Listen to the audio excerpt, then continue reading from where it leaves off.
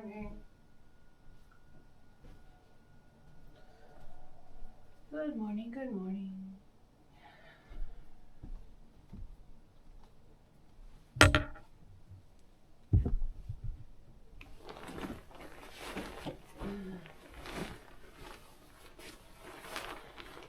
So,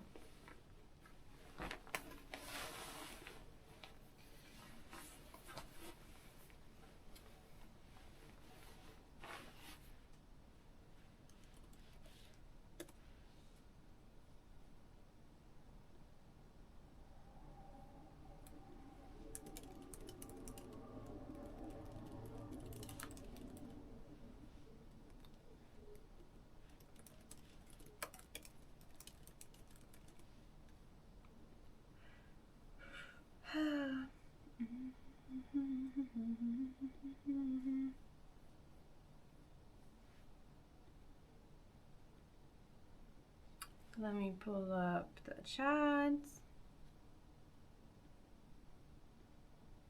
Hey? Is my internet not working?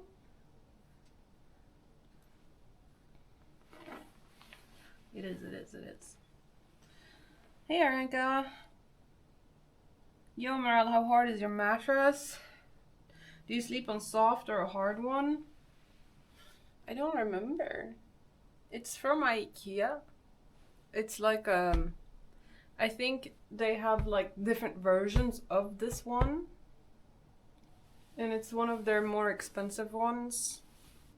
But I got it on a 50% sale. So that was awesome. And it's I think I got the softer version of it. Yeah, I'm not sure.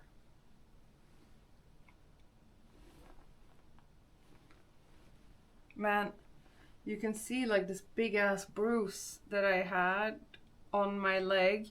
Although it's like almost gone now, but on the camera you can still see it a bit. Anyway, how are you doing, Timo? Oh my god, Kayvon, I'm not gonna remember what they said.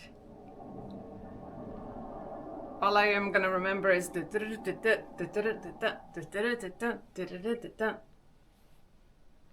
Salam خانوم چطوری شما? Okay, so good morning. I've been up for a little bit already, like an hour, and been checking on some of my work stuff. Clear to do. I think this is how I do it. But yeah, I thought I would go live because why not? While I'm doing these anyway.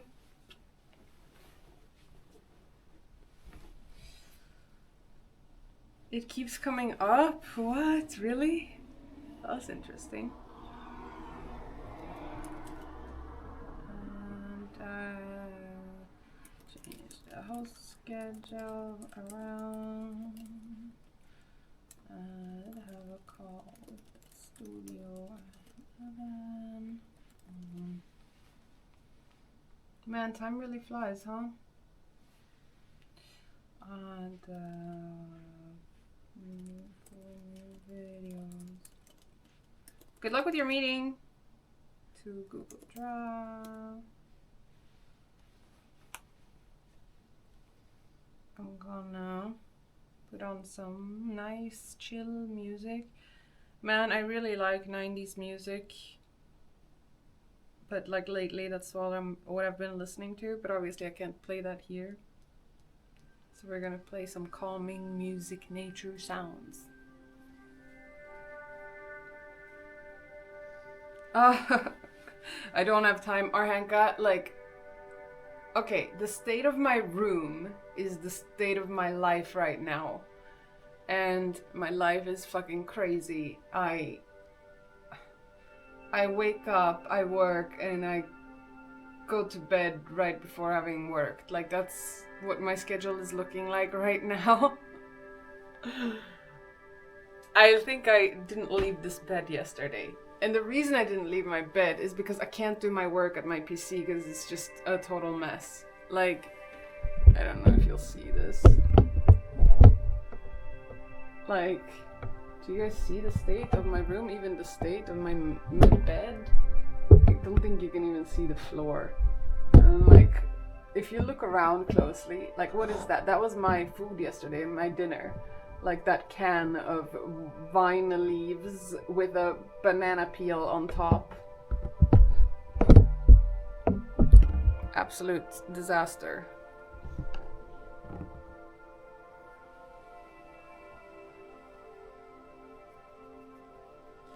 I live like an animal. Yeah, I think like when Bashir came in here to have a meeting with me the other day, like there's a box from my last stream that I did that is right in the way of the path. And like he can't move it. He's like, are you sending me a message? Do you want to just be left alone?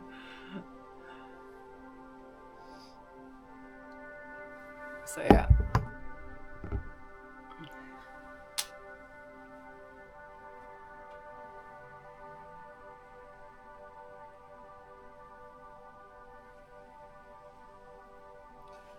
Oh, Rice Dude. Oh, don't worry about that. You and I, we can be yeah.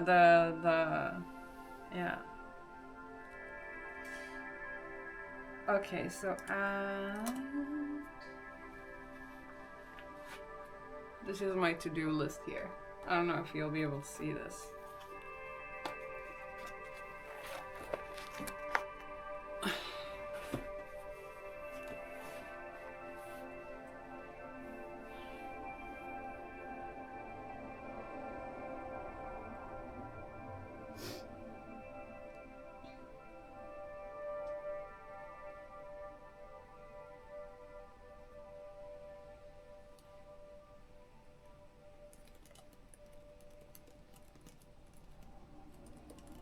I would love to talk, but actually now when I see this one, I have to do this one before my meeting.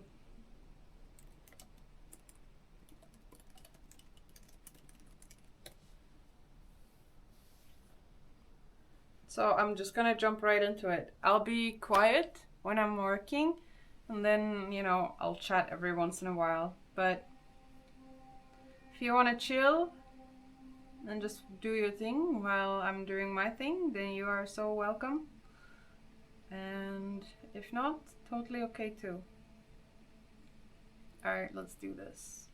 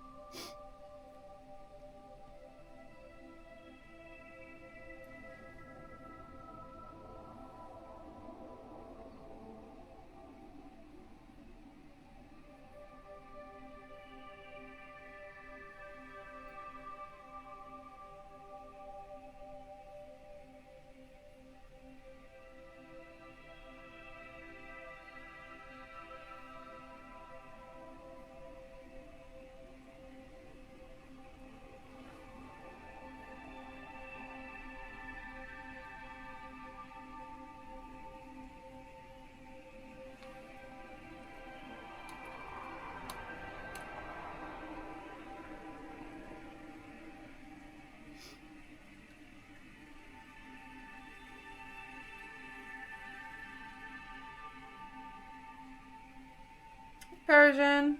Hey Calixta. Yeah, I'm doing some work. I actually, maybe I should put it on the stream. No, I won't. That I will be a little bit quiet because I'm just gonna set up the Tiltify page. Actually, maybe I can just talk while I do it. Hope you're doing well. Right now, I'm setting up all of the incentives for Ella's event that we're holding in less than a week. It's going to be held next Sunday. It's very exciting. It's a big, nice hanging plate desk by the bed. Yeah, I know, right? So originally, I just had like the hanging thing like up until that big knob underneath the plant. And then I bought this other thing that is like the hanging plate that I attached to it, and I didn't know if it was gonna work, but honestly it just looks like it's supposed to be one thing, and I really like it. It's super nice.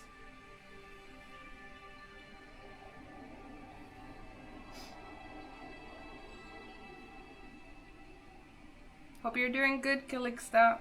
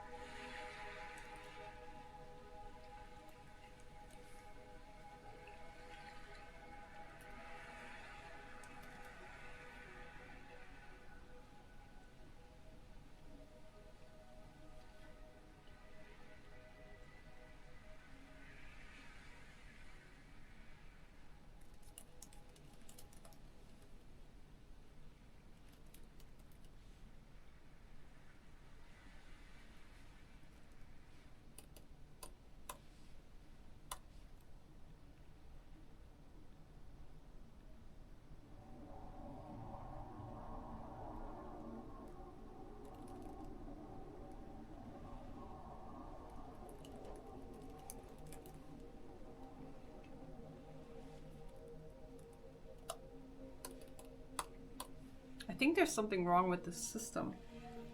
Very interesting bug that I'm running into right now. I just hope that when I pull it all through, it won't actually be buggy. It will be interesting to see.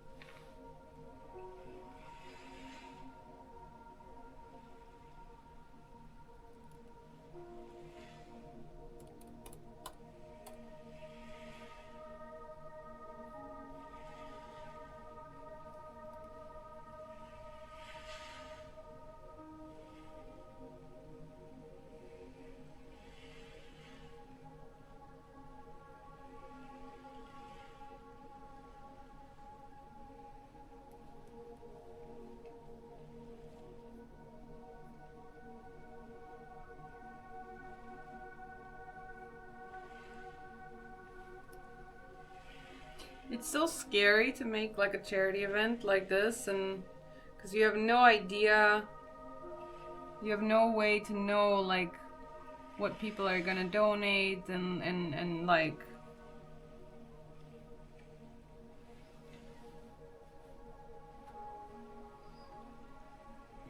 different angle, different room.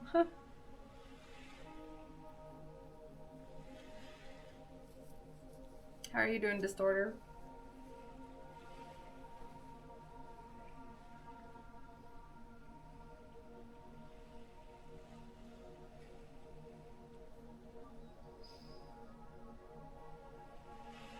Hope you're doing well.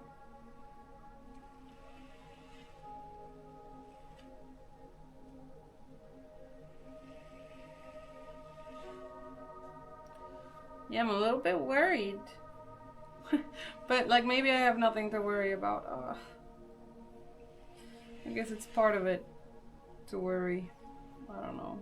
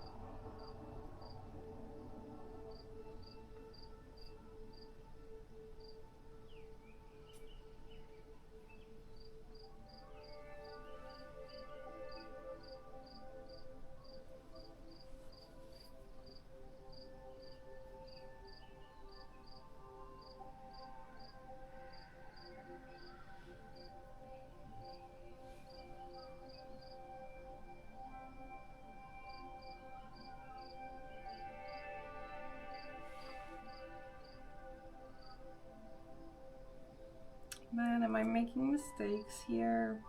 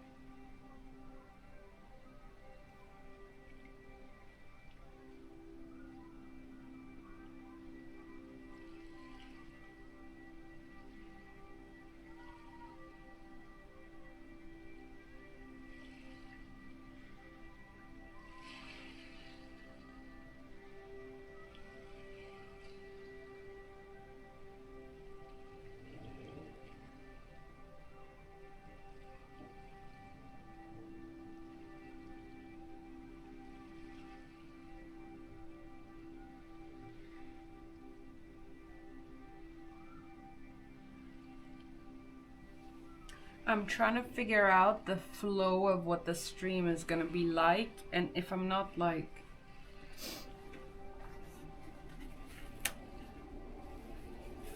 making it too difficult, or I'm making it too, I don't know.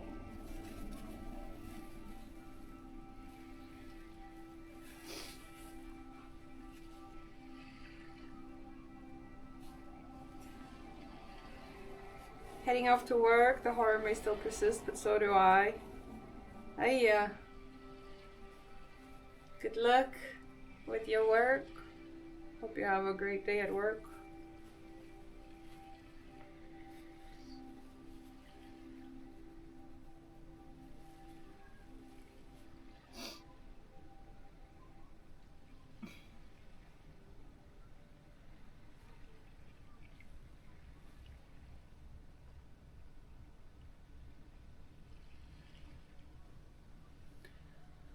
Oh, what do we think?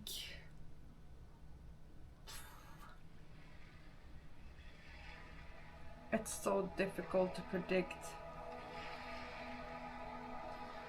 I think it'll all slot into place. I hope so, Distorter. I really hope so. I don't want to set up the production for failure, you know.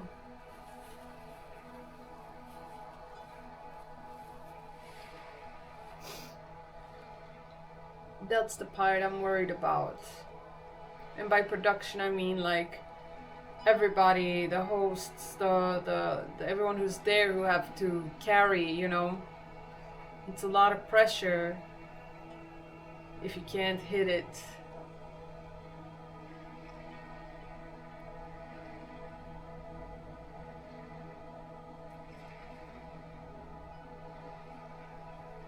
I'm sure it will be okay. Well, I'm not sure. I'm wavering. Last time we did really well, but like I also paced things differently for the last event and it worked really well, and now I'm concerned because I'm deviating from the format that really worked, and while it's like very similar and probably people who watch cannot really tell a difference, there's a minor difference that I've made that I think can either like really help. I don't know, man. Hey Frosty, how are you doing today?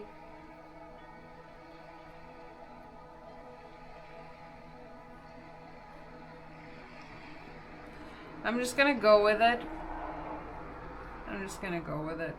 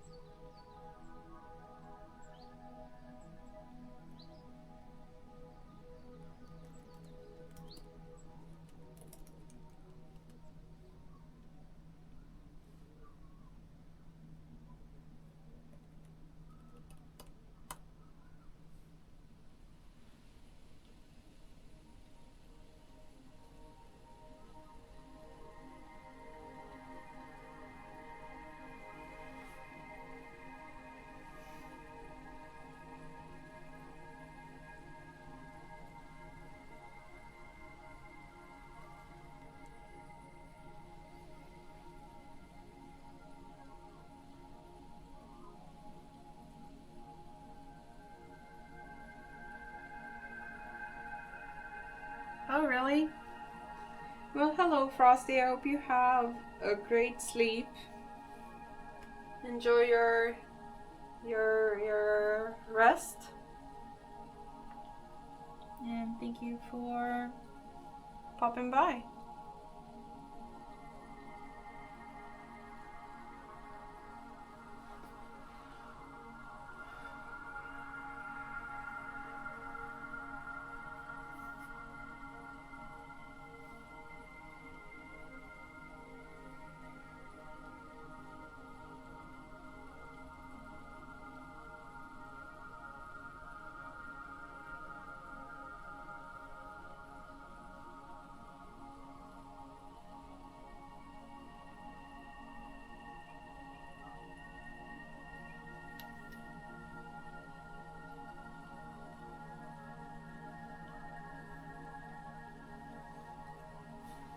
Hey Deluxe, I'm good.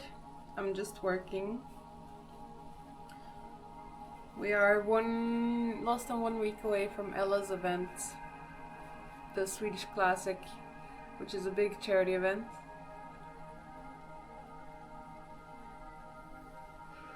And I'm putting together some of the last details right now. And I have a lot of worry. And oh my god, there's this one thing that happened that you guys won't believe. I was working with a catering firm to ensure that, you know, all the guests and the staff don't go hungry, right? And I mean, pretty much stuff were finalized, but then like my budget was a little bit tighter than what they proposed. So then they said, yeah, we'll look into it. Like, we'll get back to you as soon as we know.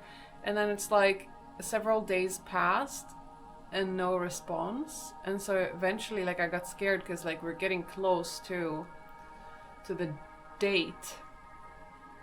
And so I was like, hey, I was following up and I found their like personal phone number and everything.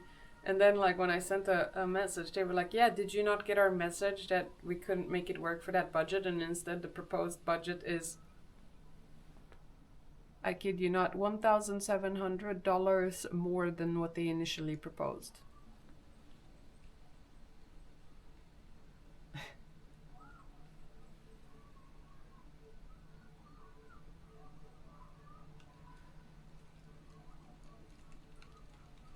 Can you believe it? So I was basically squeezed in a very short like amount of time to either succumb to that price or sort myself out. So I've spent the weekend very stressed trying to figure out alternatives.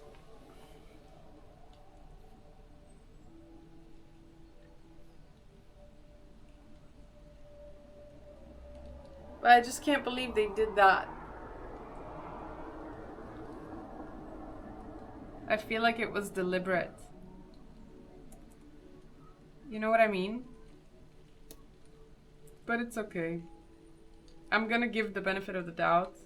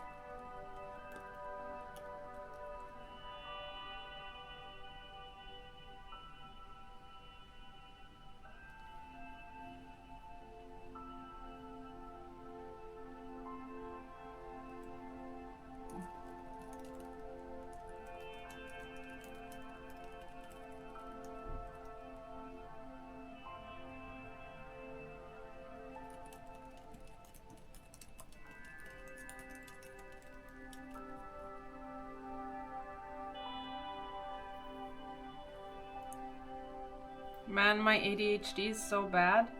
We talked about the catering stuff. Now I stopped doing what I was supposed to be doing, and now I'm doing the rest of the catering stuff instead. Why am I like this?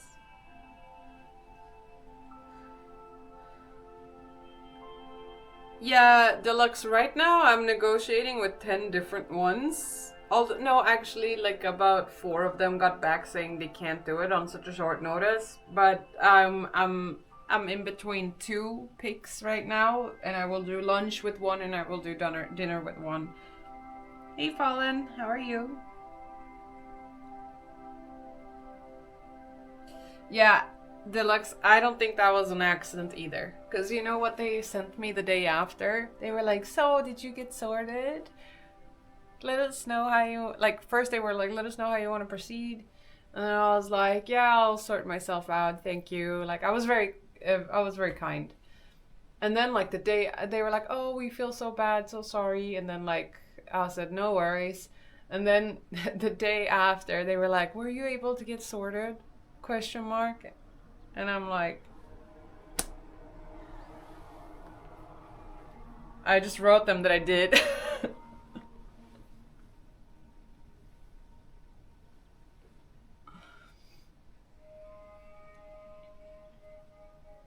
But I will give the benefit of the doubt.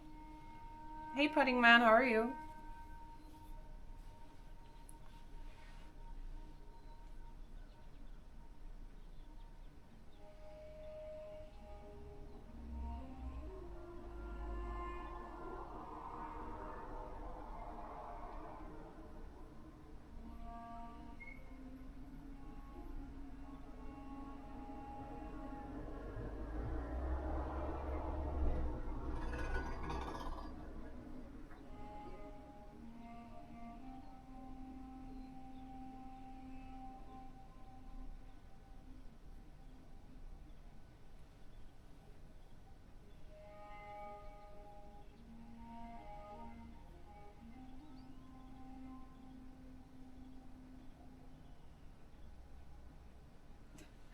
Fallen, they don't care. The reason they messaged me the day after was because they squeezed me so short on time that they were pretty certain, I guess, that I wouldn't be able to find another option for my budget. And so they were trying to squeeze me to the point where I'm like overwhelmed and don't have another choice, so I would have to go with them. But I'm a fighter. And I'm really fucking stubborn. If someone does me wrong, I will find another solution.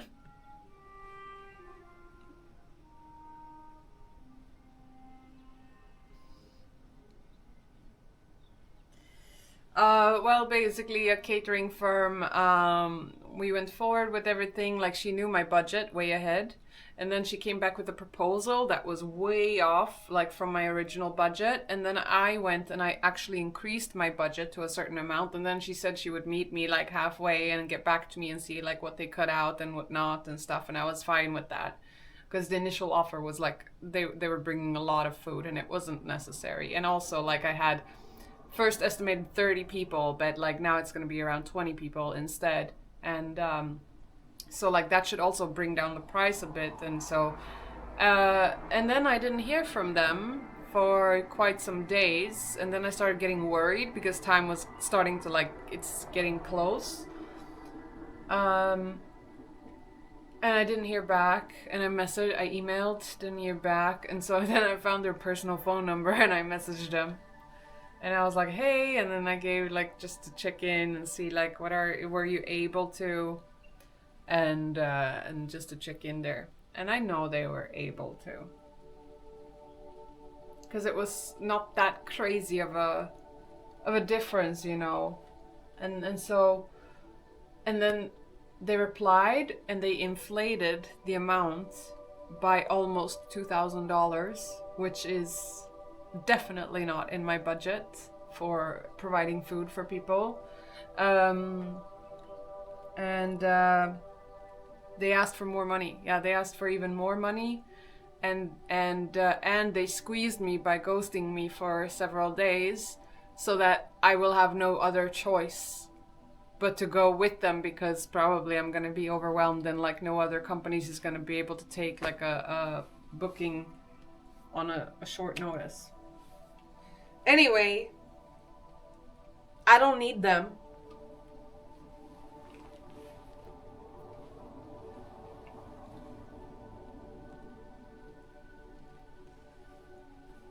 Hey, Sene.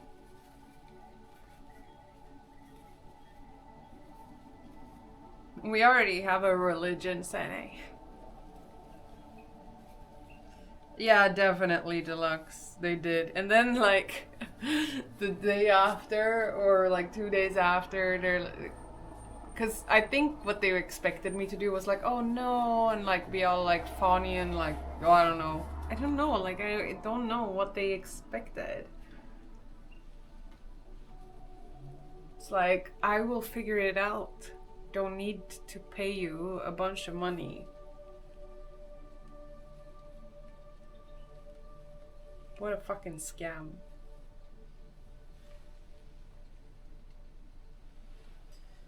But yeah, so that's the catering stuff, Alan. That's what happened with them.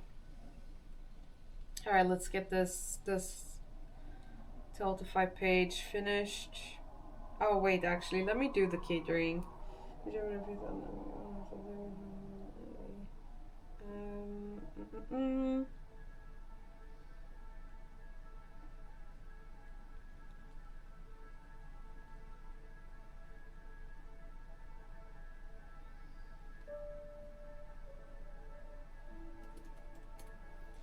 The downside now is that I wasn't able to find a catering that is also able to bring me warm food, which is something I really wanted for the buffet, is to have like a mix of cold food and warm food.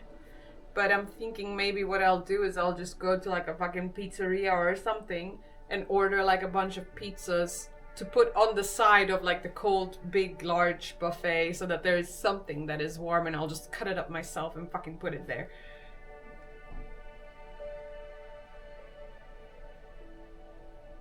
Unbelievable.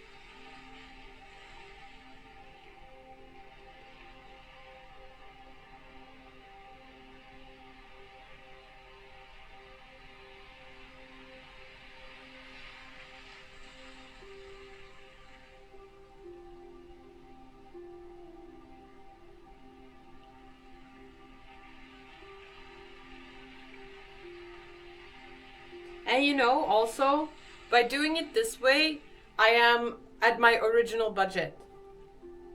Didn't even have to amp it up.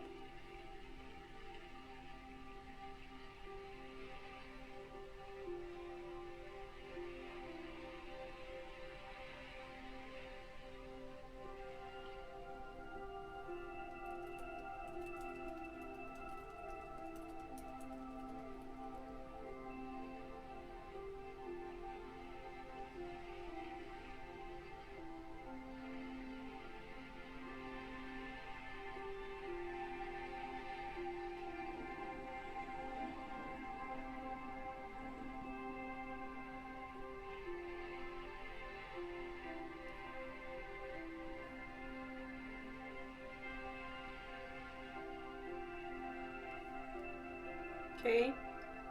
Catering, almost done.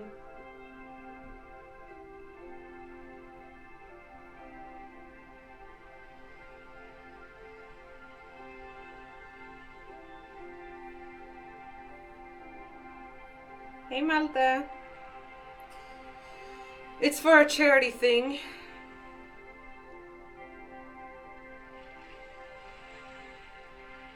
Yeah, I think they thought that.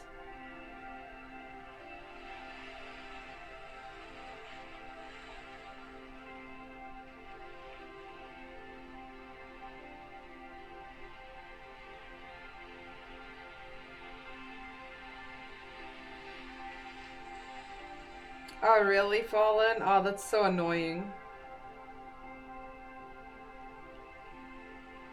Yeah, I think it is messed up. They knew my budget and they fucking went crazy. But, yeah, no. I, I was able to sort it out. Hello, what are you working on? Hey, Ayla's Journey. I am working on a big charity event that is happening in less than a week. I'll actually be live streaming behind the scenes during the event, so you'll be able to see. I don't know how present I will be on the live stream. It'll be like my setup will be in a corner somewhere with my laptop, and then you'll have maybe like an overview of like things behind the scenes. But I think there will be a lot of running around and me not being so on camera for most of it. But so I'm organizing this event that is happening next Sunday. So if you want to check it out, you're welcome to. I'll also have a link to the big cast, like what it actually will be. It's with a very big streamer. All right, Al. It's with a big streamer named Elias. He's doing something that we call the Swedish Classic, which is you get a diploma for completing 4 endurance races throughout the year, but you have to do them in a row, and you cannot miss out on any of them, otherwise you get disqualified. You also have to complete them, obviously, otherwise you get disqualified. So we did these in 2023 and 2024, where he did like a cross-country running, cross-country skiing, open water swimming, and biking for 300 and something kilometers. Now, he got disqualified on the very last race, which was the skiing last time, and now he's doing the skiing again. He's already done the swimming and the running this time around, but we didn't stream it. And now he's doing the skiing again, but we're streaming it and we're doing like a charity event around it. And last time we raised like $100,000, but there was a lot of drama involved because he got disqualified, and then he ended up like deciding to finish the race anyway, despite it being quite dangerous. And because the reason he got disqualified was because it was getting too dark, like due to the production and due to like him, it was his first year, so they put him in the last starting group, and the conditions and the weathers was the worst it has ever been, and there was like 10,000 participants, so he ended up not being able to like get to the next stops in a timely manner. So it's almost like a rope that goes behind you, and like if the rope catches up with you, you get disqualified. And so it was actually a year where there was a record amount of disqualifications, and he got disqualified about like, it's a 90-kilometer race, I think he got disqualified around like 70 kilometers in or so, which was, it was very sad. Like we were all in the production studio and it's like we have so much stuff planned because, you know, we're thinking he's going to make it. But then it's like he gets disqualified and it's like, okay, now what? You know? He was devastated. He was absolutely devastated. And so were we in the studio, like, because we had done these endurance races, the biking, the swimming, the running. We had recorded it all and like live streamed it and done like big events. And in total, we raised like over $250,000 for Save the Children throughout these events. And it was like a dream come true for him. So for him to like get disqualified on the last leg of the race, like, it was crazy. It was crazy. And so I don't think we can get that many donations because a lot of the donations were probably also like pity donations. And what he ended up doing as well is he took off the official gear of the race and he just went on alone into the dark without there being like any safety or security or light or anything. And it all happened live, so it's not like we could stop it either. And I remember being in the studio because I was like, I had pulled in so many sponsors for the event, and if something would happen to him in the dark, you know, like that's on the sponsors too. Like, imagine like Elias, biggest streamer in Sweden, or like one of the biggest in the world, found injured after not following the rules. And then and the sponsors were this and this and that, and he did this with Save the Children, and like then, oh my god, I can just see the backlash. I was upset in the studio.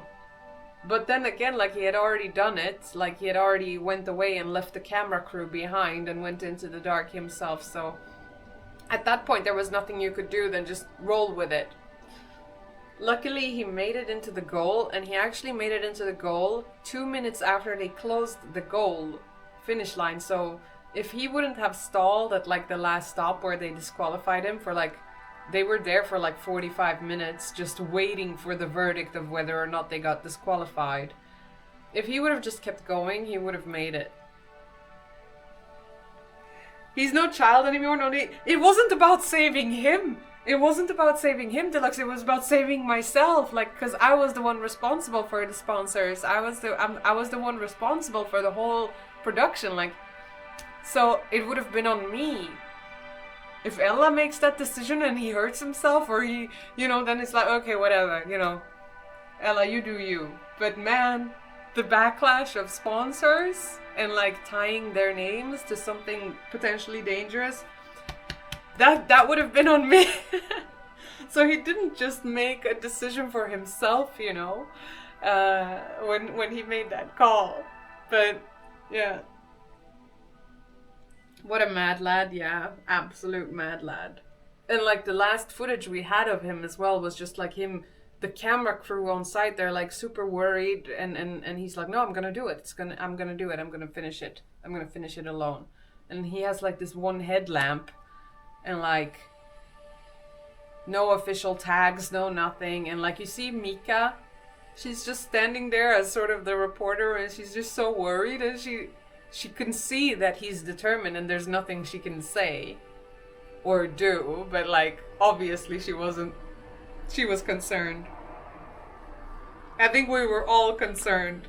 We had to have like a behind the scenes, we had to have this sort of emergency meeting with me and Ashwin and Zero, where we just like, what do we do? Where do we take the production now? Like, which direction do we go? Man, I tell you. Oh, men, I tell you. Yeah. No, it was the right call, I guess, considering he didn't get hurt.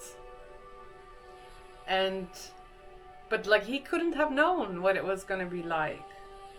Yeah, what a crazy decision. Absolute nuts. Anyway, I'm almost done here with the Tiltify page, which is good, because I need to finish this before I have a meeting with the studio at 11.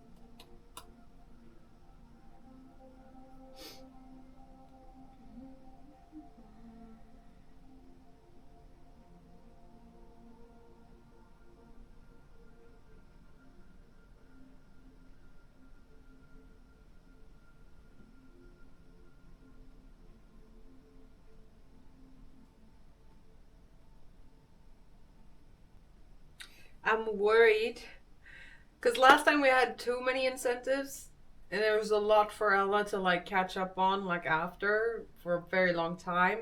But I'm afraid that we have not enough incentives to keep the momentum going for the next incentive. I don't know. I don't know if I'm getting in my head or what.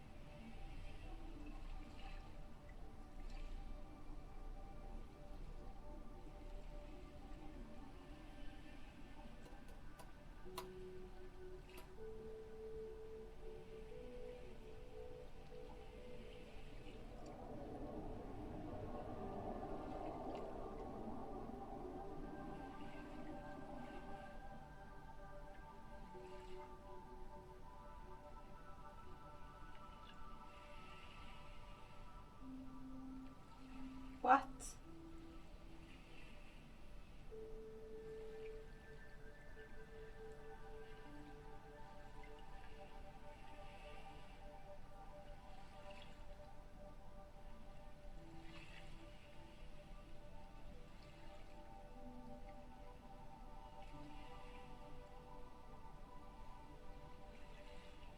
Why?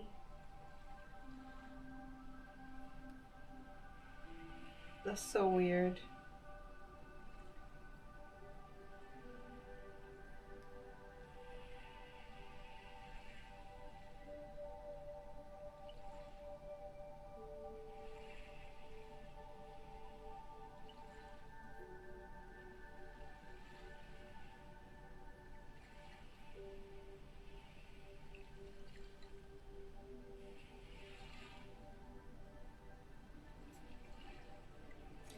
Something's really wrong with Tiltify. I don't know why it's doing this.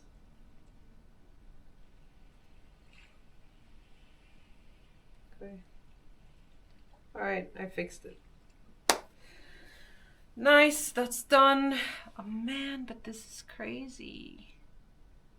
40.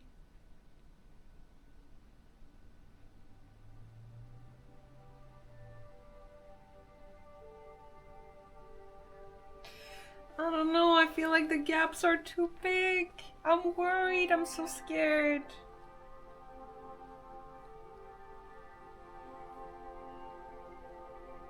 Hey, Watch Games. How do you add a task? Oh, I don't have the chat task going.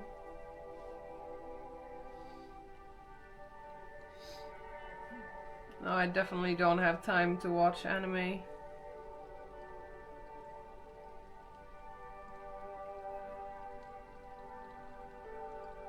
Yeah, Deluxe. Hey Jason, good to see you.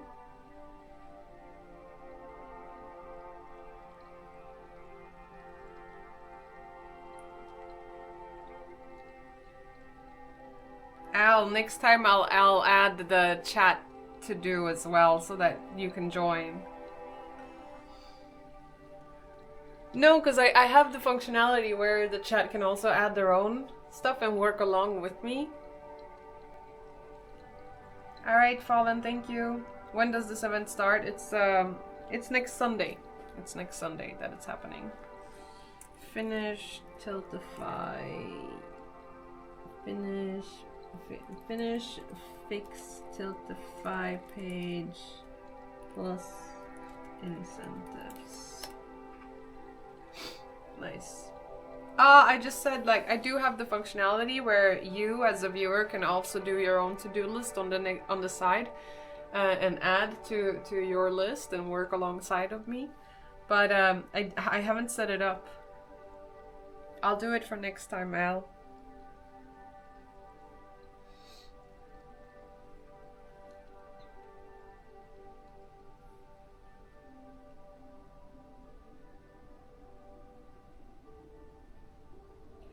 Alright, yeah, let's add the videos to the Google Drive. Let's do that now.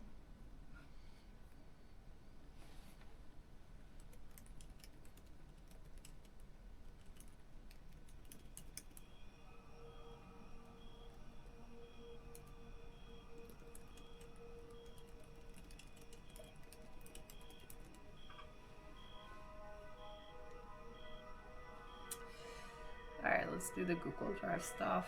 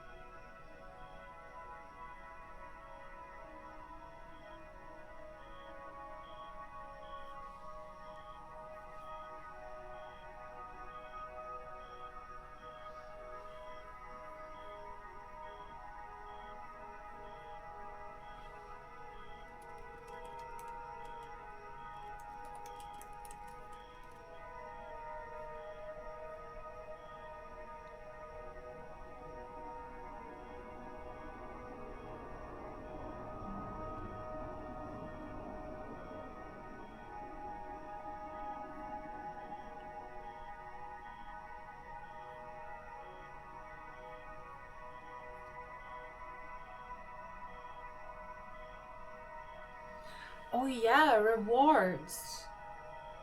We didn't think about rewards. I'm gonna have to run that one by Ella.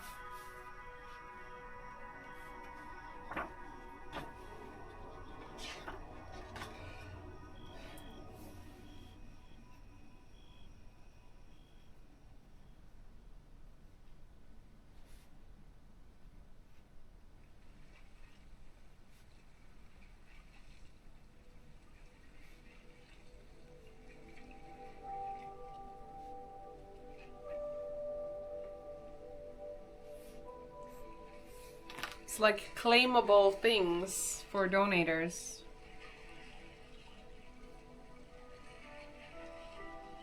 Oh.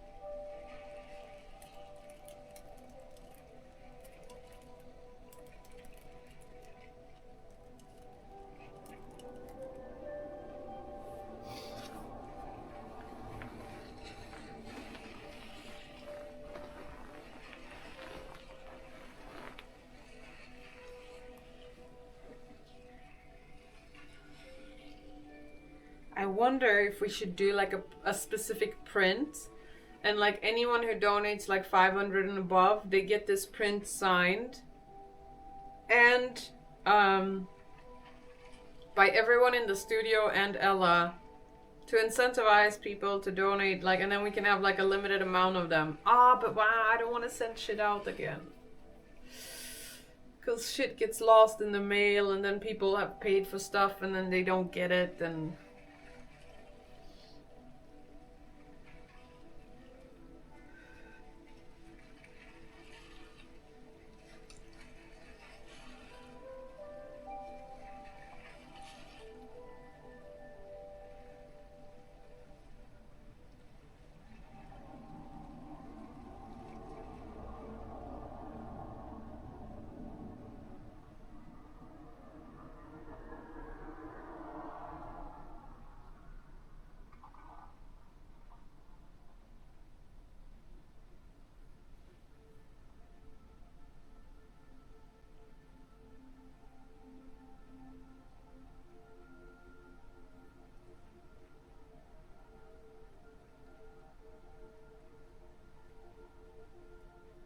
Um...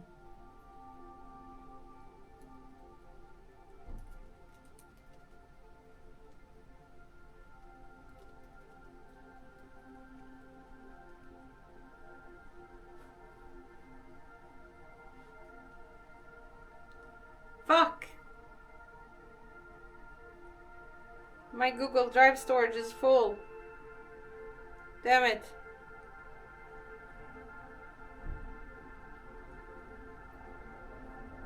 Damn it.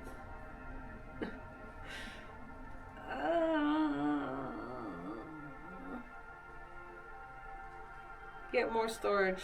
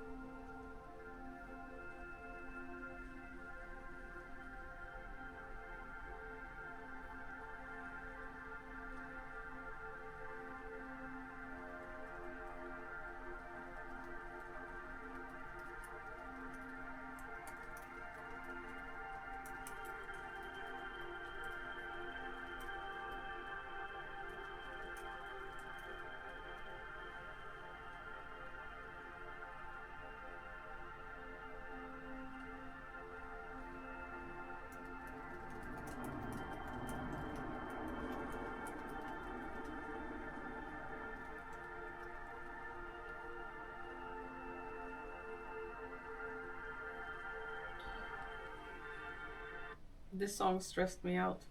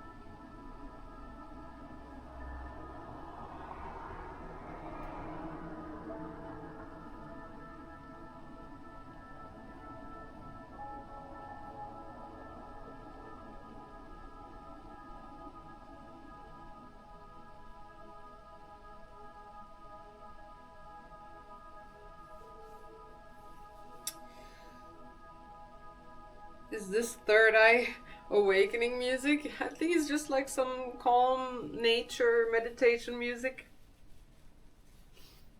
The song is stressful too. I have one that I find that is not stressful.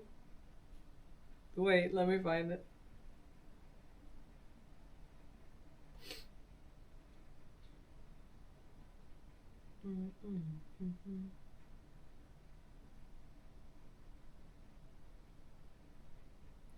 I want to play songs that I like, but like if I play songs that I like, we're gonna get DMCA. Would you be able to do prints or digital photos from the event, having some good photography guy there? I don't know if people would be interested in that. Let me blow my nose.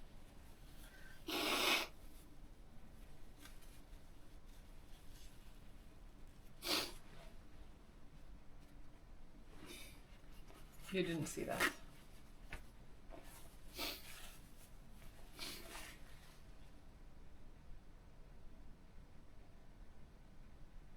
I'm doing well. I'm a bit tired. I think I'm getting sick, which is not good before this event. So I'm just trying to like take it easy and oh, I should hydrate. Oh. Spotify has good meditation music. This was Spotify. We were listening to Spotify actually. We were.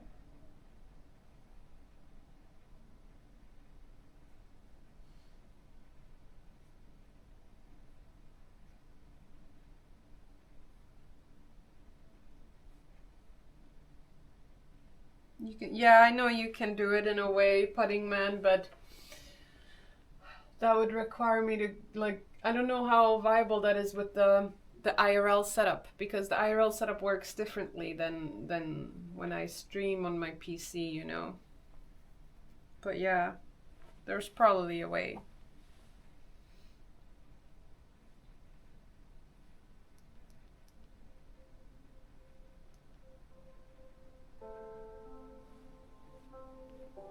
I love this song.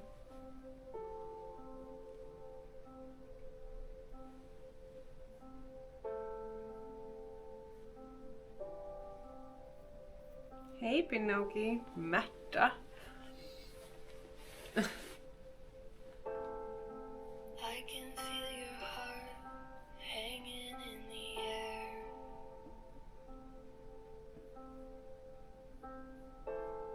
I'm counting every step as you climb the stairs.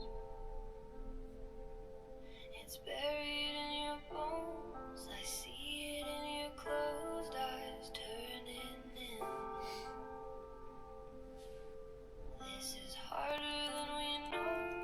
We hold it in the most when we're wearing thin.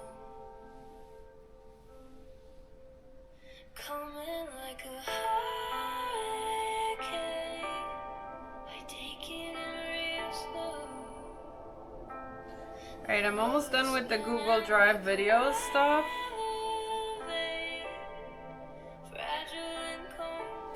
How are you, Pino? Pino?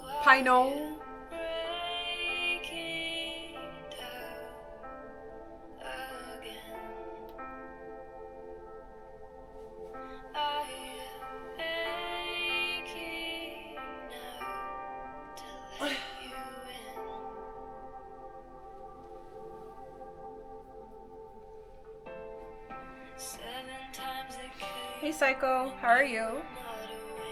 Hope you're doing well.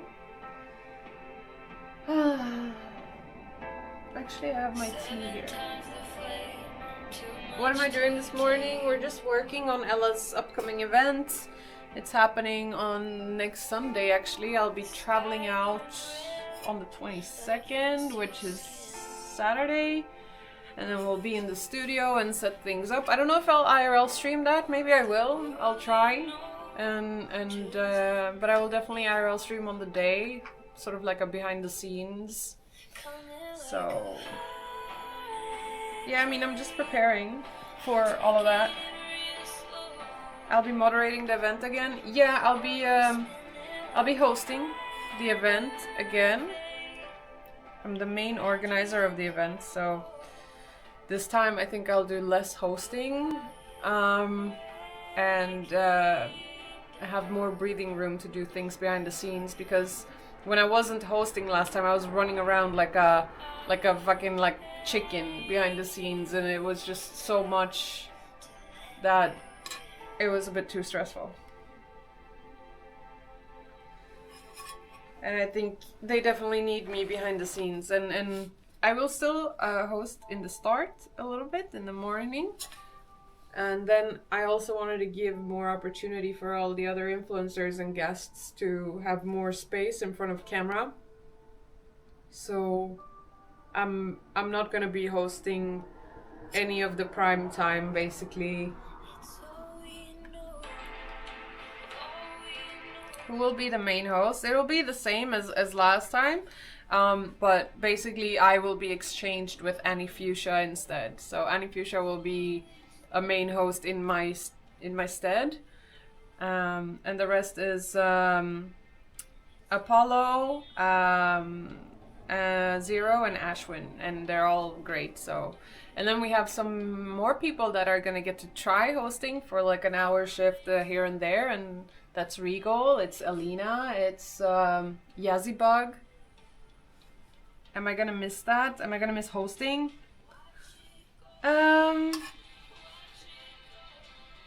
I don't think so.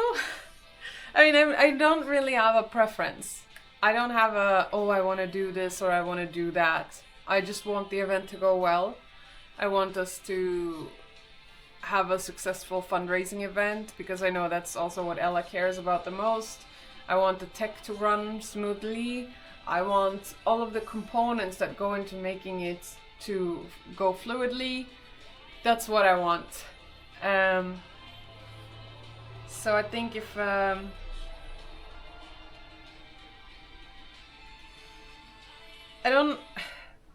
don't like to be deluxe. It would be nice if someone else could be, but I know if I don't do it, it just doesn't get done. And that's kind of what it boils down to. But I will say Zero, Ashwin, and Apollo do really, really good stuff to help out. I will also say Michi helps out a lot behind the scenes, which is nice. She's a very big staple of support morally for me. For my mental health. So I mean, I'm not gonna make it seem like I do everything, but I do a lot. But I don't think it's necessary for me to be a host. What I'm good at when I'm a host is I'm good at driving donations. And I'm good at like pivoting towards Ella and driving donations. And I also think I'm good at not making it too super serious. Like I can talk about everything and like bring up random shit about Ella, but I think I'm good at like keeping the vibe not too professional, but more like also relatable for the cast. Yeah. What am I currently working on for this show? So today we finished the catering stuff so that all the staff there and all the influencers and everyone gets fed throughout like specific amount of times, because it's going to be a long cast, probably around 12 to 15 hours, and it starts at, we're going to be getting up at 5 a.m. basically. So it's going to be an early day. The stream starts at 7. So we did that. I just finished the Tiltify page and all of the incentives and the incentive lists. So those are basically the goals and milestones that people can donate towards and like what will happen. And then I have a meeting in half an hour. It's gonna be the last meeting with the production studio before the event, I think. Maybe that we hop on another call at some point to fix something, but we gotta fix all of that. So today I also finished the Google Drive for the production. So basically what that means is we have certain unlockables throughout the event, and when people donate and hit those unlockables, they might like unlock like certain videos that we've made that we've had Ella's editor create for this specific event. and those are going to be played on stream. But it's like when you run a production this way, unlike a typical stream, is when you're in a traditional production studio, they need to have like plan and timeline of everything that's going to be happening at pretty much any given time. But with a live stream, that's very difficult to predict because it's not like a TV show, you know. But we try to, or well, I try to create the schedule as well as possible for all the different segments. So like, you know,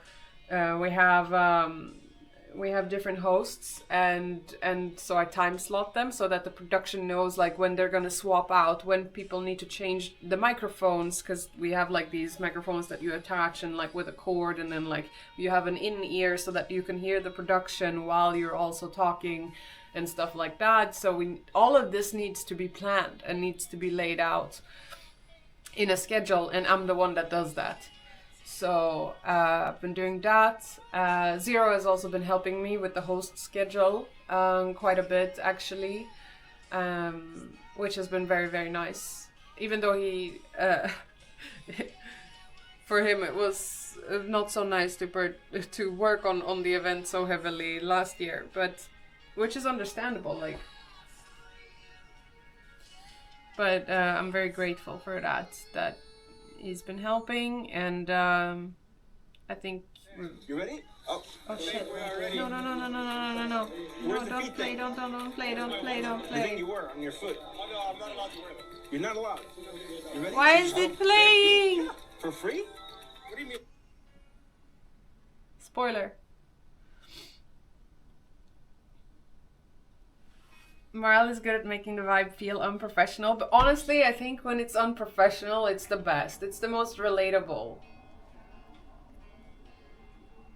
Because at the end of the day, we're just a bunch of friends coming together and trying to do something good, right? Like, that is what it is. But what I do love about the event is that everyone brings their own style and their own flair. So it's like, some people have a very professional style just by them, like how they are, and I think when it's just how you are, it's just perfect, whatever style you have. So yeah, and so I've been working on the driving schedule. There's different segments, obviously, because we have sponsors involved as well, and for the sponsors, like there are certain deliverables or whatever, but like integrating them into the cast in a way that feels natural for the audience as well, and there's a lot of components that go into creating something like this.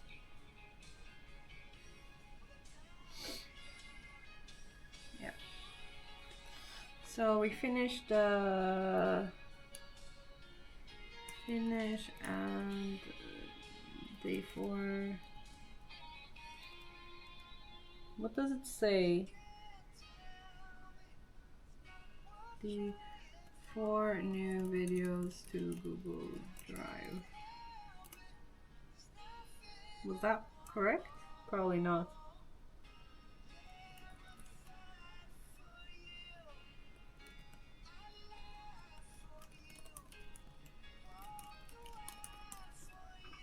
There we go.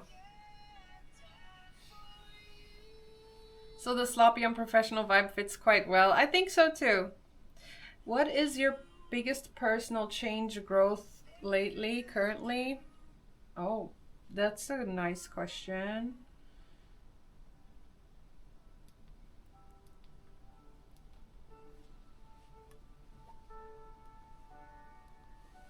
My biggest personal change. It's hard to say because I think change happens like progressively.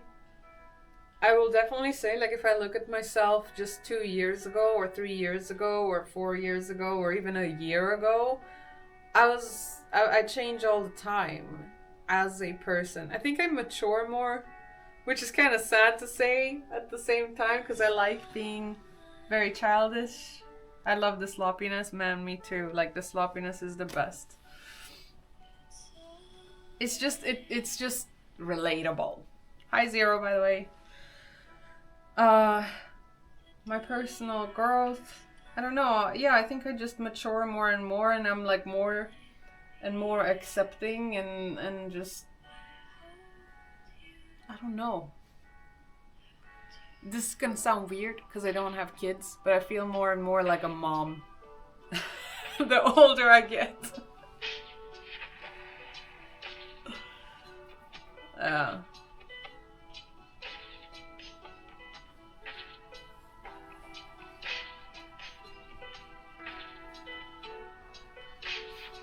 But personal change, growth, I don't know. I think just like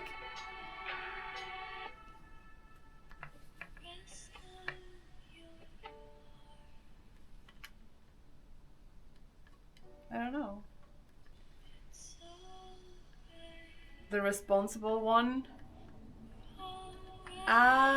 There are very many areas, like when it comes to myself, where I'm irresponsible. But when it comes to others, I think I'm quite responsible, yeah.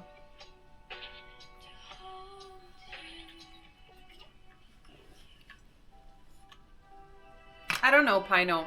I think professionalism can have its place.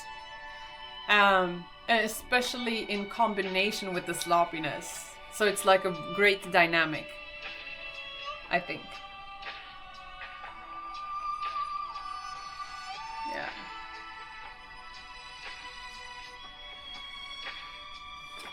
Zero, I was actually thinking about rewards. Like if people donate 500 and above or like 1,000 and above, if they should get something. Preferably nothing that has to do with Ella having to do it. Because then it becomes such a drag for us to have him do it. But, yeah. What is your biggest personal change, Pino? I think for me, like I've grown a lot as a person, especially in this environment in which where I live and the people that I'm around. I notice when I go to events or when I talk to people a lot, I tend to see patterns and things quite fast that before I didn't to the same extent. And it has allowed me to understand people on a much deeper level. And it has allowed me to be less judgmental and yeah.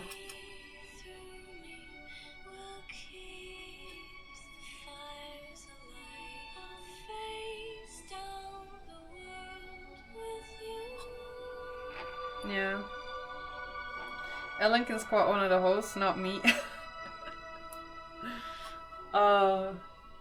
Yeah, so Zero, I was actually looking at the incentive list as I publicized the Tiltify, and I'm a bit concerned because last year I felt like the spacing of hitting the incentives were pretty good, but I don't know if I'm in my head because I was like, we were all in it.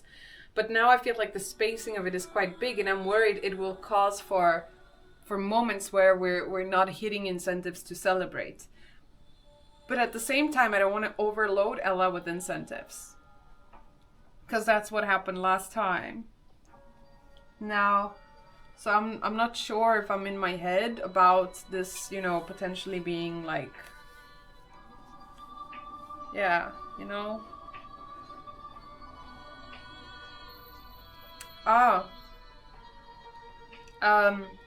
I was just saying, like, now that I published the Tiltify page, I'm worried about certain incentives being too spaced out. Because last year, I think the spacing out of the incentives was pretty good. But now there's a little bit of a bigger gap in how it's spaced out. And I'm wondering if that will, like, bring down the flow. Because the flow was very good last time.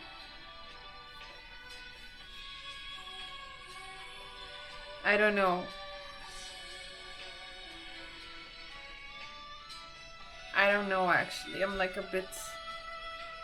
bit worried about the momentum and the flow of the cast.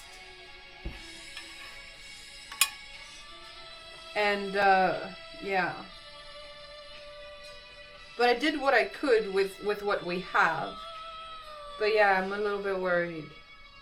And I don't know if I'm just worried because I'm in my head and that it will be fine, but like I don't want to create, yeah. Make a short list of flash incentives or something to insert during downtime if needed.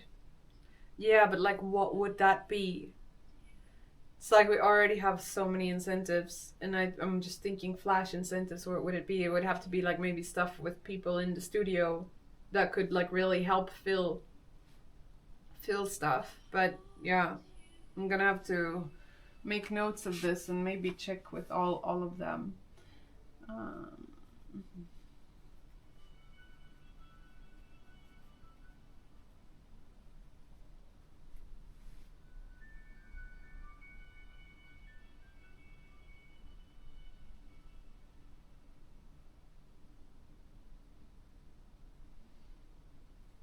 You're gonna start IRL streaming in India. Can you give me tip? Tip for IRL streaming? I'm not really a good IRL streamer. I guess like make sure you have a proper connection and a proper setup, and then just do the things that you like to do and be yourself authentically. Don't antagonize or hurt other people just for the clout or whatever. Just share your life in an authentic way, and yeah, that's the tip, I guess.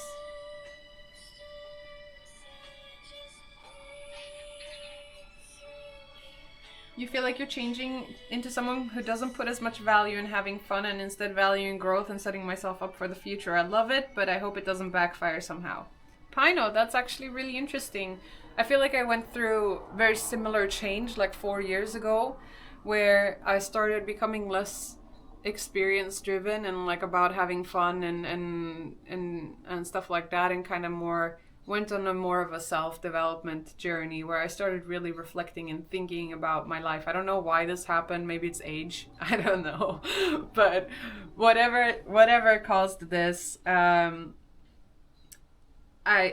don't regret the direction I went into. And that isn't to say that it won't be a bumpy road, because depending on how your life is before and how your friends and what they value and stuff, it might cause some clashes or disconnect, especially if people, this is something that I've learned, is like people tend to, even if what you say or what you do and your direction is in life has nothing to do with them, and you're not putting that pressure or expectation on them, your act of change can impact other people. And I think that is what was the rockiest for me in my change, just seeing people around me being affected by my change. And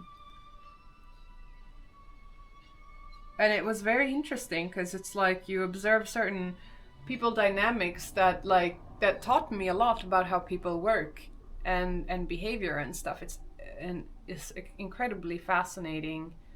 And it also helped me grow into a stronger person myself as well.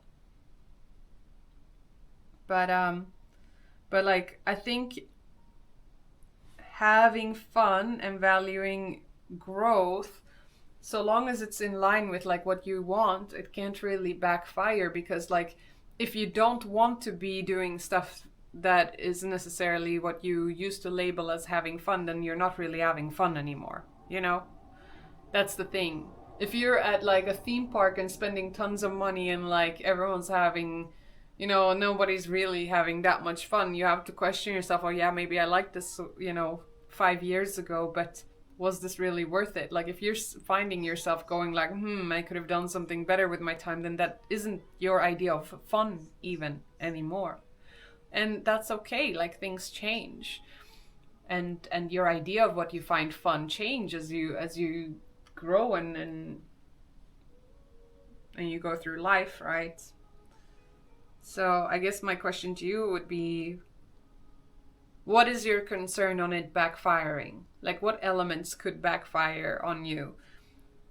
And I think the only way it could backfire is if you're forcing yourself into this direction because you think that's what you should do rather than what you want or what you emotionally feel is right.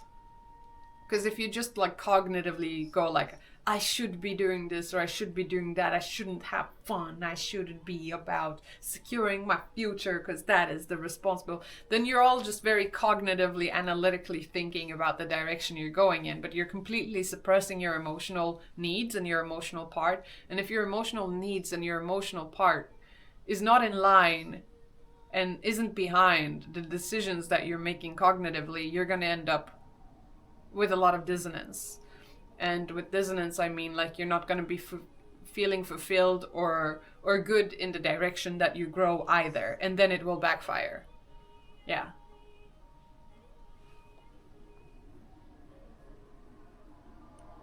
I hope that made sense. It's very important that you when you make steps for change, that you understand also on an emotional level why you're doing them and that you're behind it. Because if you're not, then you're going to set yourself up for this failure, and then you're going to be confused because rationally you can be like, gosh, why, but I did everything I could, and then but your emotional part wasn't on board, so it's like almost like trying to push while being, handicapped in a way, and then wondering like, why did I fail? I'm a failure, and then it can really, depending on the relationship with yourself and how honest you are, you can really get into a confused loop where you start like a negative self-talk because you didn't understand the dynamic of what actually caused you to backfire in the first place.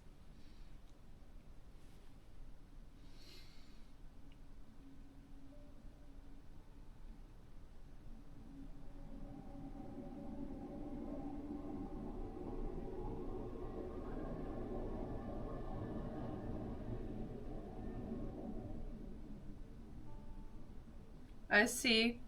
Well, Pino, definitely depends. Like, if you really sit down and you reflect on whether or not these are the things you want for yourself, and like, why do you want that? Why? What is the motive behind you should doing these things?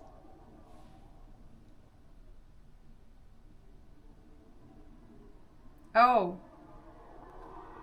yeah, I saw zero. I thought that was good. I thought that was good, and I think maybe what we can do, Zero, is if I feel like we should. It's like I like the Ash idea, but those sort of ideas, like having people in the studio do stuff as well as goals and incentives. And also what we can do, especially when I'm behind the scene, right? What we can do is we can create bid wars. So like let's say things are slow on the couch or whatever, and it's like let's say you create a bid war, donation bid war of like who should do if we hit like the next $500 or whatever, or if we hit the next, who out of these two should do the ASMR, and then people can donate towards like Zero or Ash or Lepa or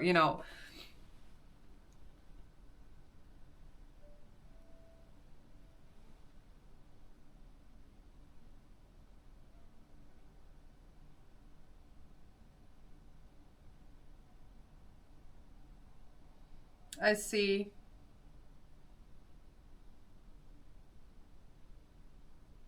Fourth wall giveaway goals. That's not a bad thing to add, actually.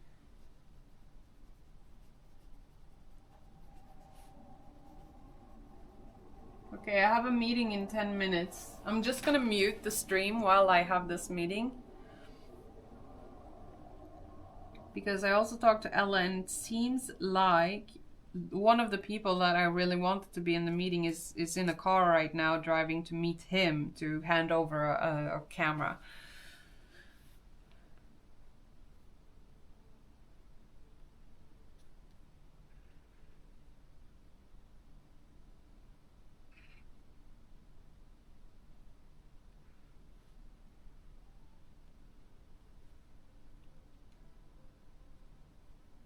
Yeah. Yeah, let's do that. That's not bad. And you know what I'm saying about the gap is because last year I put the gap of like 3K between each incentive. Now the gap is like 4K. And like 1,000 is quite a lot. in terms of momentum, and I felt like the momentum was really good with the 3K gaps, but 4K might be too much. It's such a minor detail, but I'm getting concerned in my head about it. But like I like the idea of adding the small things. I didn't think about that, and we should do that. But yeah, this is not like a high prio thing at the moment. Like the most high prio thing right now was. Yeah, I know, Zero. I know.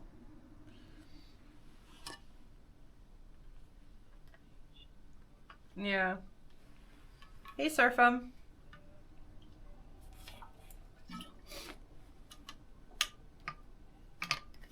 What's the name of the to-do list me and Dana are using? It's Sayonai that made them. Sayonai. I think this is what she's called. You can buy them on Etsy. It's like a co-working stream widget using stream elements or whatever, and then you buy it and then you set it up.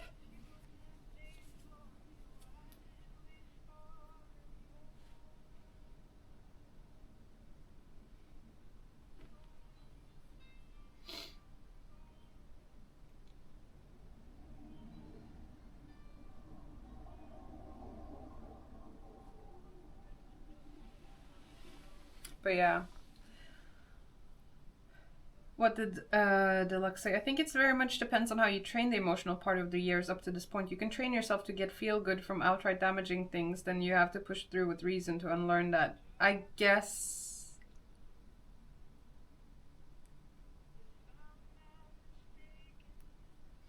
I guess that's true.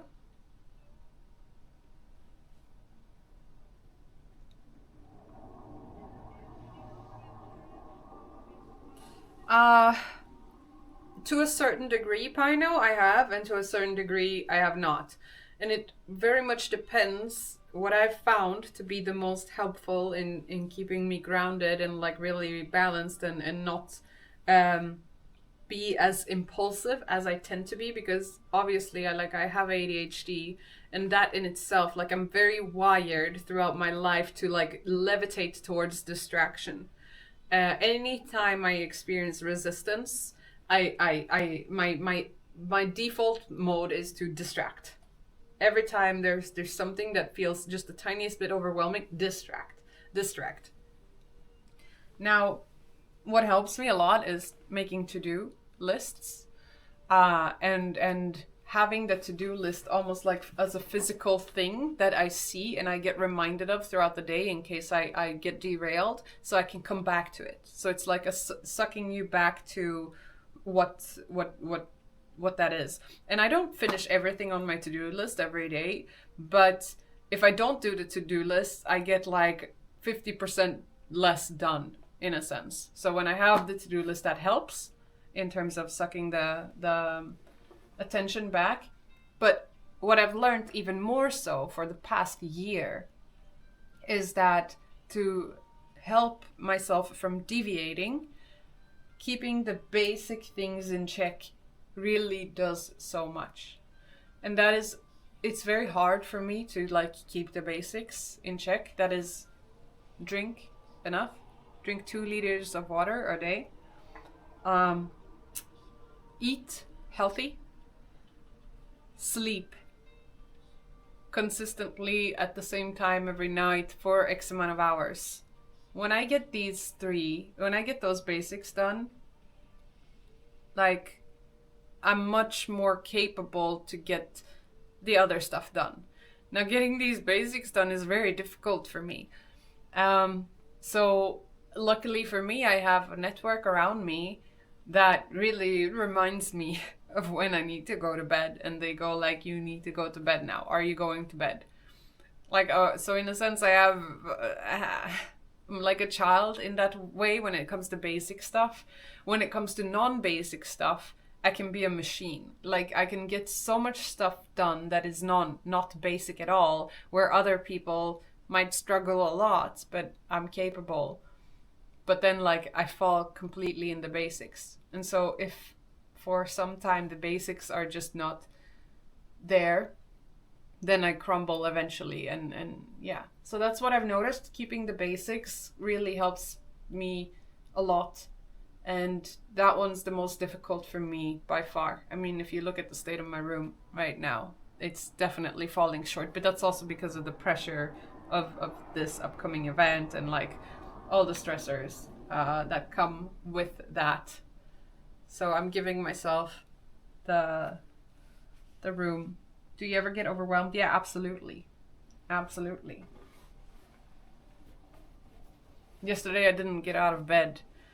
I was just here on this laptop working from 10 a.m. Well, I did go for a morning walk, but I was here from 10 a.m. until literally 11:30, just on the laptop until Bashir came at one point and he's like, "Did you eat?" And I'm like, "No," and he reminded me to eat. So yeah, I do get overwhelmed. I do get overwhelmed, and it's like probably 4 times there's like a breakdown. Not like a full-fledged one, but like a little bit of like, oh my god, I can't do this anymore. So yeah, I definitely get overwhelmed. But I would say those are the things that help me the most, Pino, when it comes to controlling my impulsivity. But of course, like I also allow room for the impulsivity because I think sometimes there's just stuff that comes out of the distraction or comes out of the impulsivity that then later has its place somehow in some way. Yeah, hobo. Okay, my meeting starts in 1 minute. See you. I'm gonna mute the stream for this meeting, and then when the meeting is done, I'll be back, but I'll keep the camera on, so.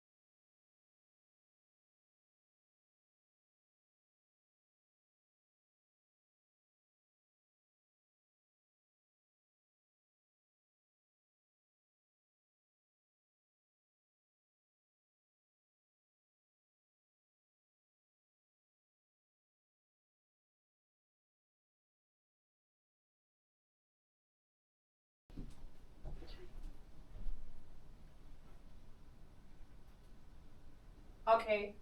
That was a very, very quick meeting. Basically just moving the meeting until tomorrow. Which is fine. Right now, Ella is in the car to meet the production lead in another city, and they're gonna exchange a new camera for the setup and everything. So it's like not the best time.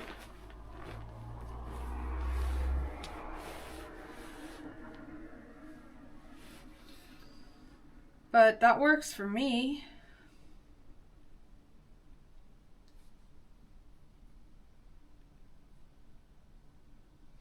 I like how Ella's still in the call because he's driving, so he can't exit.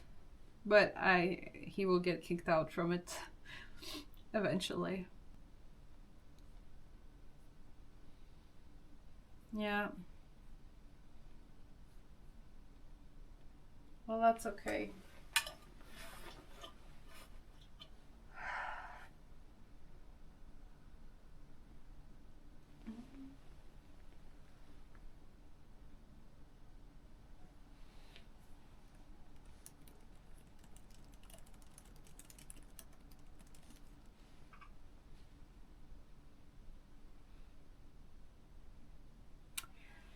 Alright, I guess finalize the merch store.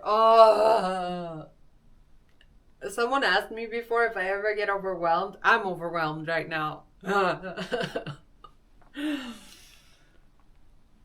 I've already added a lot of extra stuff to the merch store, but I need to finalize it and like make the storefront all pretty and kind of like have like separate categories where it shows all the new items and stuff. Wait, 2 seconds. Hallå, är du kvar här? Oj, tja. Ja, tjena. Du är kvar i mötet. Men du, jag har ju ändå en fråga till dig. Visst såg du vad jag skrev angående om ni kan ta en bild på er själva med merchen som var från förra året? Megacow. Ja, typ Megacow, eller om ni har några muggar eller någon plansch eller någonting. Hade ni några sådana grejer? Jag tror vi har det. Ja, för jag har ju det annars, så jag tänker att idag är ju scheduled att göra en post. Vi behöver inte göra den posten, men jag tror att det är ganska bra spaceat att göra en sån post. Jag ska försöka hinna. Det beror på hur lång tid det här tar nu. Så lär jag hem sån här jävla sponsorgrej eller sätta upp, men det går snabbt. Okej. Men om du inte har tid... Jag måste bara hitta kläderna och det. Ja, men vet du vad vi kan göra? Vi kan flytta posten till imorgon, om det passar bättre. Ska vi göra det? Ja. Men om du kan hitta kläderna ändå så hade det varit bra för att bara ta bilden eller någonting idag om ni kan. Ja, I don't know. Ja, eller Mika är expert på det där. Så. Ja, eller prepara den för imorgon. Ja, men det låter bra. Okej. Super. Super duper. Alright, kör försiktigt. Yes, streamar du? Ja. Jag såg att det var live. Aha. Ja, jag streamar. Jag gör så här working streams. För annars blir det aldrig några streams. Men under typ så här under viktiga möten så mutar jag mig själv. Fast you are not muted right now. Så du får inte säga något hemligt. Okej. Alright. Men that was it pretty much. All right. Have a good day. You too.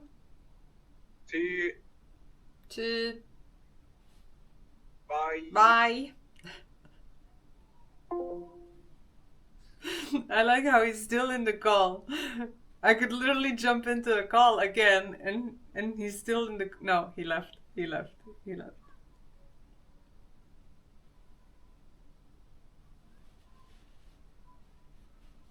What merch store? What are you gonna sell? Timo is for the charity event that we're holding for Ella, so I organize his merch store and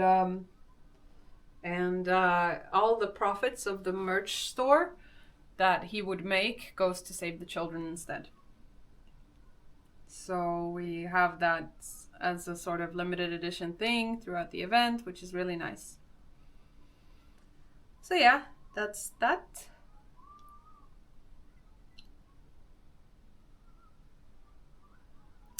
Maral, you seem good at speaking and communicating your thoughts without jumping all over the place like most people do. Have you always been good at this? I don't know. It's not really something that I'm aware of. I think I am all over the place, even when I say certain things at times. So it's interesting that you think I'm good at communicating my thoughts without jumping all over the place. Because I think that I do the opposite. But I think it depends on I think it depends on my sharpness level and what it is. Because sometimes I can phrase things in such a nice way that even afterwards I go like, "Damn, I'm good," like speech mode. And then there are other days, like maybe the day after or just an hour after or something, where I'll talk about the same thing again, or I'll talk about I just stumble over my words. I don't like make a lot of sense and I'm like, oh, feels bad. Grounded again. It should go to Reese's charity giving works.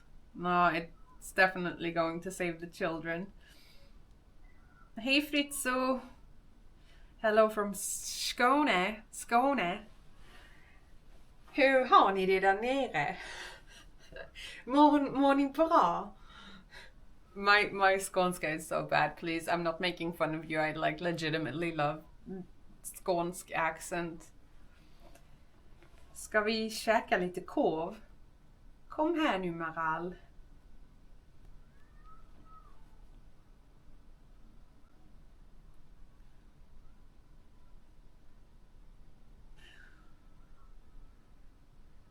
Fritzo. Mår ni bra idag?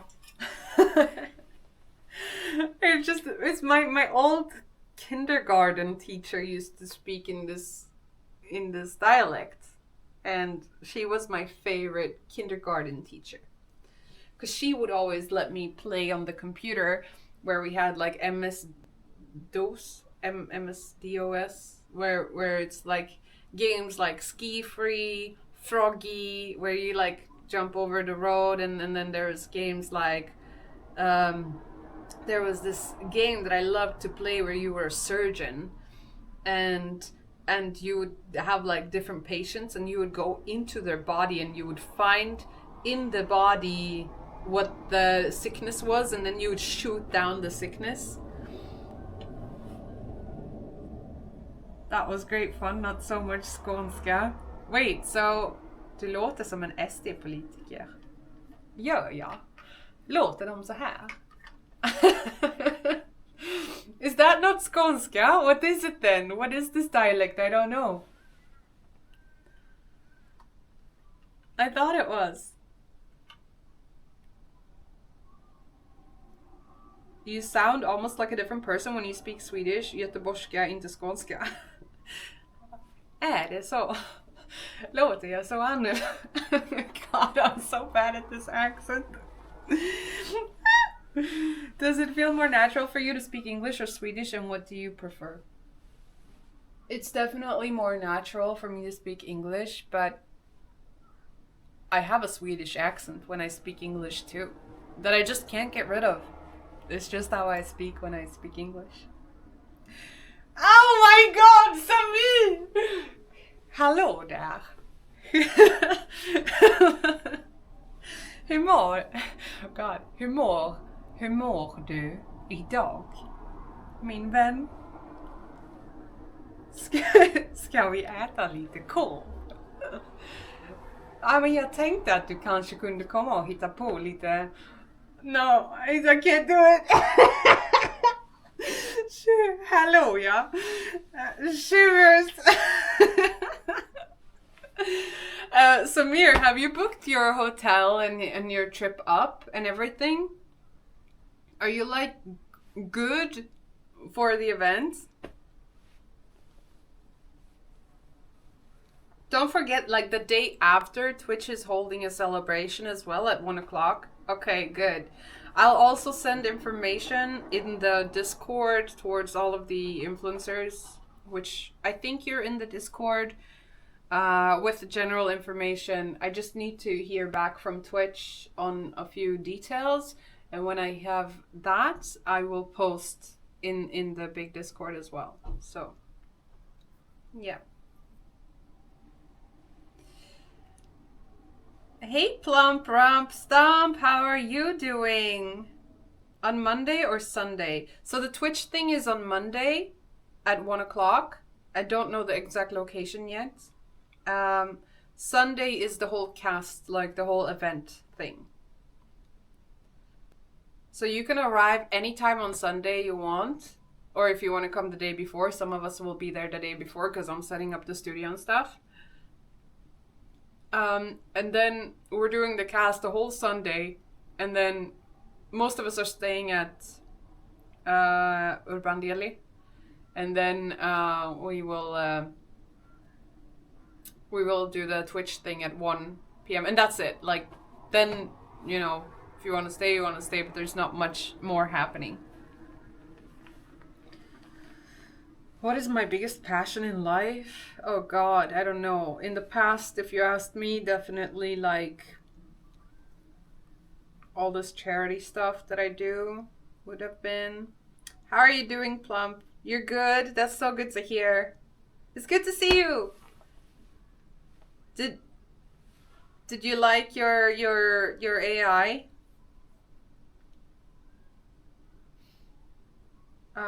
Yeah, in the past I would say definitely like all this charity stuff, but like with the direction of AI and seeing, you know, kind of like the future on the wall, I would say that a lot of my concern and a lot of my, I wouldn't even call it passion, I would just call it like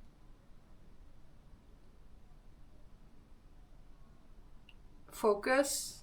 A lot of my focus is going towards that. Although right now it's definitely this charity stuff. But passion.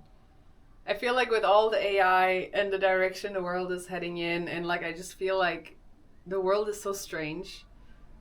I don't know if I have a lot of passion, but I also don't know if passion is necessary. Because I used to have a lot of passion in the past, but I was also a lot more identity driven in the past. And now I don't feel like I need passion necessarily. Yeah, it's been fun, kind of scary though. AI has grown so much in such a short time. Yeah. Oh, yeah, tell me about it. I mean, like working on this technology, right? It's just such a vast difference from when we started working on it until now. And like, if you think about the time span, it's such a short time span. And it's difficult to almost grasp when you're in it every day and like you're doing it right. But just seeing it, when I think about it, when I take one step back, it's frightening and fascinating at the same time. And in a sense, it's also a bit numbing. Because, yeah, like if it was just me, I wouldn't know what to do. I would be very overwhelmed. I feel like I'm very lucky to be surrounded by people who, even though there is no sort of, what do you call it in English? Mal. There is no placeholder for how you should do or create something that doesn't exist already, you know? But I'm very glad that I'm surrounded by people who are very passionate themselves, in a sense, if we would use that word. And so I almost borrow their passion a bit.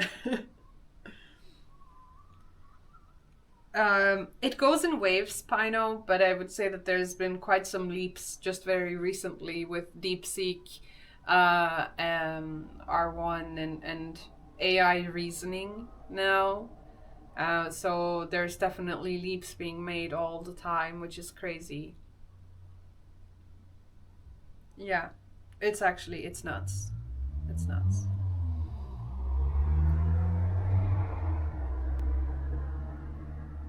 Oh yeah, Plump Rump Stump. In one way, yes, for sure. But like, oh yeah, it's just crazy. If you think about it. Oh. It's definitely not slowing down, Pino. I think it goes in waves, but overall the wave is like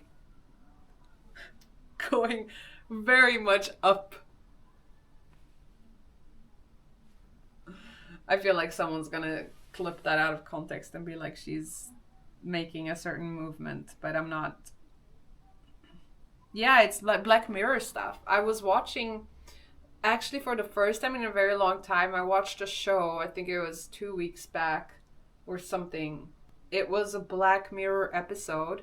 It wasn't that great, honestly, but it was about this Netflix uh, thing where basically it's like AI makes videos about your life, and then like it just takes this user who is just a normal user and it made a show out of her, and they're using her as the prototype and whatever. And I was just like, yeah, I mean, it's a pretty crazy future, but it's also not unlikely having fully customized content for yourself and stuff. How would you bring back a deceased loved one if you don't have any training data for them? Even if you don't have training data, I think there's definitely ways that you can create training data, like whether it is like through drawings, even like if you have someone and you know what they look like and you have a professional draw it from scratch, or and just personality wise, you can just write the personality of what they were like, and construct it from the ground up in one way or another. And maybe even just through in the future with descriptions, you can just describe what the person looked like until you get very close to what they did look like. If you don't have any pictures, right? But if you have pictures, you can already do that.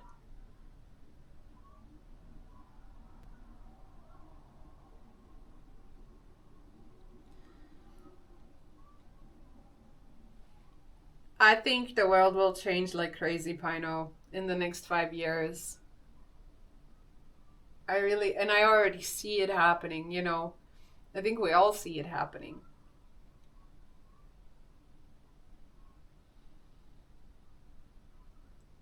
I mean, there are many times where I'm browsing social media, right, and I can see that like half of it is AI because I work with it a lot, right?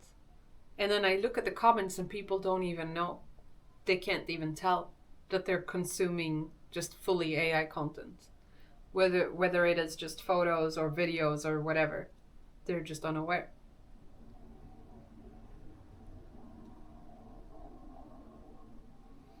You can already write a personality like that, but it will not really be like them. I didn't mean the looks, but behavior. You can write and create the behavior as well, for sure.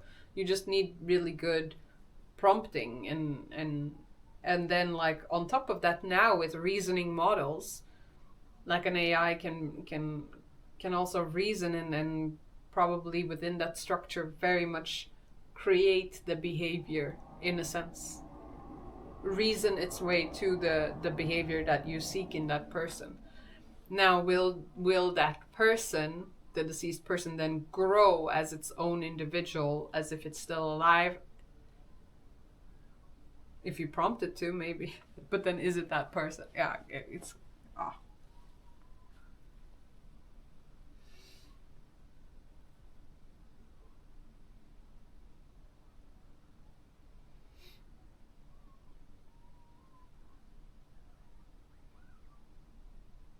I think you definitely can, Hobo. It's not that difficult. It depends how much you remember of her. Like, will it be an exact replica? Obviously not, but like, you can definitely write a prompt based on just her characteristics. You'd be surprised. Sometimes we write characteristics on people that we have no clue who they are. Really, we just grab a little bit of information here and there and then like put out together the personality, and then people are like, this is so realistic, and they feel creeped out by it because it's too close to home.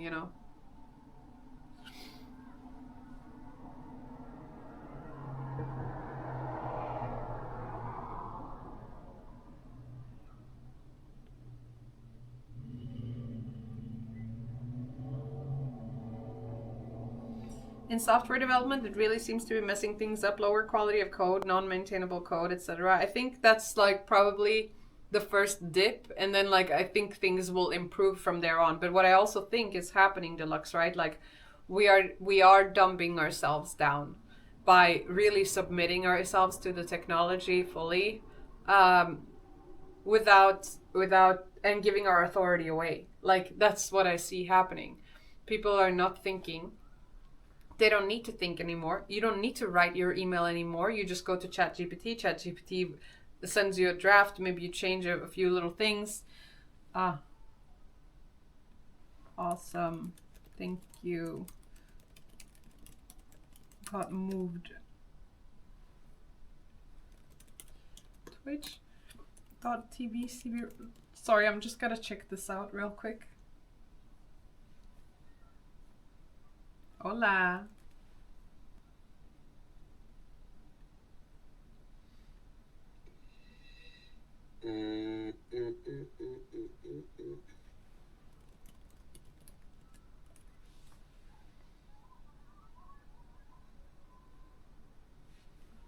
Yo, what up, Maral? Hello. You're just perfect timing. I'm just about to end stream because everything works. Everything I wanted to test works, so we're good.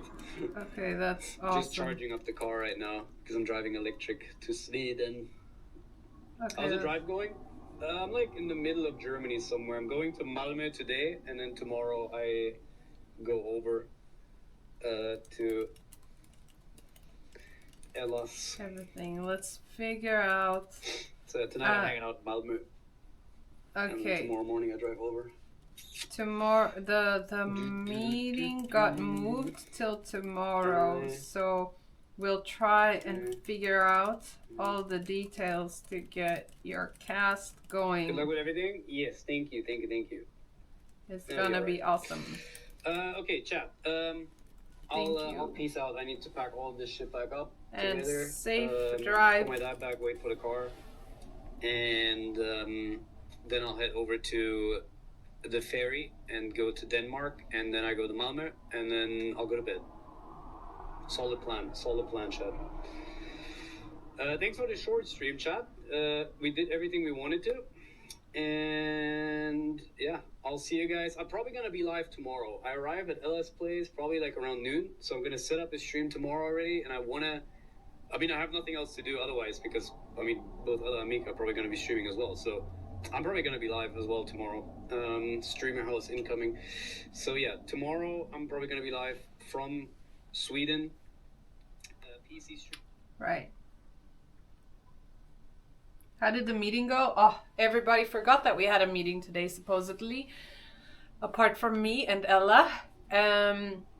But they're on their way to Uppsala to actually do a handover of a new camera to Ella that he needs to test out. So that was mainly what was happening, and we moved the meeting until tomorrow, which is fine. So didn't really happen properly.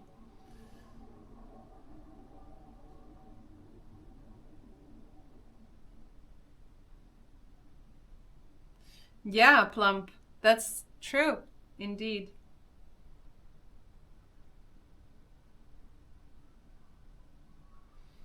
Lol, Deluxe. The main skill now is prompting. Yeah.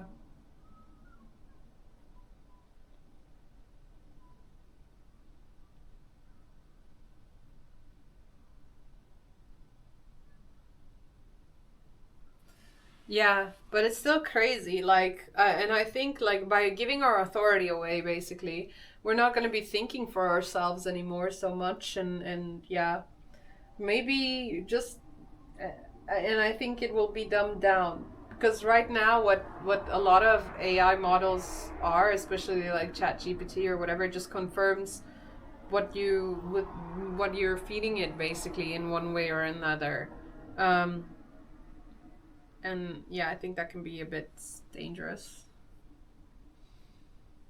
If you stop thinking for yourself, right? If you just start like committing to this plan or this thing, and like AI still hallucinates sometimes too. So it's like, I know I would go and ask GPT for like a workout schedule and like a food plan and stuff, and like but I would still like go over it and check out all the macronutrients and everything, because the AI might not give you a balanced diet, you know, even though it all seems very structured and good. And it's like, but if you just give full authority away, you might actually be fucking yourself up. Audio is out of sync? Really?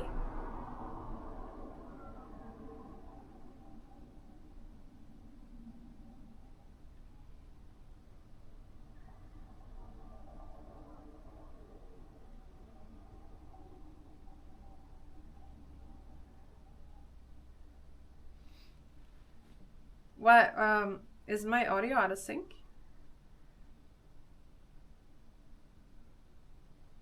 That's interesting.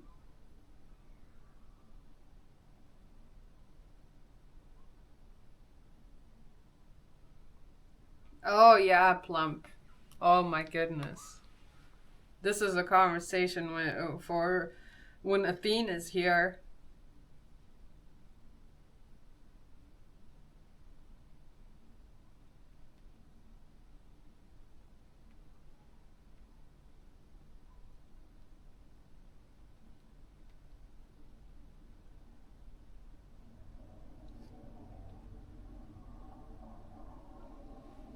Let's see if he's awake actually.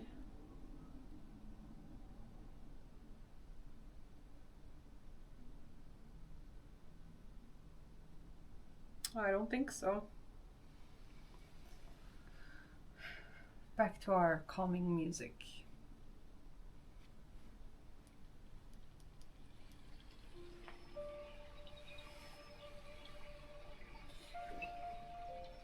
Yeah, but I think, Hobo, what Deluxe is talking about is on a more zoomed out level. He's not talking about the individual level, because yeah, like maybe for an individual it will like help you get into something if you're using it in a certain way, but on an overarching way, like if everyone in the industry starts giving their authority away and their thinking away to the AI, then they are going to be less capable of problem solving themselves. Because problem solving is also, you know, a skill. It's something that you train within your brain. And if you're getting everything handed to you all the time, you're not going to be putting in the effort to do that, and you're not going to be training that part of the brain that is capable of coming to conclusions, right? Hey Samonas, how are you?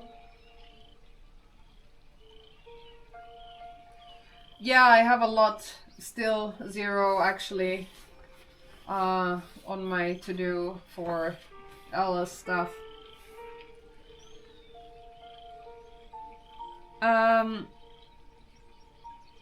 Would you be able...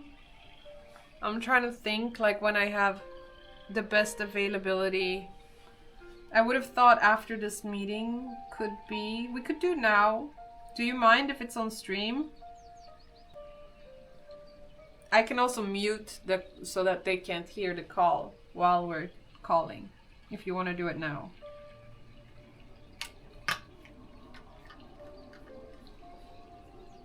Hey Kane, how are you? You don't mind if it's on stream? Okay. Do you prefer it muted or not? Okay, let's do now. Let's do now then. That's better.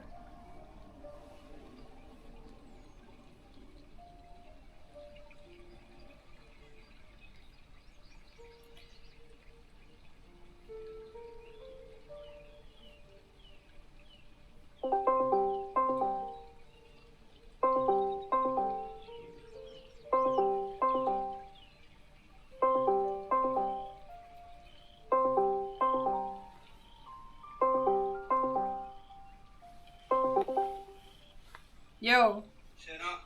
Shana. So, okay. Okay, hold on. Sorry, I wrote some lists down, so I just want to go through them first. Okay. Yeah. Okay, so I thought for one of the incentives, can I say which one on stream, or is that like private? Is it after 50K? No. Oh no, then it's fine.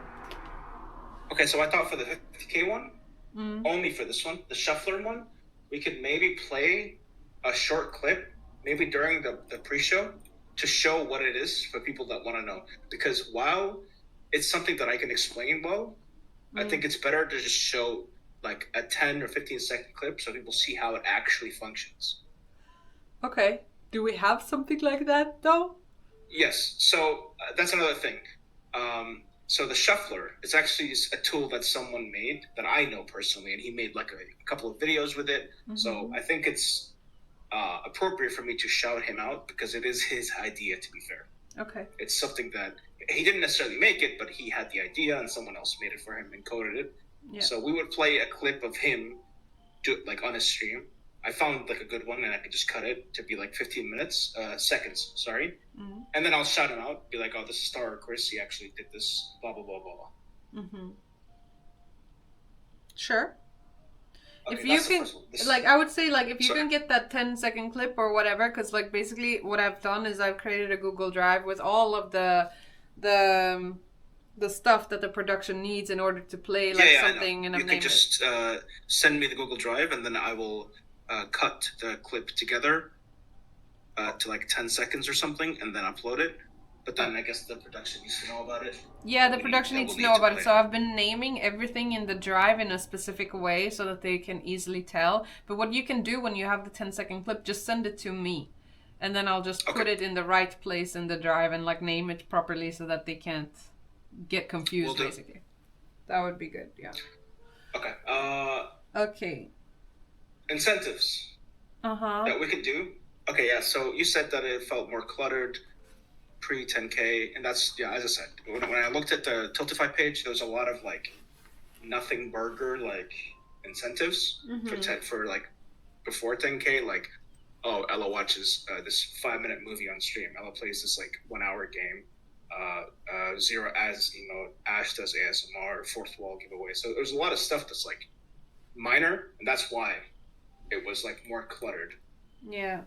We also had, I think, 3 or 4 giveaways of fourth wall, and I saw them not added this year because I thought maybe like that wasn't something we're gonna do again. But if we can, then we should because I think that was a cool idea. Yeah, I'll definitely add. Yeah, and then maybe we could have something. We'd have to ask her something with Ellen because I know she does this a lot, where she squats someone. So maybe we can have that done. That would be nice and funny, I think. I think what we can do for that is like Ellen squats someone and we can make that a bid war instead while she's on the couch. Yeah. And then I'll be behind the scenes and I'll start the bid war, basically, the capability for it. And then whoever's comfortable with being squatted, we put them as a like, you can vote on who. Yeah. And we end her segment with like the squat. And I think that will help drive donations. Yeah. That's fair and a good idea. Yeah. Yeah. It's not gonna be me because last time she squatted me, she needed to drop me on my head. What the fuck? Which is not her fault. I'm sorry. I think we were both drunk. Anyways, something else. Yeah. So, regarding the hosting thing that you asked for, like swapping, where it's me and Annie. Yeah. So like I said, I did write it up a little bit, but then the way it ended up being is that I would get an additional hour. Instead of 5 hours of hosting, I would be 6. And I think Apollo would end up losing an hour. So I'm not... so you would just move yourself to like one of the slots, I guess, that Apollo has. Can I stream my screen? Because I wrote it down and I can show you. Yeah. Hold on. Sorry, 1 second, please. Yeah, because I'm looking at the schedule and it is a bit finicky with making those changes. Yeah. Yes. Like I thought I was for a second like overcomplicating it, but I'm not because it is not exactly an easy thing. Yeah, I know. Can you see my stream? I had a look at it this morning as well. Yeah, I see it. Okay, so all the way to here, this should all stay as is. Yeah. And then I wrote that here. Yeah. From 12 to 14, me and Annie. Yeah, that's not a bad idea actually. Yes, and then from 14, it's Ash and Apollo. instead of Annie. Yeah. And then for the Alina segment, it's Apollo instead of Ash. But wait a minute. Okay, so... Okay.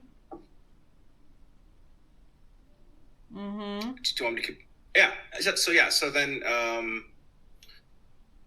so from 12 to 14, it's me and Annie. And then from 14...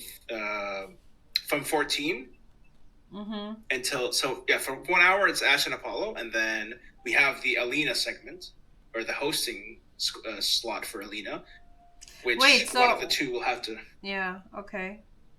So instead of me and her, it will be either Ash or Apollo. And I had Apollo down for this. Mm-hmm. And then it's back to Ash and Apollo until 17. And then it's me and Annie. What about... Yeah, I guess this is a bit tricky, but then it's like, okay. But then this also adds a problem, yeah, in my opinion, is that I think if we were to estimate 18 is when it's done, then I think it should be me and Ash, because us opening the stream and being there for the last hour before the race ends is very appropriate, because we are very good at pushing and reading a lot of fast donations. I'm not saying that Annie's not good at it, but I think me and Ash having a segment for the last hour is the best thing. So that's that adds another problem. Well, I think the ending where everyone will be there. So no, I'm not talking about the ending. I'm not talking about when the race is over. I'm talking when there's 1 hour left or half an hour left of the race, and then it's just me and Ash just pushing donuts, which we've always done. Mm-hmm. Okay, so let's see here. Okay, let me see. You know, it's really difficult for me when I don't see the color block. But I like the idea of exchanging so that like Regal and Ashwin have their hour, and then you switch Ashwin with Annie up top. But then can't we just switch an Annie slot with Apollo to an Ashwin slot at some point? To just make it simple. Which one? Probably where Ashwin has the 1 hour with you towards 4 and leading into 5 and 6. No, so there you would change Ashwin with Annie, yeah? And then down below we switch, because it would be this would be me and Annie. No, but we wouldn't mess with the block. Basically what we would do is let me see here. I will show you by going into the documents. These are the suggested changes. So I will just put in parentheses, right? Annie. Okay. Annie. That's like an hour with you there. And then what we would do is put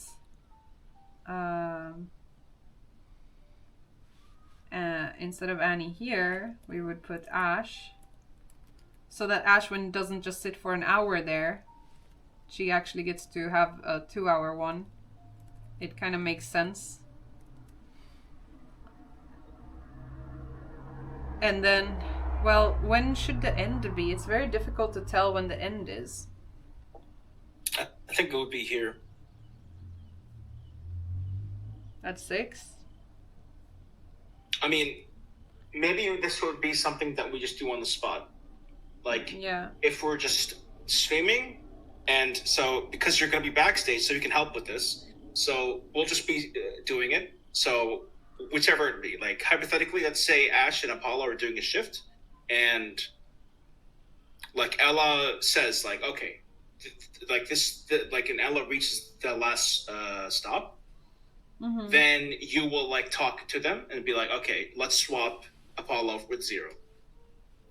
Mm-hmm. And vice versa. Let's say me and Annie are doing a shift and Ella's, has one more stop left, which is, let's say, half an hour or an hour.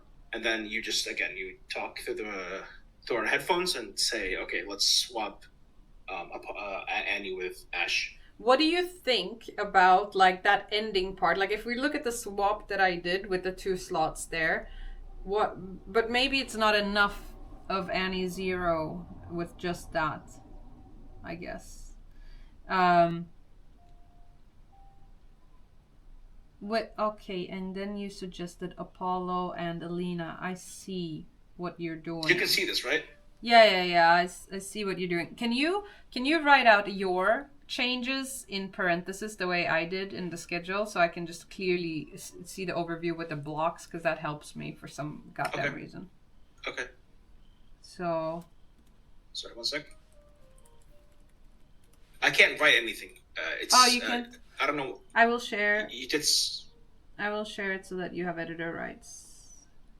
Okay. Okay. There you go. You should be able to now.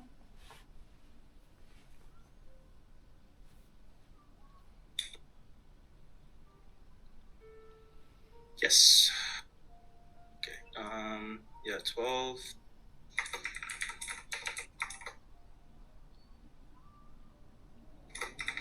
So you want me to write the way I originally wrote it? Yeah.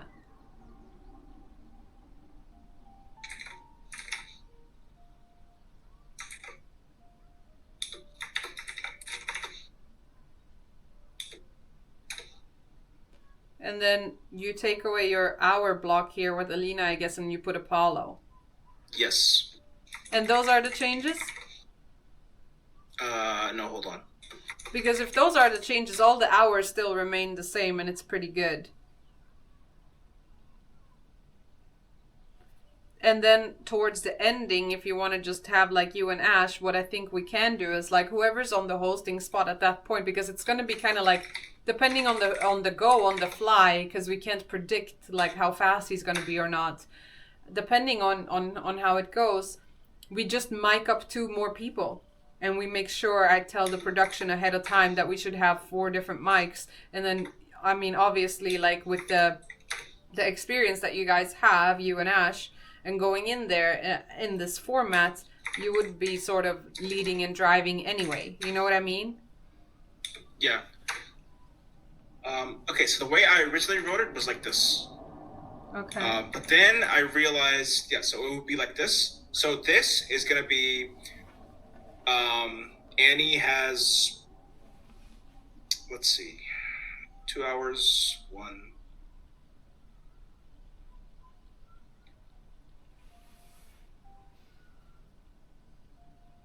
Yeah, so Annie will have 4 hours.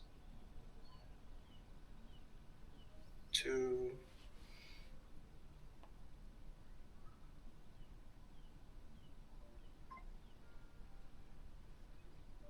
And I will have, I think, 6 instead of 5. And Ash should still have 5, and I think Apollo will have 4 instead of 5.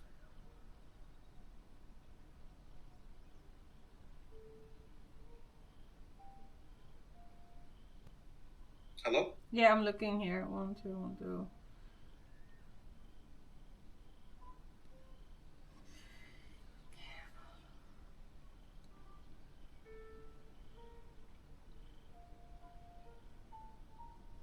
Why is it that we can't do it? Oh, why does... Okay. 1, 2, 3, 4, 5. Well, Apollo gets 6, no? So 1, 2. 1, 2, 3, 4. 3, 4. Oh, okay. So obviously these will be a bit swapped. So this should be fine. This should be as is. I think this and this is swapped. I think Combat Glue with Apollo and Ash is way better, and having Lepo with me and Annie me and Annie again is good. Although I would say that the guests they're just preliminary. It's not like a hard-coded thing. It's just kind of like also depending on... I think having guests with certain blocks is way better. Yeah, but some people will come and go, you know, like we cannot like so much control like when the availability of guests will be. So it's like this is just preliminary. This is like a preference, right? But yeah, so So this is how I wrote it, but then as I was writing it, I was like, okay, well, I think me and Ash should be the last hour of the race. But I don't get why you got 1 more hour than anyone else. What happened? What did we change? I don't even know. I don't understand how that happened. I'm trying to. I think it's because in here I only had 1 hour, and then I didn't have anything for a while. Because basically, after my first shift, I come back for 1 hour with Ash, and then I leave again. But then, because of the new one, I get another hour here. And then instead of my 2 hours here, I just get my 2 hours here, so I'm not getting cut out of anything. Mm-hmm.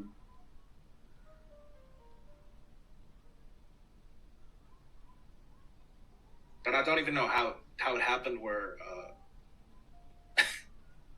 Apollo got cut, because I remember here thinking, like, I had Apollo here, because I was like, I think Apollo with Alina is better than Ash and Alina.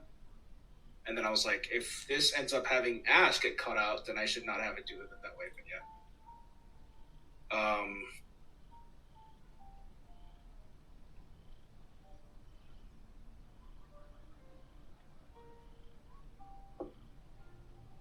I'm looking. I'm just trying to imagine the whole cast and the flow. So, okay, then we have this. I do think that this Regal and Ash should be together. And then we do... That gives her from 11:30 to 14. And then we change... So Annie here, and then Ashwin here. But then it's like what I don't like about this, it scatters Ashwin everywhere. Like, you know, she gets like an hour there, an hour there, and an hour there. You know, like she's never a full block, like apart from in the start. Which is kind of... I'm not a... Oh. You see what I mean? Yeah. What we could do is just swap this and this.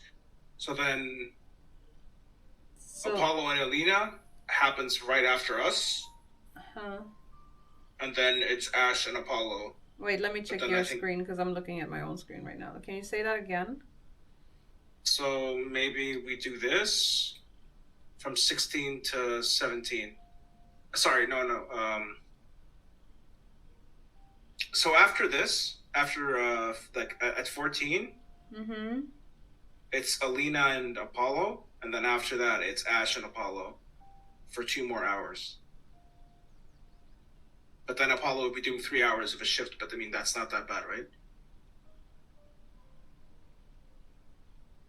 Yeah, I don't think that's too bad. Yeah, I mean, we did 4 hours last year. Yeah. But yeah, that's something that we could do, is that way Ash will have like a full block instead of 1 hour. Yeah.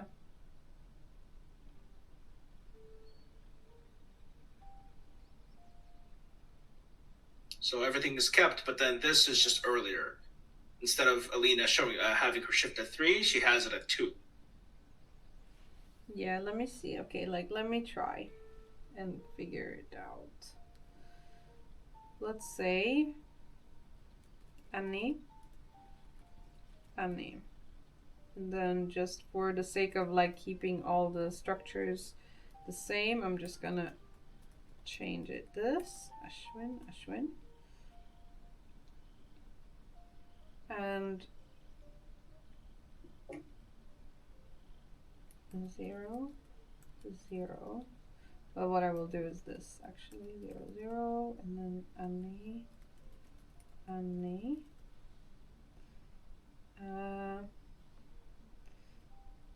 Who do you think would be best with Alina? You or Apollo? Apollo.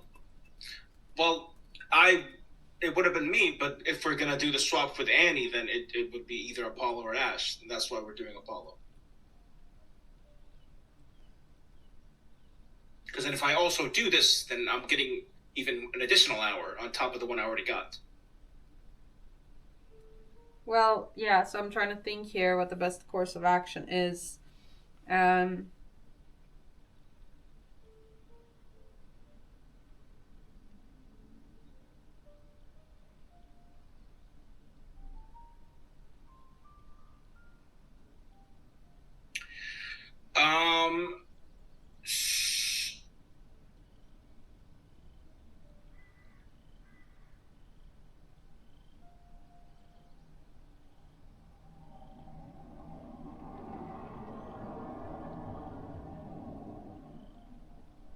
Can also swap this with this. Wait. Regal? With what? No, wait, hold on. I mean, look, if we can't make this work, then we just do the main thing. Like, I'm guessing it's a preference thing for Annie for her to host with me, which is fine. But if we can't make it work, then we just can't make it work. It's not the end of the world. Well, I think a way to like just like mitigate it or make it kind of like work is to do it like Annie and you get like the first hour there together at 12. Let's say just for the sakes, and then Annie and you. And I was thinking, what if we also take the Alina one and have it right after the Regal one? So then it's 3 like guest hosts or whatever you want to call it. No, I think it should definitely be spread out. I think. Yeah. The reason why the schedule is kind of complicated is because of the guest hosting. Because then you're just doing an hour shift with each and a swap. And that's what's complicating it.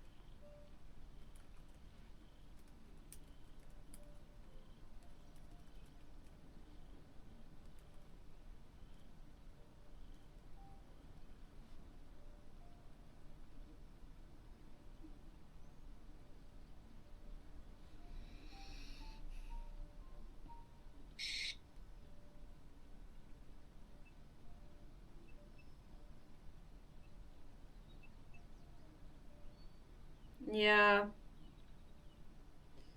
What about we swap Alina for 4 o'clock instead of 3 o'clock, right?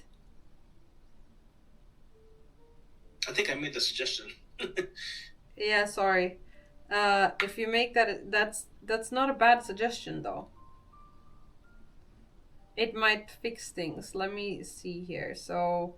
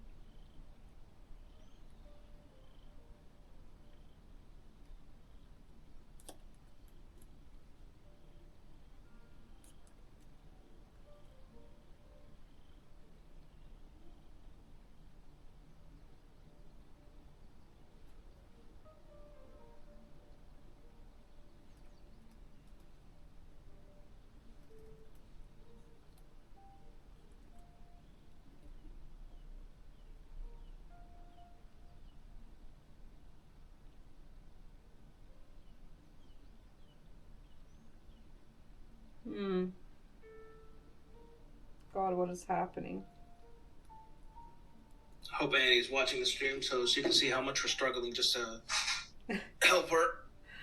I don't think she is. Wait, what am I doing? Is this correct? I'm confused now. Let's see here. 1, 2, 3, 4. Oh yeah, and then like this would be correct there.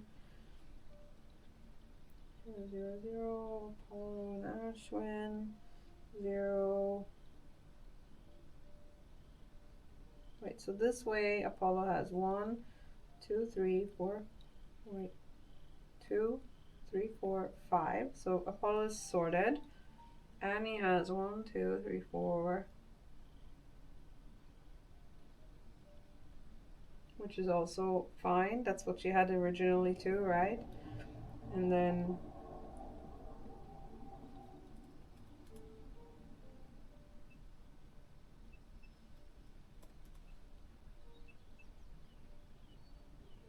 what does Ashwin have? Ashwin has 1, 2, 3, 5. And we have Annie here. And she does it with Apollo, I guess, yeah. And then I like my idea of like, depending on what happens, like we'll just step in, you and Ash, to drive donations, and it's okay if Annie and Apollo are there too, you know. Right, but now you're back to having Annie with Apollo. But she can be with Apollo like for one segment. She's with you for a full segment of 4 hours, for 2 hours prior. So it's like she's now, instead of full Apollo, she's split with you and Apollo. I think that's fair. Okay, so you want me to do 2 hours, and then 1 hour. That's 5. Yeah. Yeah, that's like the maximum that any host has. Yeah. So I think this sorts it out pretty well. Yeah. And then I gotta move this. I gotta move movement segment up here potentially.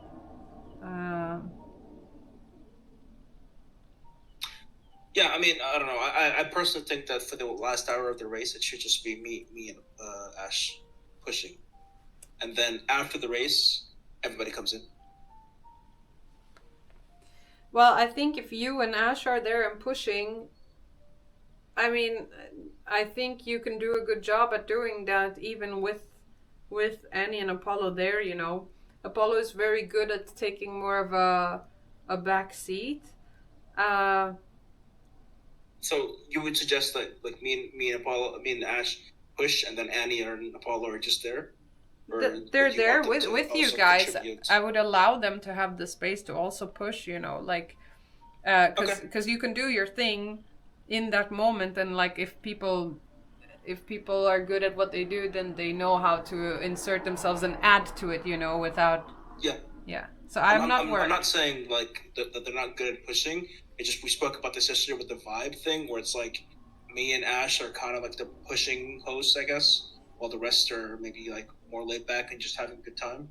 I don't know. I think if we look at like the donation drive and we look at hosts, I'm probably the one that pushes the most for donations. But yeah, I think I'm referring to the fact that for the last hour, me and Ash would always like speed run, like read the donations. Yeah, which is something that we've done for the cycling and running and for the skiing. Yeah, I mean, I think you can do that in the presence of the others still, and like give them the space, or even the rundown of doing that, like with you. Yeah, guys. Of course. So okay. Yeah. So I think that's good.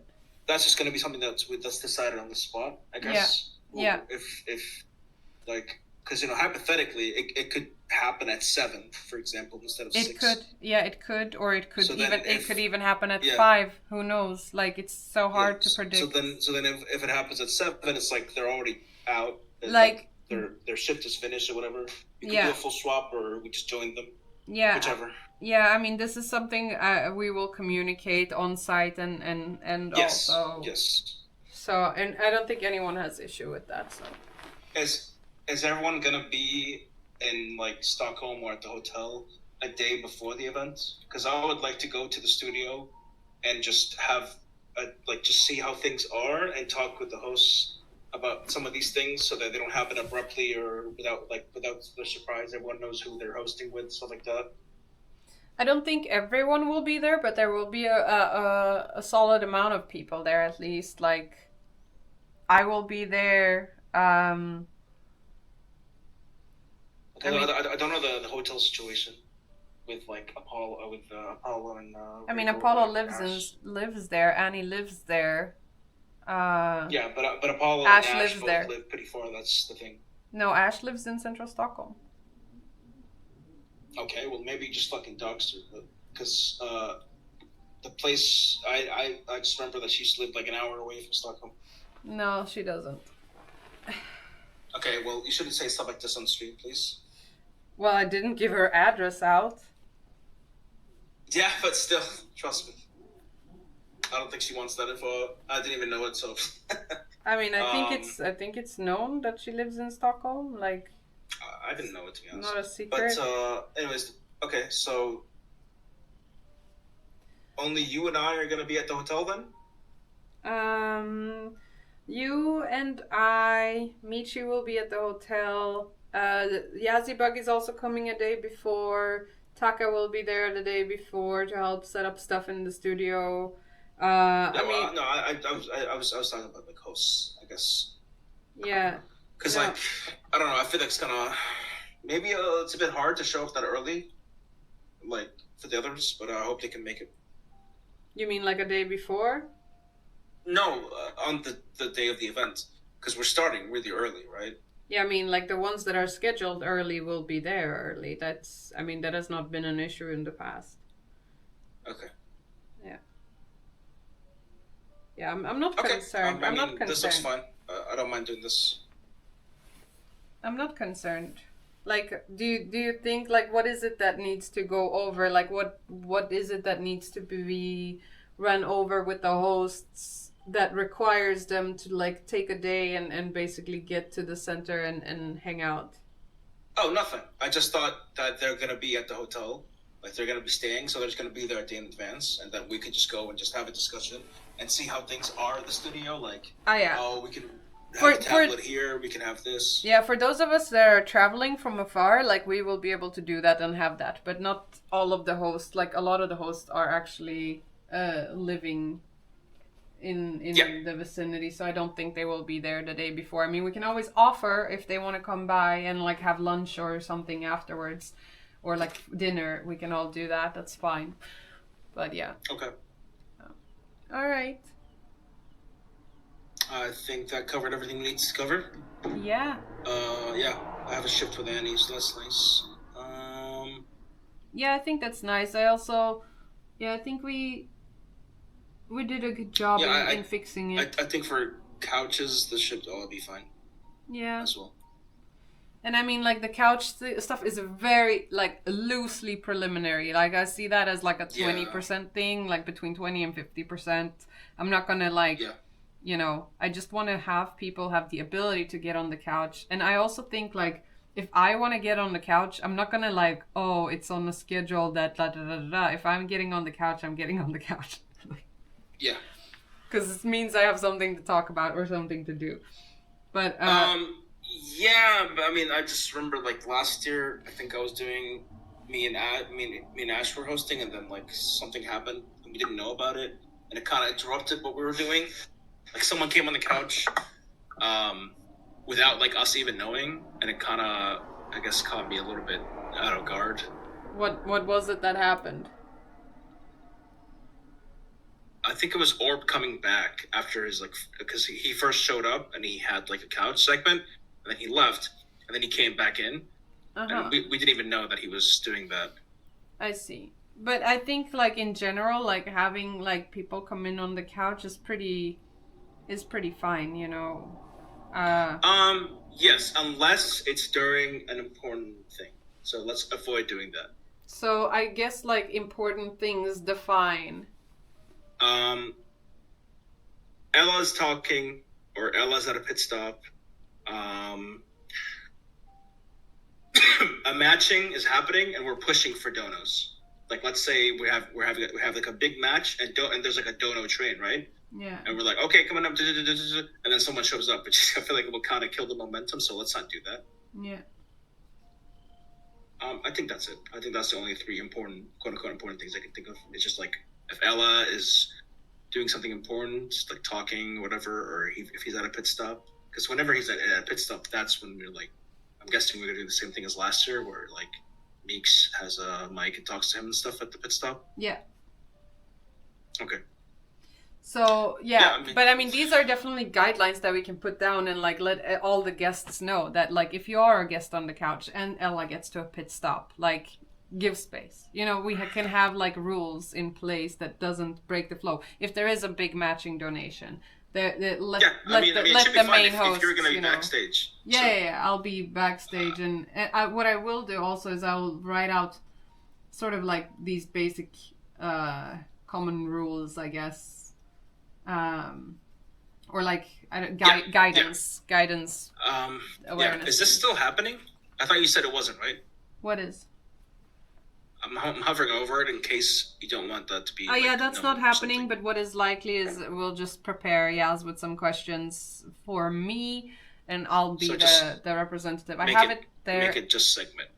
Yes, but like I would just keep for now because maybe they will be able to come. It's not confirmed yet. Okay, never mind then. Okay, yeah, just let Annie know that we made it work and we spent 2 hours on it, so she owes us money. She definitely doesn't owe us money. That was a joke, but okay. We're... It's a yoke, Maral. Okay, I'm sorry. I'm just not down with the... With the kids. Yeah. I mean, I'm 27, so I'm no longer a kid either. Yeah, oh my god, I've known you for 10 years. Yeah. That's crazy. I'm old now. Welcome to the club. Okay. All right. Thank you. Thank you. And yeah. Let me know if you need anything, okay? Yeah. Sounds good. All right. All right. Take care. Bye-bye. You too. Bye.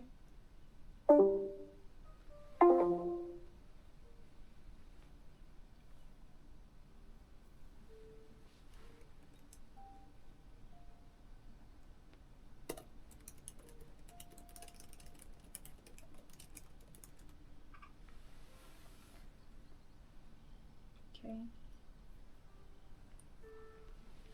I need to eat breakfast and drink something.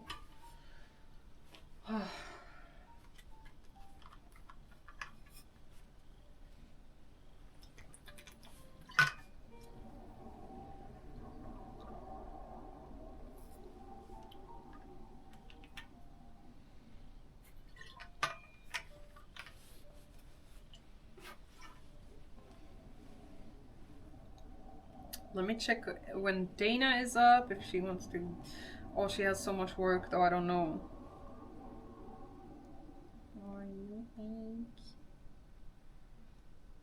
No, I haven't had breakfast yet. I literally got up and I worked for an hour, and then I was like, why am I working this early and not streaming when I could just put the stream on? And then I was putting the stream on, and then, I mean, I've been live ever since then. But I definitely should eat something and maybe have a coffee. But I did see that Dana is awake. I don't know if she wants to maybe go for a walk. It's really nice weather outside, snowy. Okay, she just sent me like a very sleepy smiley, so I think she just woke up or something. She's probably not gonna want to go. See all that snow?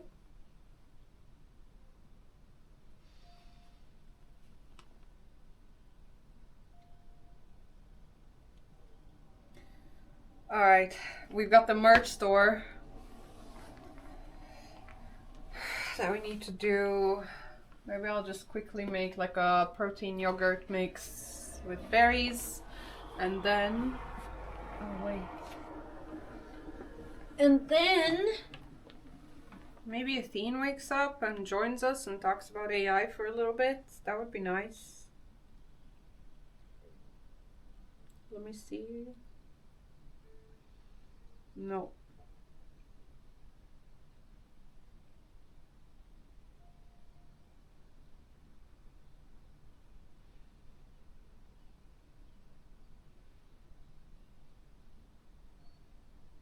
No, he's not even up.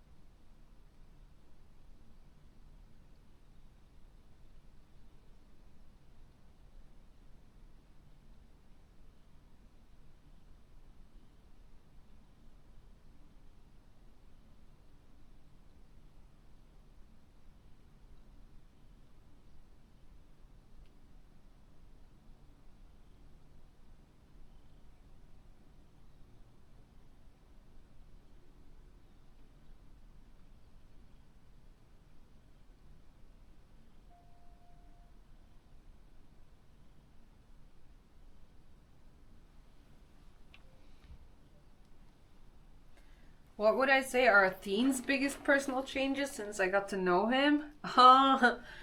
Many. Many, actually. I think that's an interesting conversation for if he comes up here at some point.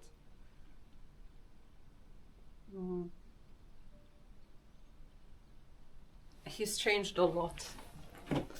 I can list it all.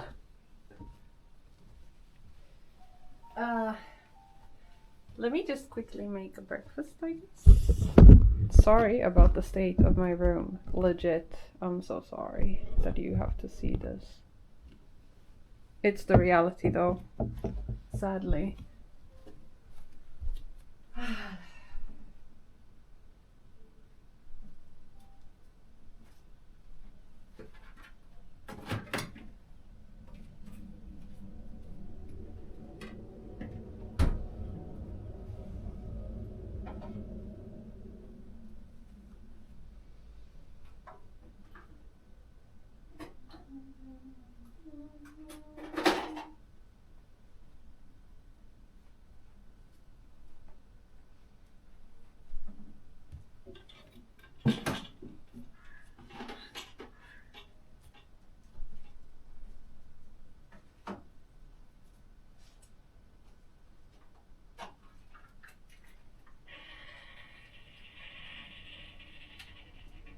I'm gonna make like a protein yogurt mix and then some coffee as well.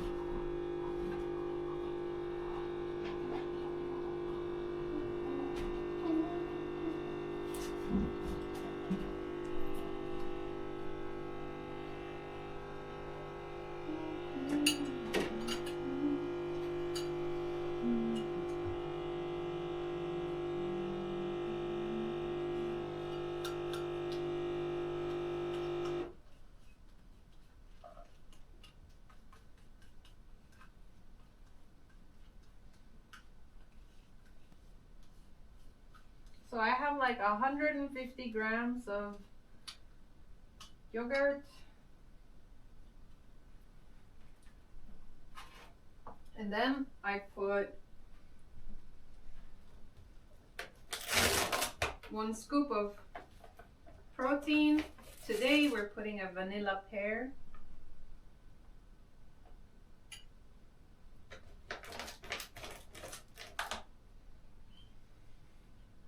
See, the chaos in my room is organized.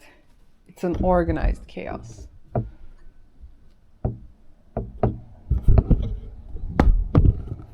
I know where all the shit is.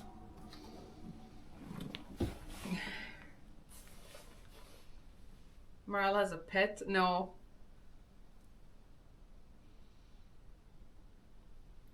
Yeah, Athene and Tanya are still together. 27 years, I think, and going.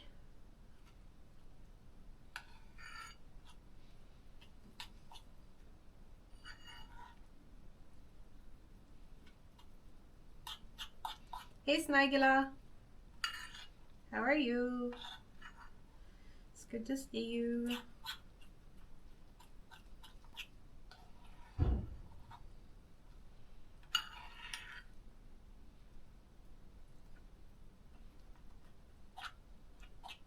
So then I mix the protein, and first it's like, it looks like terrible, but as you just continue mixing, it actually becomes this nice pudding-like structure.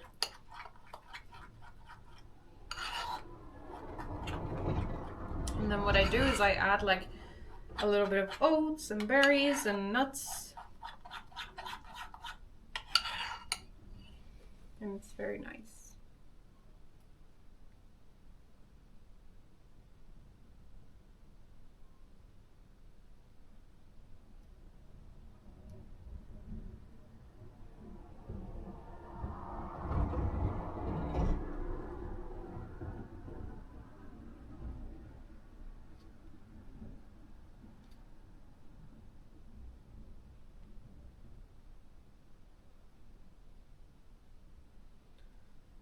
Let's put a nice song.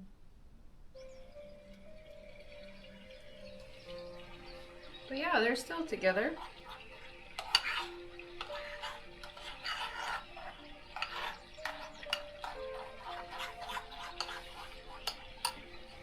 Okay. See? Now it's like the mix with the protein and the yogurt.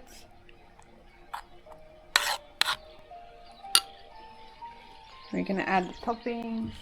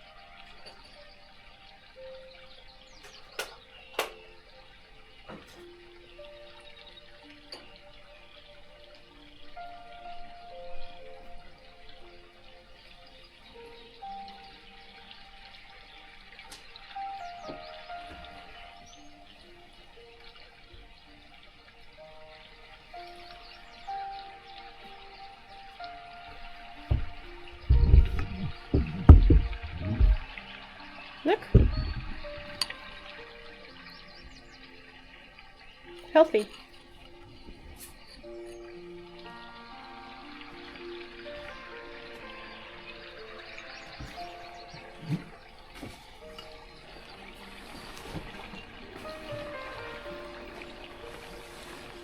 Why do I add extra protein powder to my food?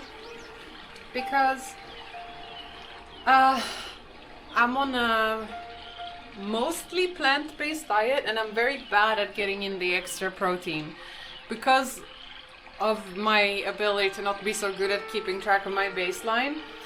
So this is a really good way for me to make sure that I'm getting, you know, what I need. Because when I don't eat a lot of protein or enough protein, which you gotta really be making sure that you do, I noticed that my skin elasticity becomes very loose. Like my skin just becomes super loose for some reason. Yo! Good morning! I sent you a message. I saw. You saw it? Yeah, I just saw it now. You... Hi. Hi. What?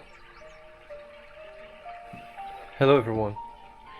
Hi, Athene. They were just asking about you. What They did asked they? me if you... What are the biggest personal changes that you've gone through? Wait, I'll make space for you. Wait. One sec.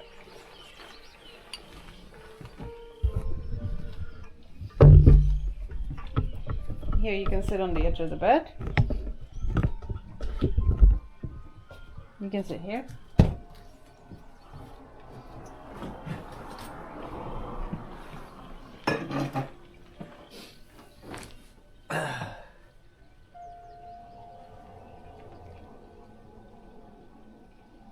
Did you get a lot of work done? Yeah. Okay, that's good.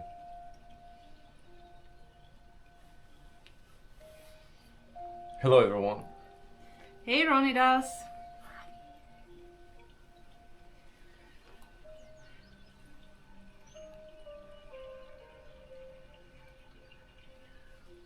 Hi, Mr. Athene.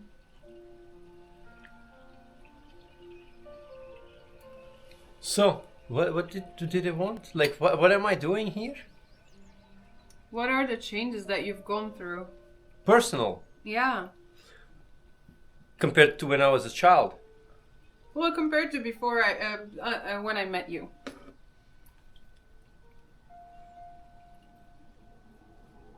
When I met you. Yeah. Like 16 years ago.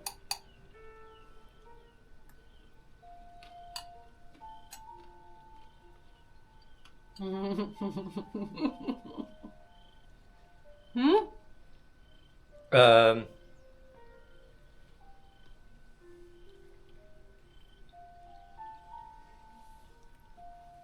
He became Jesus for a while, or a wizard.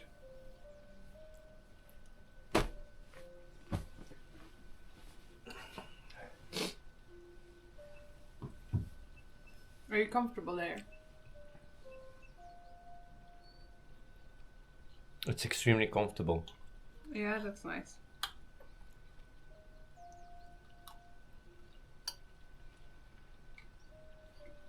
Do you want me to say? But I mean, like, Maral, you have to correct him if he's bullshitting. Yeah, I will. Don't worry.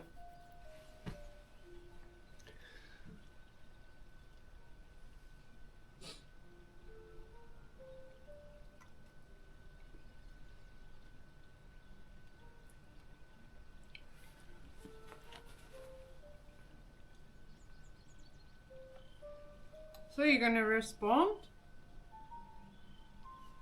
I don't have a lot to say, except for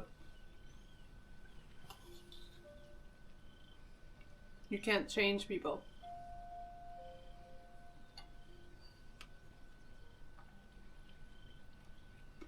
after I met Maral, things went downhill.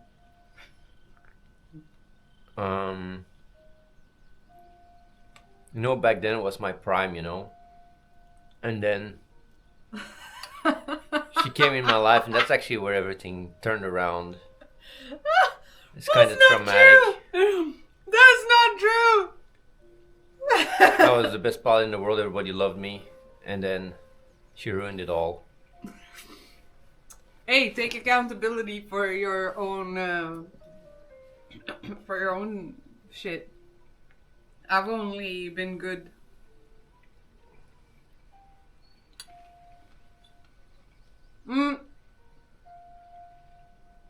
Make it easier. Are you happy, Athene?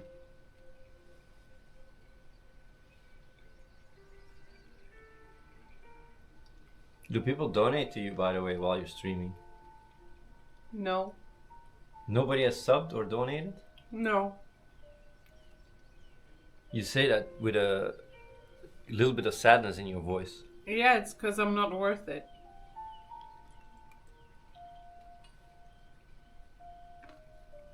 Okay.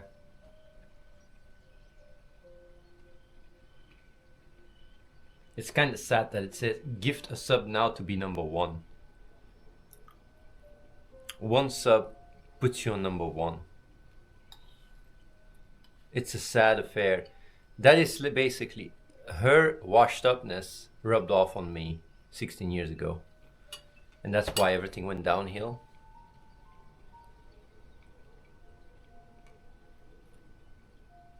Man, a risky banana just gifted a sub. So he's now number 1. In first place, baby. First place, baby. Risky banana. Risky banana.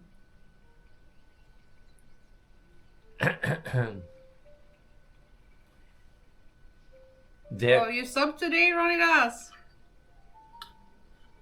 Did I not see that? You subbed today and she forgot about you? That's another reason why when she came into my life, everything went down the shitter.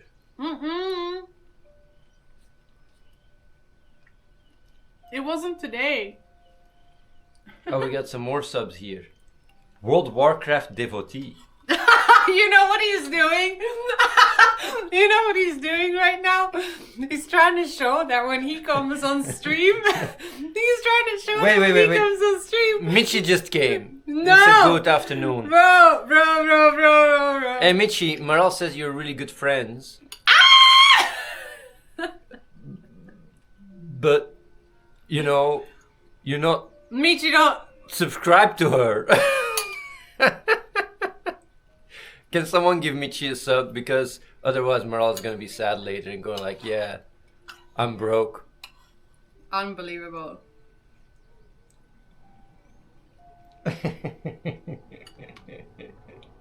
You know what you said? Hmm? You yell. She said, Whiskey right? Banana just looked at his son. What did I say?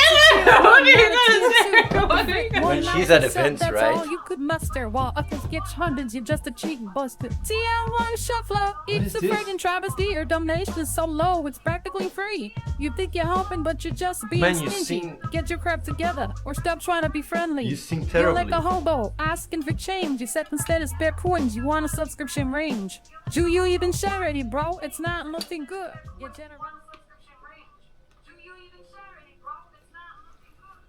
Damn son. Yeah, I was about to spill the tea. Really. No, I don't know what he's about to say. What is it? She's always on about how, you know, when she's on the stream, right? Hmm? That she raises the most money. Shut the fuck up! I've never said anything like that. And then she's here, right? Like literally being a World of hobo. Warcraft, the bounty house, got the subscription gain. 2 tier 1s, kids did, that's the name. This stream's about to get But lit, no what is shame. this? Tiara, Tiara, we're going high. Tiara, Tiara, Man, to the sky. you sing terribly. Can you stop the fucking alert? I don't know how to stop Who it. came up with this shitty tech? So use the world of Warcraft I think that was the you. one who's making dreams come true for me. You know, there is With one tier thing, ones though, are planning What? to that is good see about a the stream alerts. that's lit just you At least you look and hot. me. Tear up, Or- tear up, well. going high. Tear What? up to the sky. Why are you hitting World me? of Warcraft, the royalty support. We're gonna make this stream a sport. Why did you hit me? I didn't. Yes, you did. I think you imagined it. Because I didn't say anything about you. I was just talking about AI. I didn't put you down. So, what I don't really understand is like, why did Banana leave? What? Like, you have here, number 1 is World of Warcraft devotee. Number 2 is World of Warcraft devotee. But where is the banana guy? Risky Banana is there. No, I only see Shows 2. for me. It doesn't show for me. Maybe you banned Risky Banana. Hey, come on, we're almost at the hype train, level 2. It's probably her max. What is actually your max? I don't know. Channel all-time record, level 9. How the fuck did you get level 9? That was What? for charity, way. I guess. Yes, it says level 9 here. Or maybe your levels are really shit. What? Are they not the same for everyone?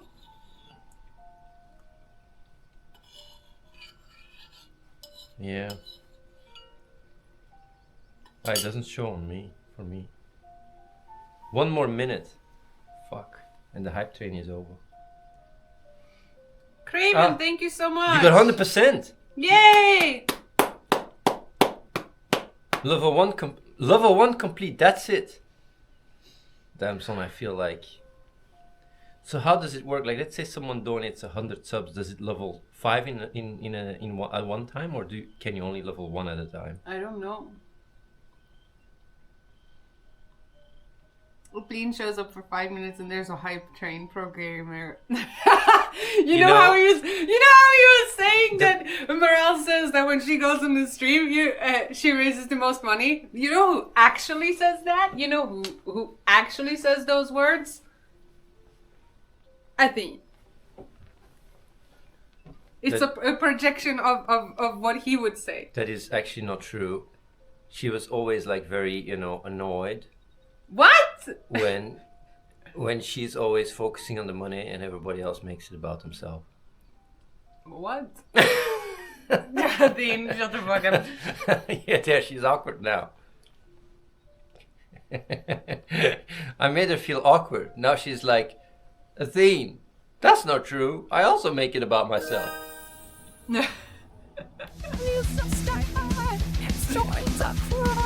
What was that? No. No. Man, this is terrible. This is so interrupted. This is your tech, bro. This is so disruptive. Man, you do sound better though. Your voice is way better. She's wasting cash. Her strings are pretty machine. Don't make sense.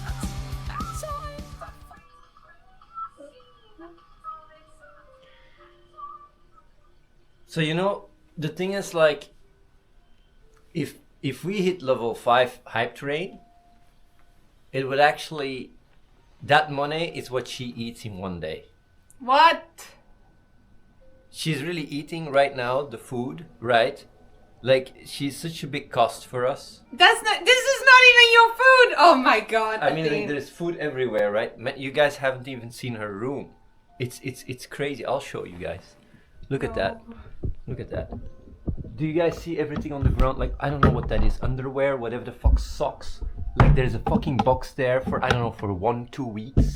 It's just like everything is a mess here. It's terrible. It's really like, it's just disgusting. It's a fucking dumpster fire. Oh, what happened with your cam? You have to flip it. Oh.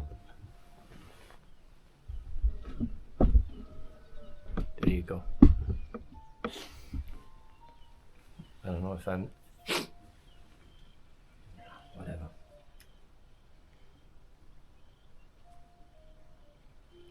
Either way. Why do you expose me? The hype train is about to run out. I think, what is it? It's 5 more subs. But what am I even asking for subs for? Why are you asking for subs? Yeah. I just wanted your company and to talk about your personal growth. And you're just here trying to show off how you can get subs? I'm not showing it off. Yeah, you're showing off. I'm not showing off anything.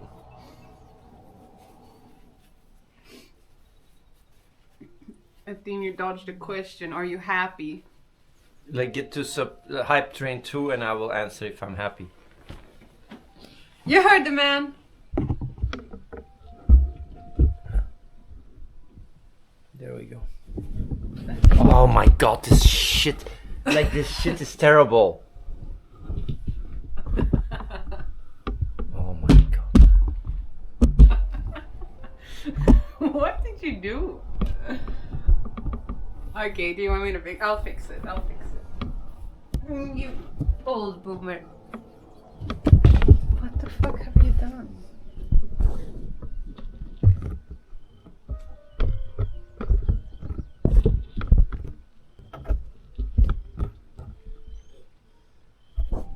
So, 20 seconds left for the hype train. I think it's Reap.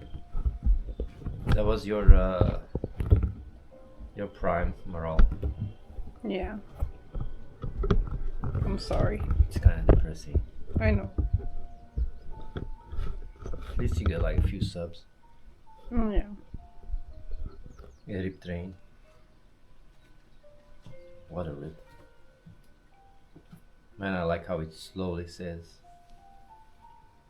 Why does it say hype train success? It's a fucking fail, man.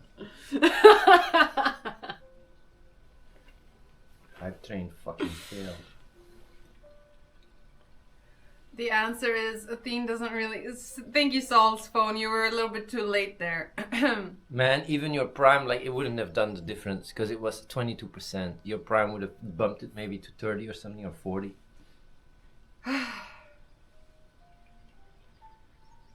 What am I supposed to say?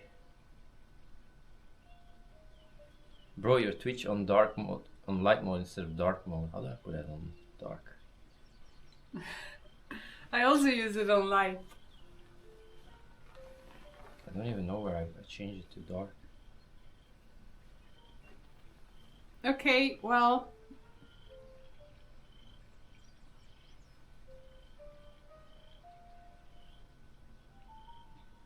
Are you happy? No. What does Maral room smell like? Why there is justice so sublime. This Twitch stream's not the lives. With a new subscription that'll thrive. Most to your needs. Smells sublime. It's my time now. Let's celebrate. Soul's funk support is absolutely great. Donations are rolling in.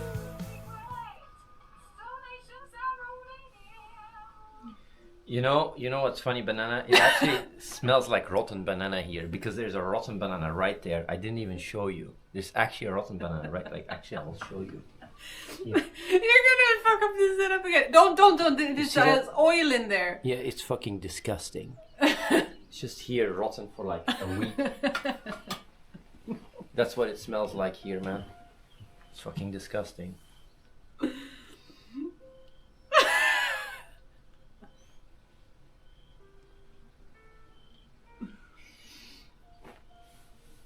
Risky banana. Risky banana is just an artistic representation of you in the corner. So I'm reminded of my supporters, you know. Either way, I'm gonna talk to Nolan. Are you happy, Athene?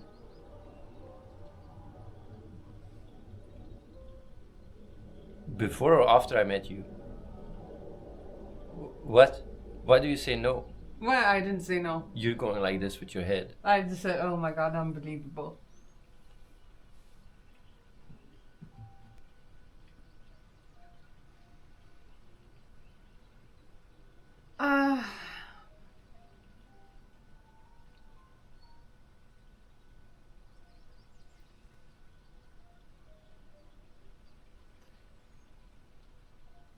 Athene, why aren't you answering?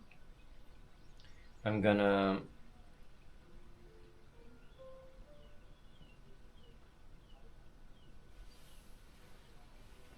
talk to Nolan.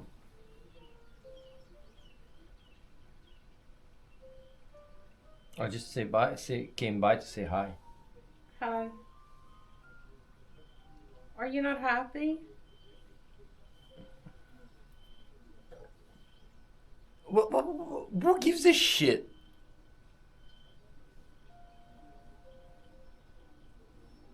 What are you doing? What are you doing?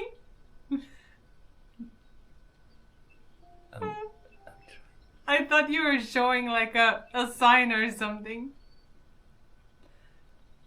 What are you doing? What are you trying to...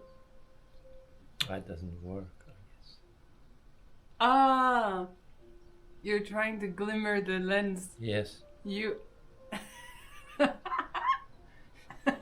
not working though.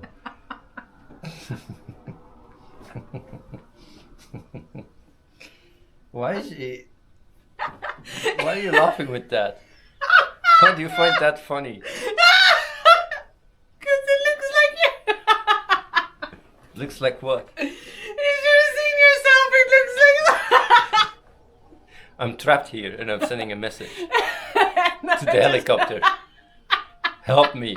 Get me out of here. No, it just looks like you're trying to be some wizard or something and some failed wizard is so fucking funny. Oh. It was this casting animation, I know, right? You should have seen it.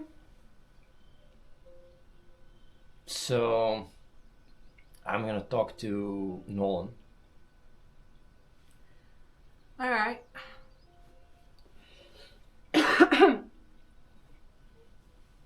If he's available, that is. He should be available though. Yeah, deluxe. Okay. No. They're still together. I already answered this. How many years now? 27. What is the secret to a long-lasting relationship with thing?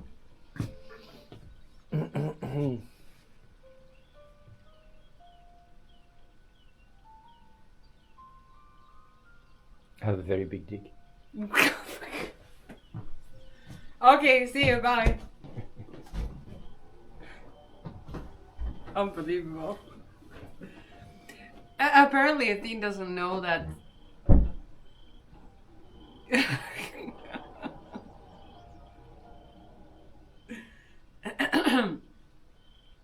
No comment.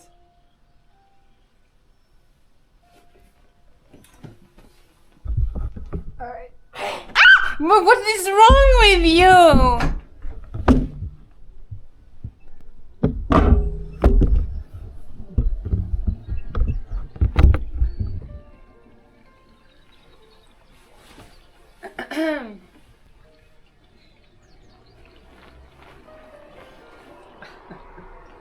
You're doomed.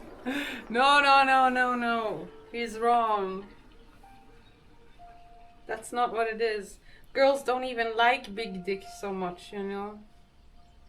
For all the small dick people out there, like, girls don't like big dick. Too big is not good. Actually, for those who are too big, sorry. There is something for everyone. If I get a tattoo, will I go to hell? Definitely.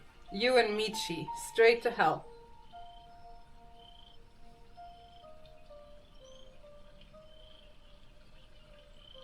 Honestly, Ziggy Diggy, if we're gonna go into the the sexual talk, I think the most important is not the size or the girth or all these things or the size of the woman or whatever. I think the most important thing is that you feel good and safe with each other, and that you know how to ride the motion of the ocean. It's how you wield your sword, exactly. Chemistry, exactly. Dynamic, exactly. It's everything. It's not the size of the boat, it's the motion of the ocean. Damn straight. Exactly.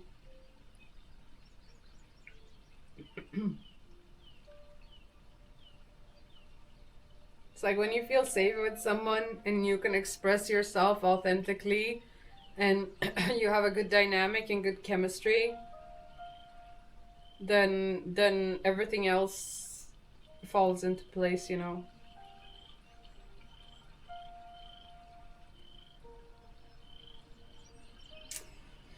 Alright, shall we get working on this merch store? And then I'm gonna go for a walk, I think.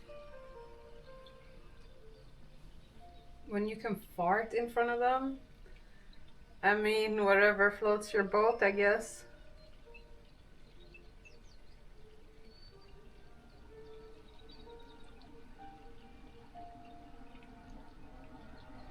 I think a good connection is what makes for the best.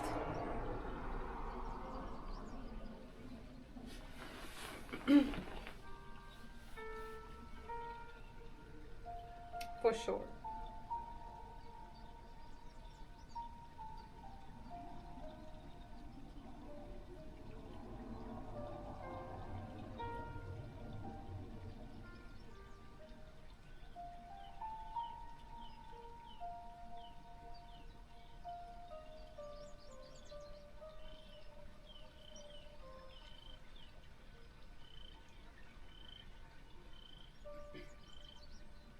Just like a dancing partner. I've never really danced much.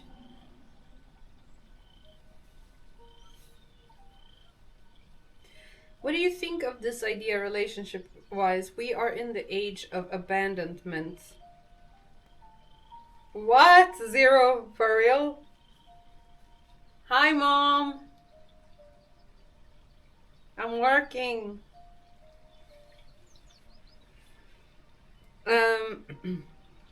We are in the age of abandonment. People aren't used to build resilient, long-lasting relationships. I think people aren't used to build resilient, long-lasting relationships for sure, but I think it's more of a mentality thing rather than a used to thing.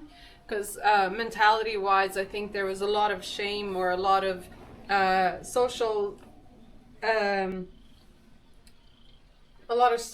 aspects that made it more or less acceptable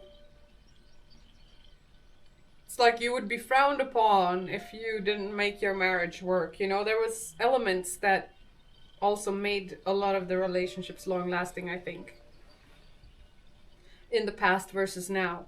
But I do think that that we are living in a society where we're getting everything that we want.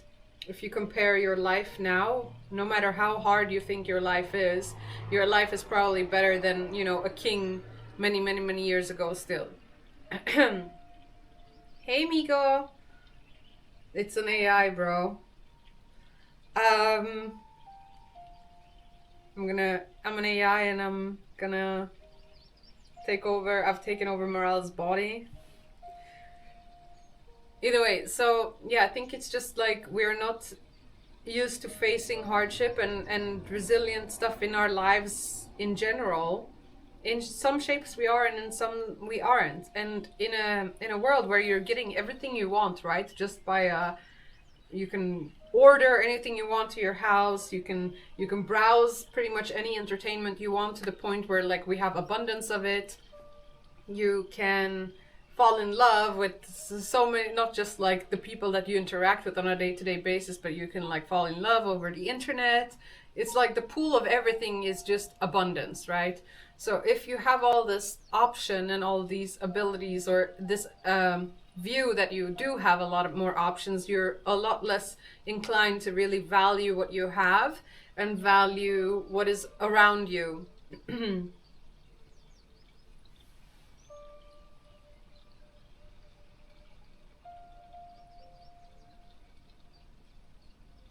And I think that is why a lot of the relationships aren't so long lasting nowadays. It's because people are very much more, with our society looking this way, you tend to be a lot more focused on your own needs and your own self as a result of all this abundance.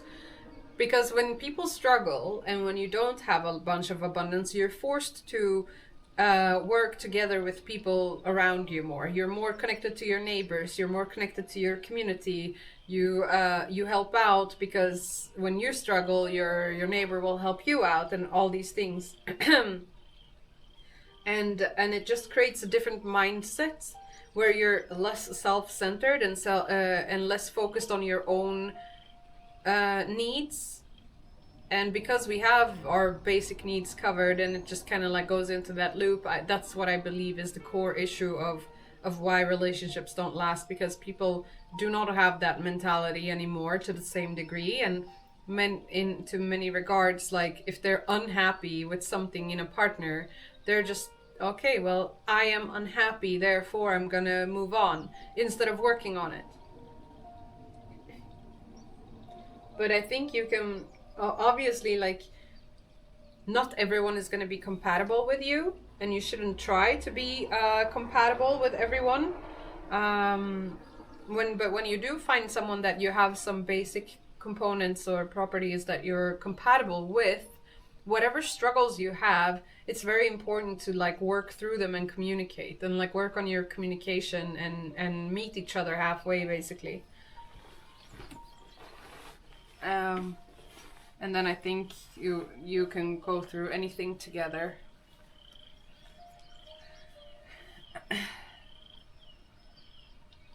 Yeah, people also didn't have the freedom to leave each other. It's like, what would you do if you left someone? Your whole network, your whole like safety net is surrounded by the what you had built with that person. It's not the same thing anymore. And then on top of that, we have these like crazy expectations of what love and romance is and all these things. Well, when you break it down, right, it's pretty basic. We look for safety. Like as a woman, right, we look for safety in a man. And a man oftentimes look for safety too in form of stability. And these are the things that we look for in each other. And when there are things that get in the way of that stability or that sense of perceived stability, that's when conflict occurs. But if you're able to communicate and like provide for these basic needs, then usually you can overcome whatever.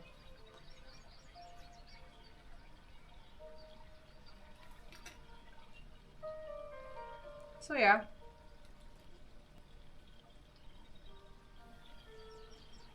What do you guys think?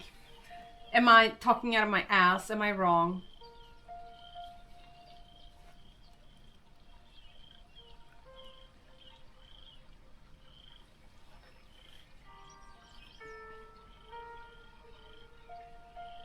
You can learn a lot through the internet, yeah, Migo.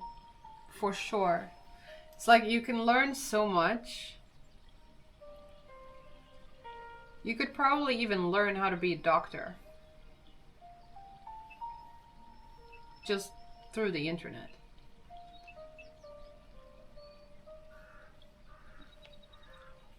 Oh my god, should I become a doctor?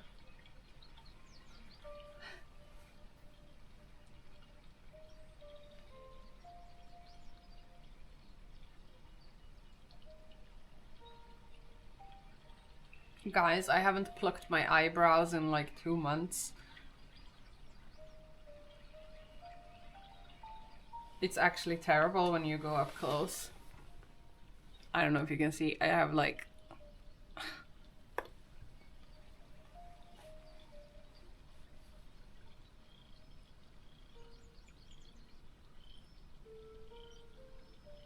Don't do it. Don't pluck my eyebrows. Are you joking? Of course I have to. I look dirty, like when I don't. Yeah, the camera isn't picking up on it, but trust me. It's, even the parts here that you, when you look in the camera, it doesn't seem like it has hair. It has like thick amounts of hair. I'm surprised it doesn't show on the camera.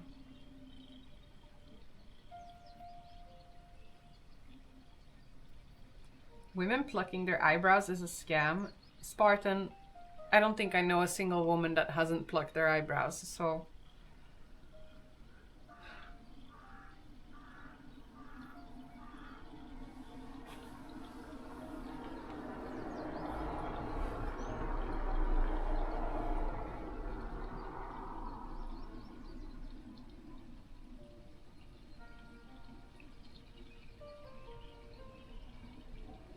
Women don't care what men think.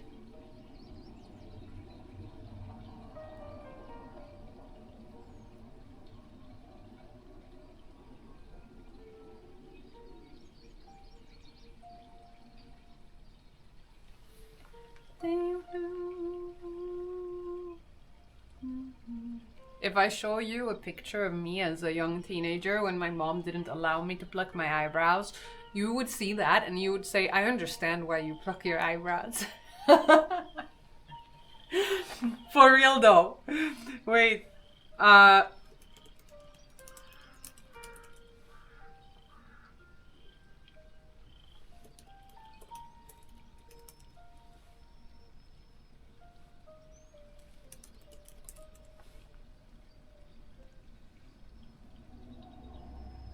Yeah, I don't know. I can't even find pictures of people who don't have unplucked eyebrows.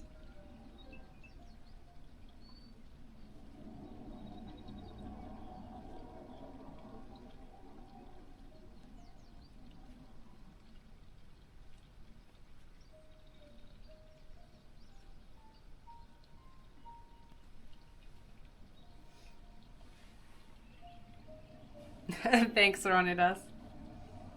You shave the hair between your eyebrows?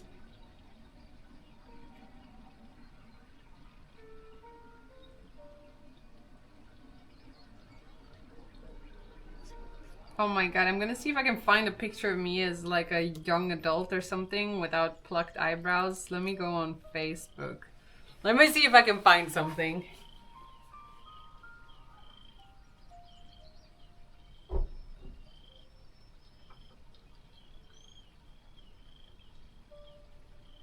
I don't know if I will find anything, but...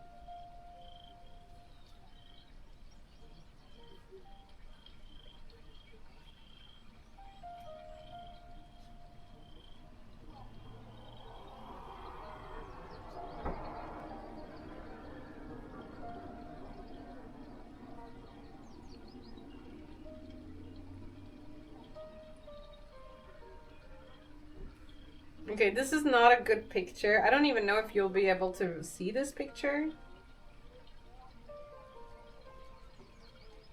Does this link work? Probably not, right?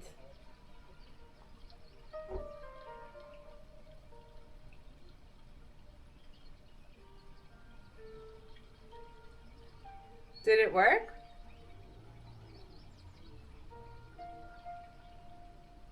It worked? Did it really work?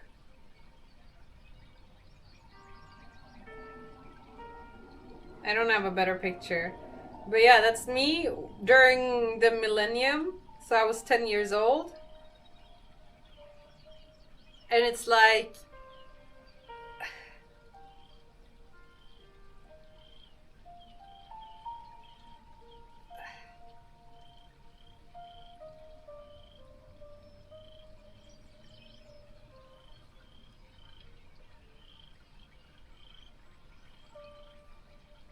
No.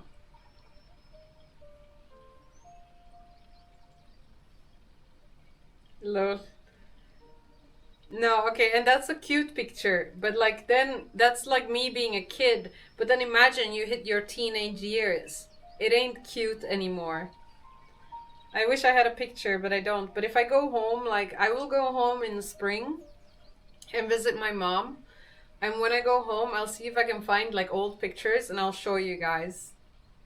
I'll show you. My face definitely doesn't look the same.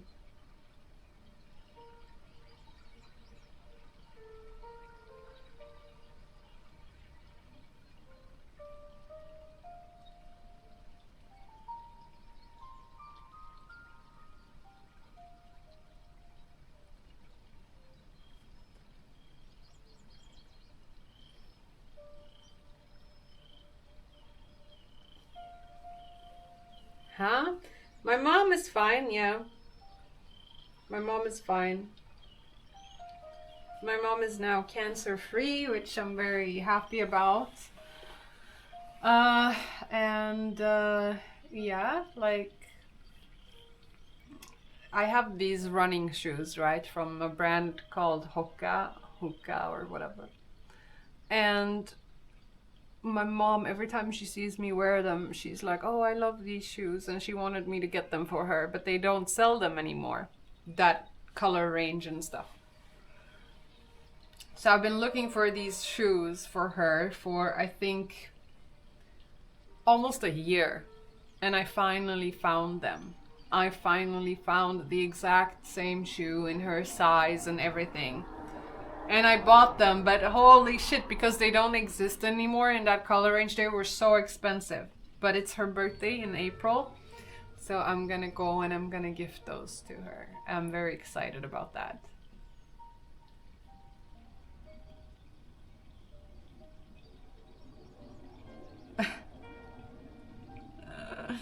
Michi. But yeah, my mom is doing good. She's sad that I can't come visit her now when I go to Sweden, but I just don't have time because we're doing the production and it's in Stockholm. It's in another city, so it's not gonna work out. But yeah.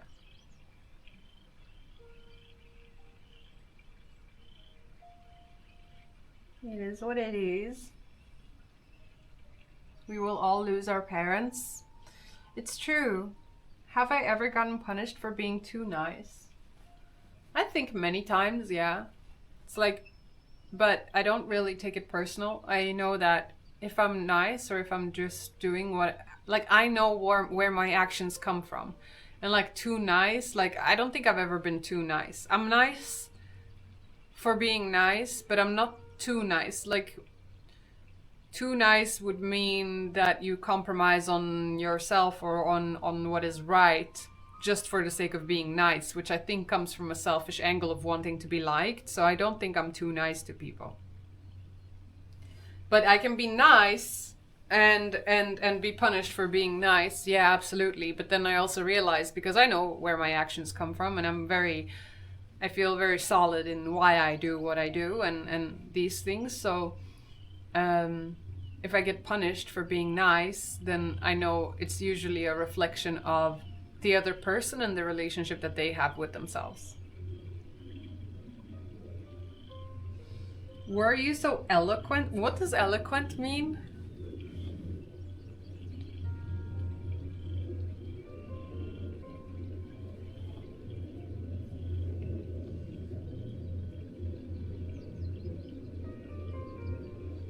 Wonder Woman? No, I'm definitely not Wonder Woman.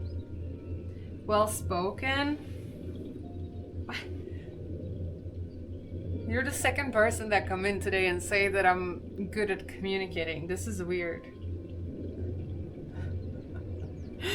Because I think both of you are the only ones that have ever said this to me in my whole life. And it happened 2 times in one day. What's happening? I can't tell if it's a joke or not.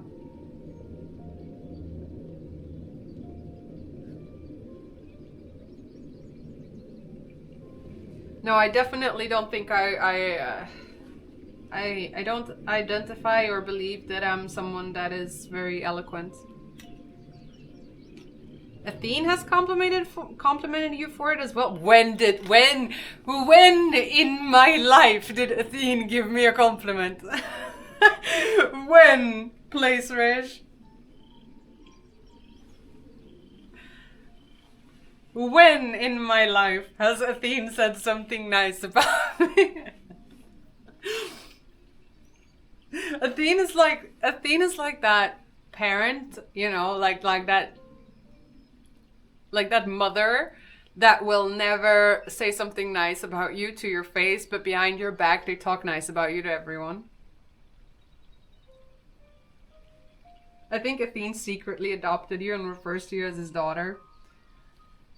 I mean, he's definitely referred to me as his daughter in the past. I do think he feels very, without it sounding weird, I do think he feels very parental towards me.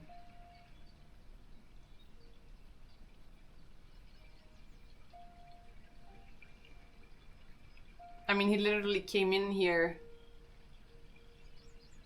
and asked me if I got my work done. He literally did a checkup to see if I'm doing okay. And then he left.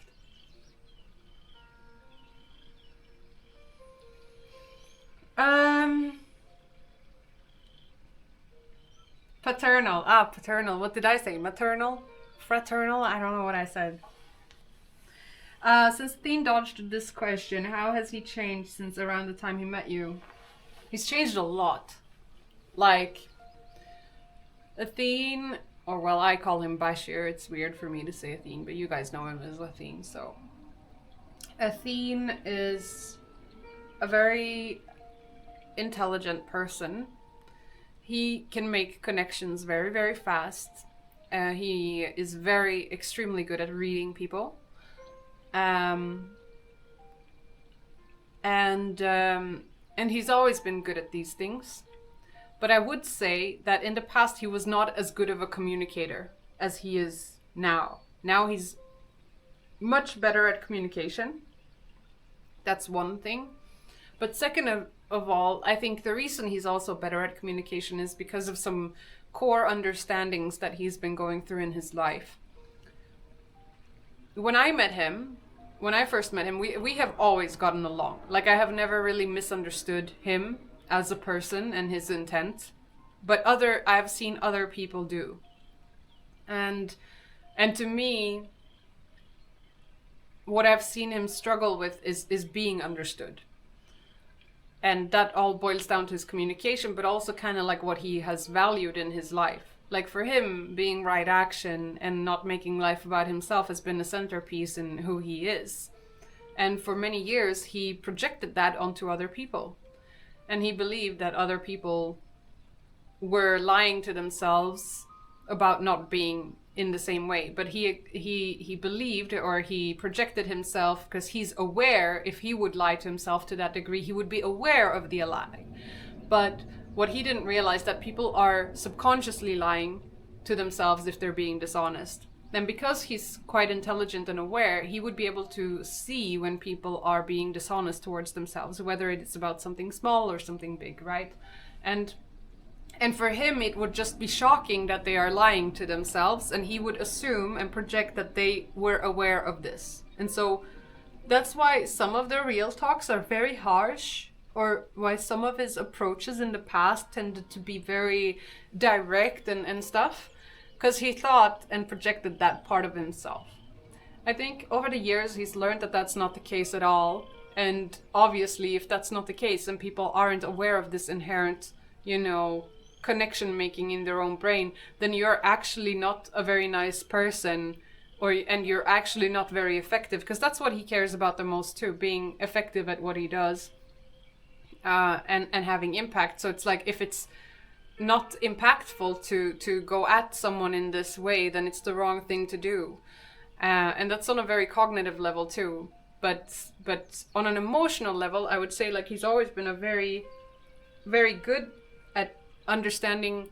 He has a lot of emotional intelligence because he can see the patterns and behaviors, right? However, the biggest change that I've seen in him, and I would say even like he's still changing always, is the level of importance that he would put into the emotional aspect of what drives you. When he was younger, he wouldn't put importance in that at all. Like he didn't think that it was important. He understood it was there and it had a function, but he didn't see why it was important. And therefore he could be a lot more kind of like one-dimensional as a person.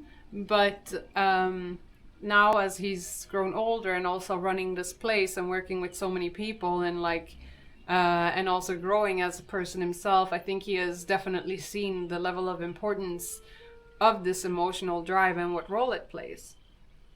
And this also has rippled into him being a lot more chill as a person, a lot more accepting of people, meeting them where they actually are, instead of projecting himself and being quite rigid. And even though that rigidness and even though that like directness comes from caring, it's not the caring thing to do if the other person can't see it. You know what I mean? And I think that's a hard lesson that he's had to learn, and that he has learned. And now he's very understanding. He's very nice. He's become very zen as a person.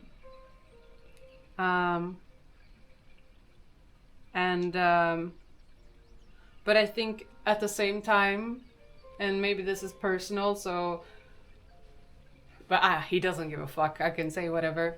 I think at the same time, like, coming to these realizations and understanding that you can't really change people, because that's a lot of what he's tried to do, not to change people to fit his agenda, but to change people to have, for them to have a better relationship with themselves and to, want to help people in their surrounding instead of being stuck in this loop of self-centeredness where a lot of us are heading.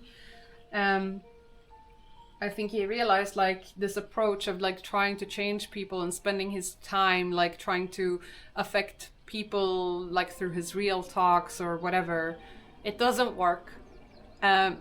People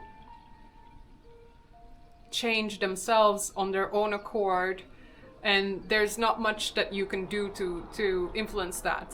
Like, you can provide an environment and you can be there without the judgment, without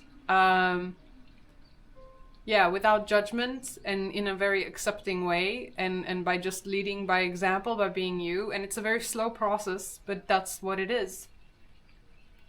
And people have to want to change themselves, exactly, Decimus, and it really comes from within. So he can spend hours and hours with someone and it will result in nothing anyway, because ultimately it's up to the other person. It's the same when you go to therapy, right?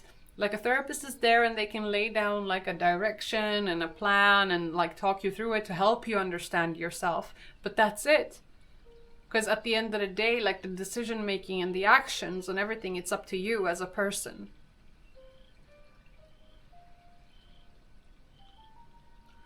I was actually reading a book early this year in January. It's called Tao Te Ching. And it was written like 2,000 years ago, and it was written for leaders at a time. And when I read it, like, I just couldn't stop thinking about Athene, because I feel like everything in the Tao is basically how he follows his life. And then I showed him the book and I was like, bro, is this just like what you follow in your life? Are you like following the scriptures of the Tao? Because this is an explanation of you as a person completely. And he's like, oh, I have a little bit of Tao in me. And then I just read a few sentences and a few portions of the book to him, because it's a very small book.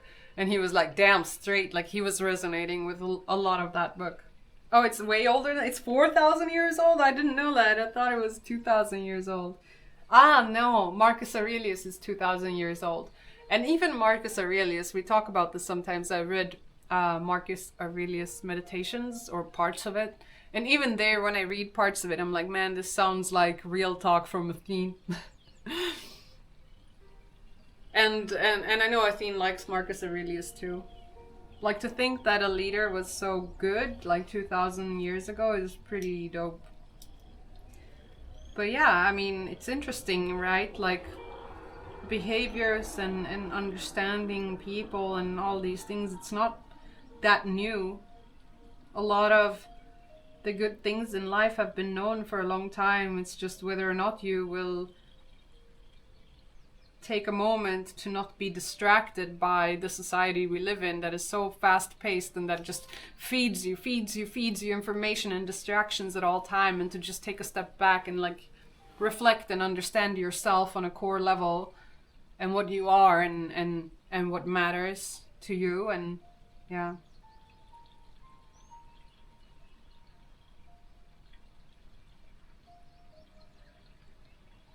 Yeah, I mean, like, the real talks are there, but he doesn't spend a lot of time.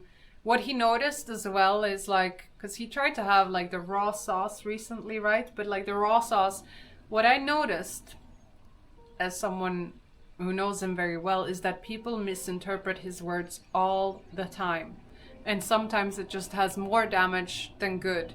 And the misrepresentation doesn't necessarily come from him not speaking truths, but if someone has a certain view of themselves or a certain view of the world, the words that he uses will just be painted with a different stroke depending on how that person interprets the words. And then you can say one sentence, but it can be completely misconstrued or understood differently by 3 different people, and they will walk away with 3 different understandings. So that is why I believe he's very much focused on AI. And a part of him, like when we ask him, like, are you happy? I feel like a part of him has given up on trying to change the world in a positive direction through people. Because, yeah. So in that sense, a little bit demotivated, but like not demotivated by creating change or anything. He's still just as much of a force in having an impact, but he's definitely pivoted away from human beings to AI. So we'll see what he does and what he will be able to do.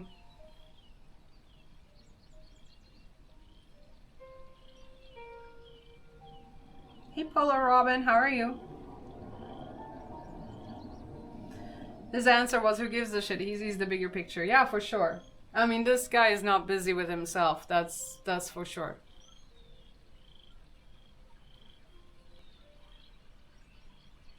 Hey Bufo.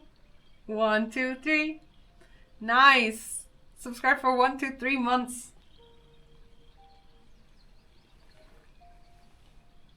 I think the problem is that his reputation took a big hit. No matter what he says, people will see him through that lens with negative bias.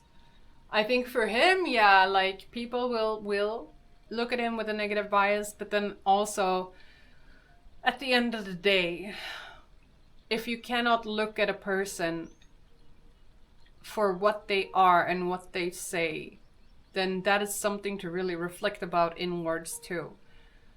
I've always said this, and I've had people come up to me, like, let's say they have a bad past or whatever, and they want to make a change, or maybe they haven't had a bad past and they're just being accused of such, but it has sort of painted the path of their life.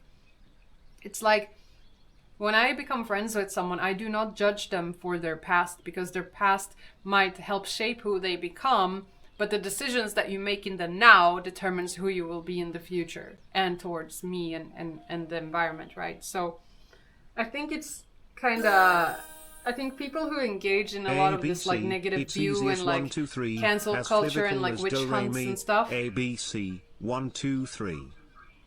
Perfect, okay, subscribe to my stream.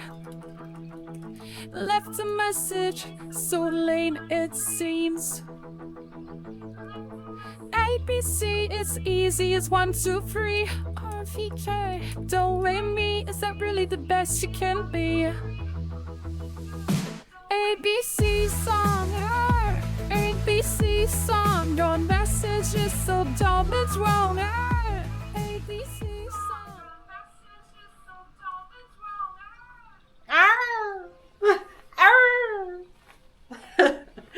Why is she so bad at singing?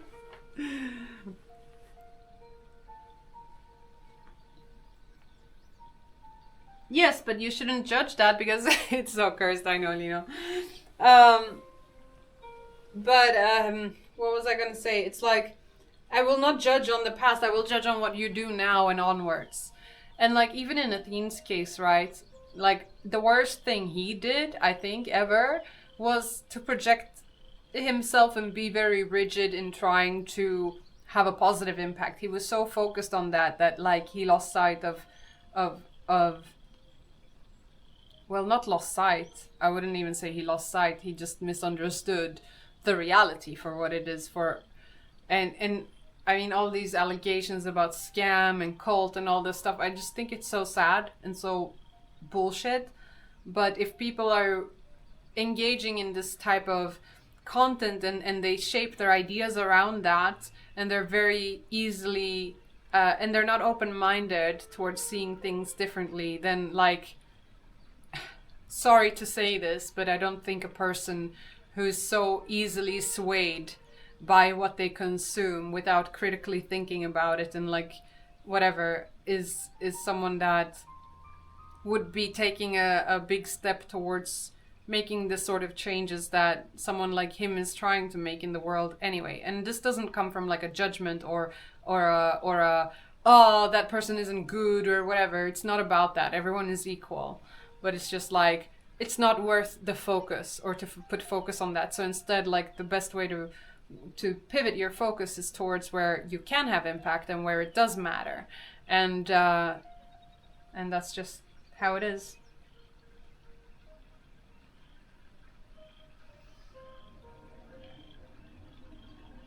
I think you can look at someone's past as sort of a track record, but I don't think it should define them. Because if we look at what happened to PewDiePie, for example, like he was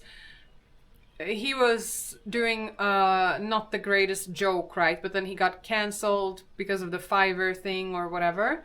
And where he made like some people hold up a sign and whatnot. And it made him lose all of his brand deals. Nobody wanted to be part of anything that he did or whatever, even though it's very clear that PewDiePie is not a racist or a Nazi or like all these things. Like he's just not. Like if you look at the person and his life and overall and his track record, that it doesn't go hand in hand with that stereotype.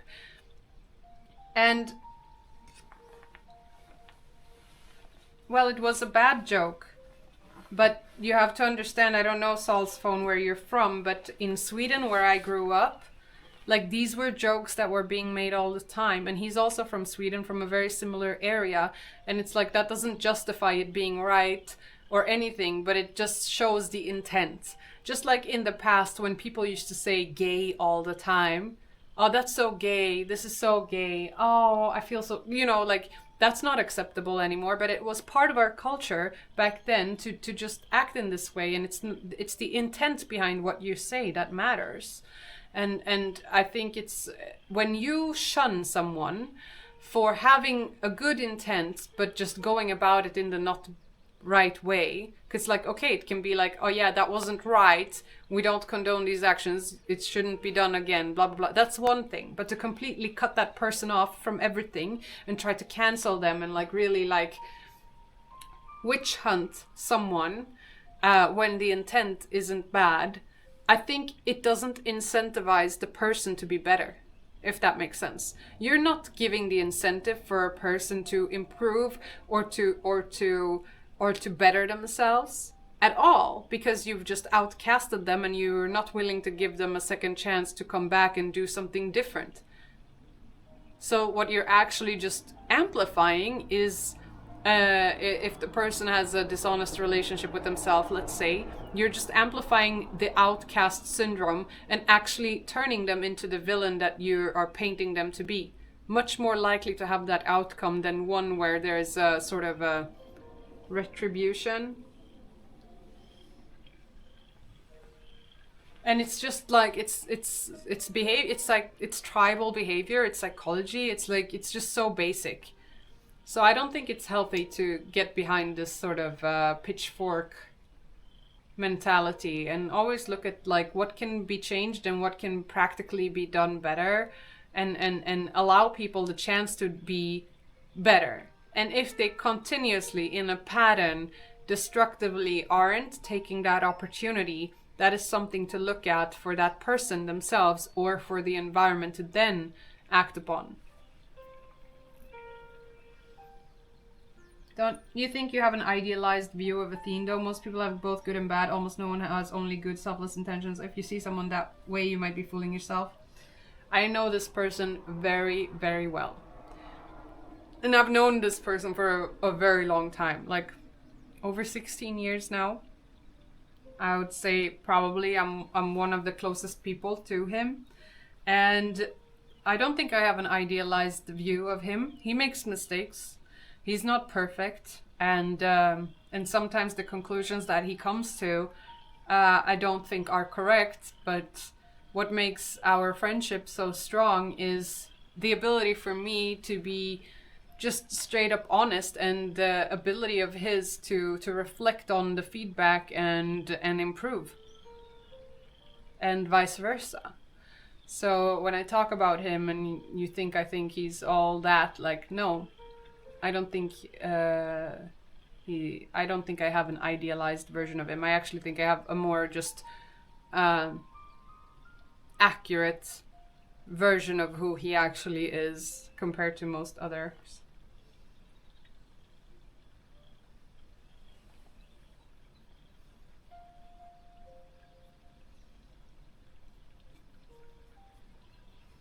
Hey, Heal5, how are you?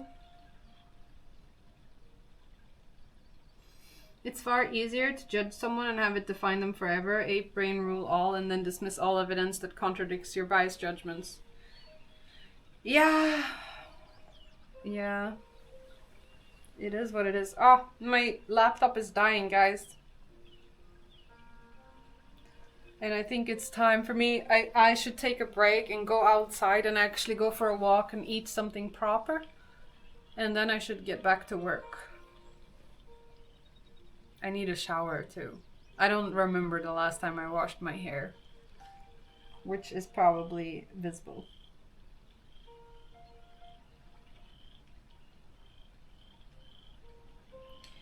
I was always wondering, why is Athene even wanting to help humans if he kinda looks down on them? I trust he previously believed that all humans are fundamentally good, but it doesn't seem that way anymore. Oh no, I think he definitely believes all humans are fundamentally good. I think he believes life itself is fundamentally good. And what are humans? We are part of life itself.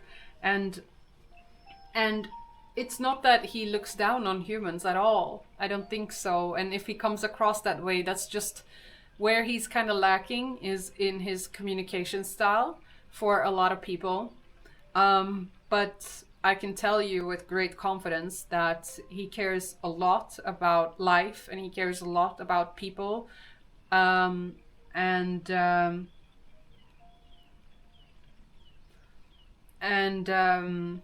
I don't think that's naive at all. I think I share his vision for that, and also what was I gonna say? You say most people suck, me included. Well, I think that has more to do with your view of yourself and maybe the actions and stuff that you choose. But even then, like when you look at yourself, right? Like if I could give you the option to kill 1,000 kids right now, would you? Is that something you think that inside you will feel good about? You'd be like, hell yeah. Like, let's say you're in front of me right now and I give you 10 chickens and I tell you to twist their necks. Would you feel happy about it? I don't think so. So it's like, and I don't think there's a lot of people that do. And if there are some who does that find enjoyment in these sort of like torture things, oftentimes it's psychologically something that has happened throughout childhood or whatever that has wired your brain in these ways. You want to say just yes, just for fun, but like, I'm just making the point here. Fundamentally in the core, to not believe that your life is good is to argue your own life, you know, like your own evolution and what you are.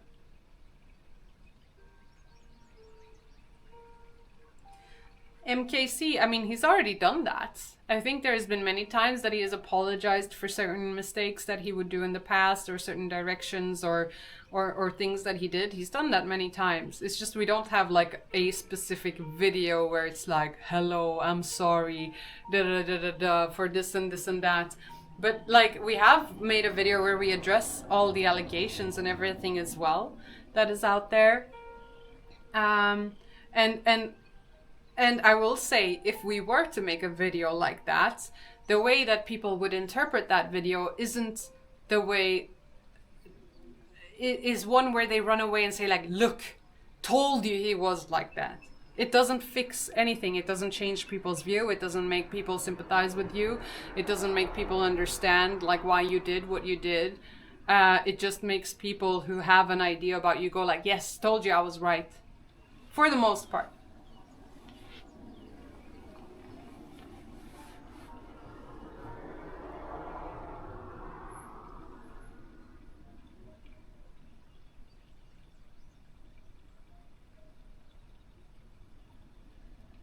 I think fundamentally people have the capacity to be bad, but and yes they do. Like I have the full range. I have the ability to kill someone. I have the ability to like, you know, rationalize making such a choice and all that stuff.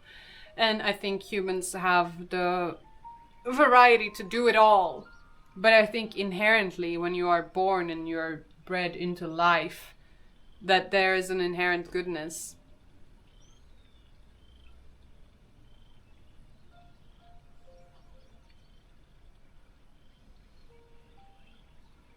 Yeah, people already have their mindset, you know. But so to look back, like, believe all humans are fundamentally good doesn't seem that way anymore. He definitely sees it that way, and I wanted to finish that point by saying, but what he also sees is that by trying to impact and have like people, humans, as a like community, as a society come together to make positive changes for life itself, is that he has lost hope in. And I can just refer to like someone like Deluxe in the chat, right, who shared before, like even in research or in coding or whatever, this is a real problem that we see. People, humans, tend to en masse not think for themselves, and we are giving our authority away all the time in exchange for comfort. And so like this is also what we see with AI, right? Like a lot of people are giving their authority away and their critical thinking away to an AI, because like if an AI can think for you 1,000 times faster and even better, what's the point of you doing it?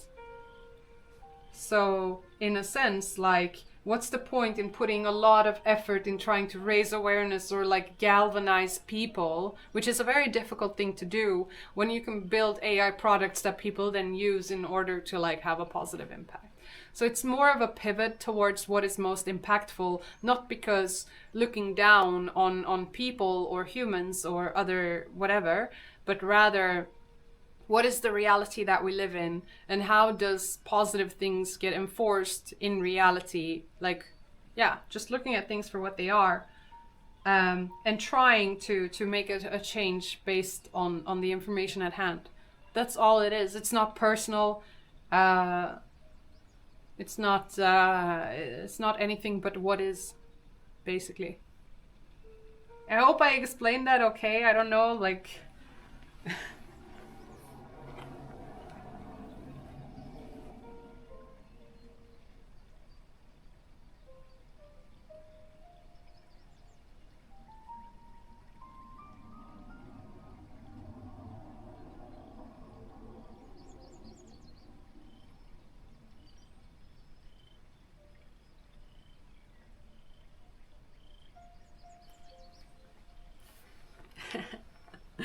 These are good questions. I'm trying to end the stream and my laptop is dying soon, so if it does end, you know, I'm sorry, but yeah.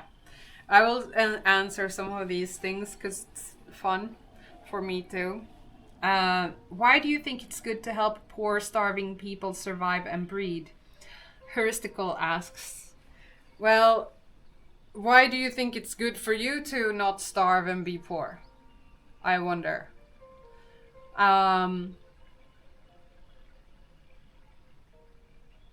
I think because I value life and the continuation of life, and I believe that I've been able to do a lot of good in the world, and by giving that opportunity to other people too, you bring value into the world. Like, why is it that a mother takes care of her child and doesn't want it to starve? It's the same thing.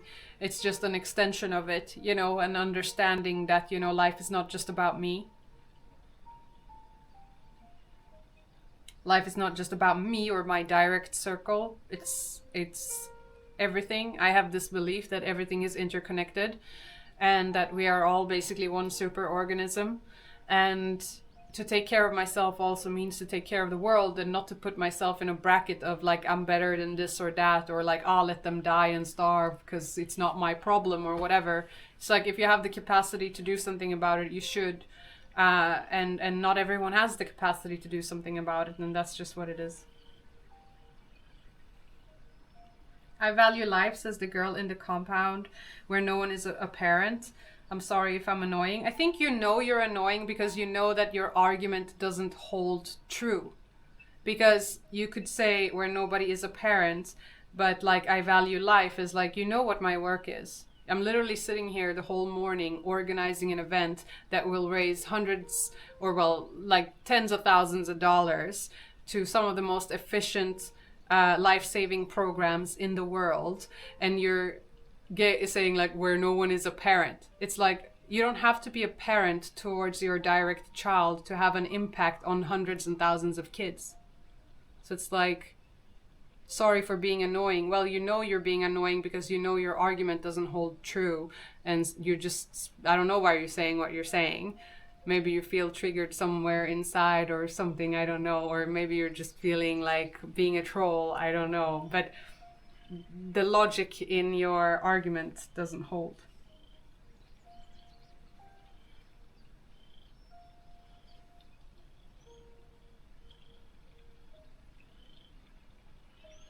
Hey, Drakes. Huh? Which one? I don't know what you're talking.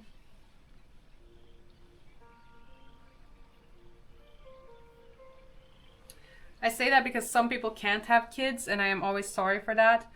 But it's like, then I misunderstand what you're saying, because when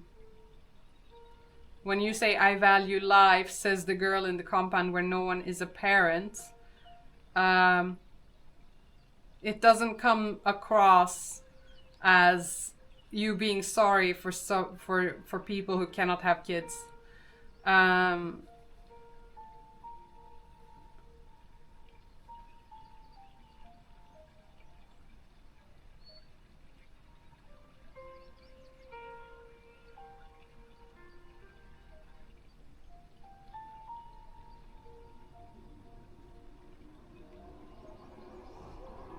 In a perfect world, everyone would support their direct circle, but it's not a perfect world. Yeah, it's not a perfect world. And I think also, like, if you have the awareness to understand that you can have an impact, you also then have a responsibility to do something about it if you can. And if you can do something about it, then that's great. And if you can't, like, it is what it is, you know? Like, why beat yourself up over something that you can't? But then the question is, like, can you really not? And to what extent are you, like, facing the other way, basically? Don't you think Athene gets off on the idea of being important to the world, presenting himself as extremely intelligent, wise, and logical, etc. in front of people? Or do you see his every action and drive as pure to move the world in the right direction? Okay, this is a great question. I don't think there is anyone that makes fun of him more than me about how cocky he comes across. It's even a meme sometimes on the stream. When he gets a little bit too much in that direction, I go like, yo! And he sees me in the chat and he goes like, Maral is gonna be pissed now. I think his intentions are fully pure. Like at the bottom of it all, it's all pure. It's fully pure. But what I do think is that layers on top, there's definitely a part of him that can get into the character or ego of like or of this sort of like cocky persona. And I think he does it because he thinks it's really fun. Something that a lot of people don't know about Athene is that he's very funny. And he loves to have fun. He loves to be witty, and he loves to play with very emotionally intelligent nuances of things. But not everyone in his environment understand these nuances. So sometimes it's like quite a hit and miss. But he loves to play around with feelings in a lighthearted way. And I know the character Athene, right? Like best pala in the world. Like for him, that's so much fun. He loves to be this cocky persona or like get into that role. And sometimes I think that when he, even though all of the intentions are very pure at the very base layer, he likes to introduce the mix of this cockiness and levitate towards that sometimes. I definitely notice that there is a part of that, but I am 100% certain. Well, you should never say 100%, but I'm 99.9% certain I know him so well that he enjoys doing those things, but he doesn't see, if you would break it down, there is no truth in those things, and it's not what he levitates towards as a truth either, if that made sense. Now, does he think that he's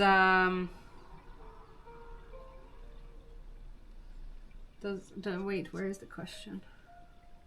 Does he think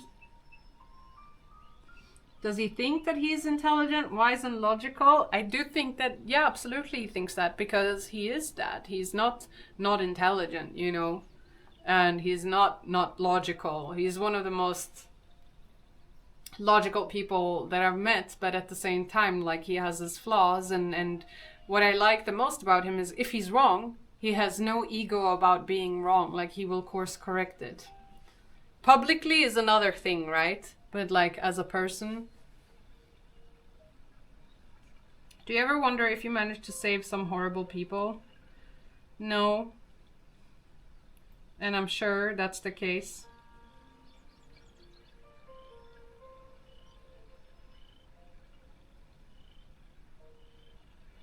Oh, really, Charmaine? I didn't know that. Oh, he will, Heristical. I think he will work on AI or whatever else there is to work on that he deems the most impactful, or where he can put his time and attention where it would make the most sense for the outcome to be positive. He will do that until the day he dies.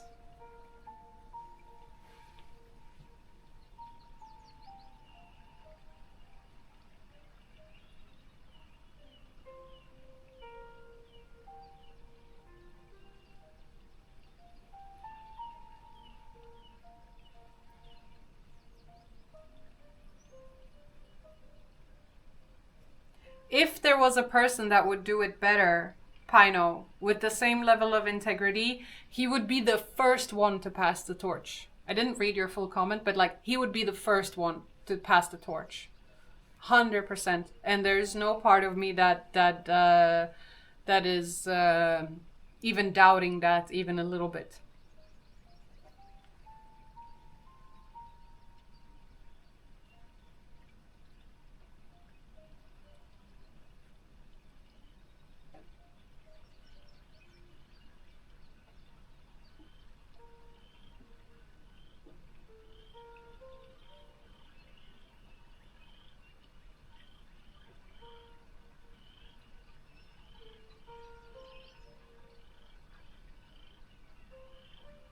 Yeah, he would be happy as fuck. Like, you have no idea the level of stress. I mean, you guys have seen it.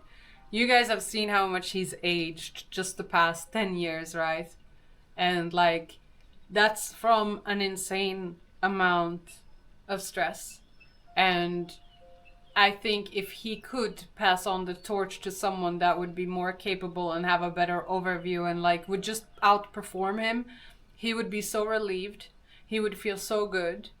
But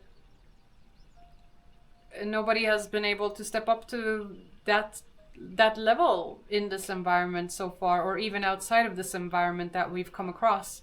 And of course, there are certain aspects that people are able to, where he fully hands over the torch, and that's what I always say in this environment.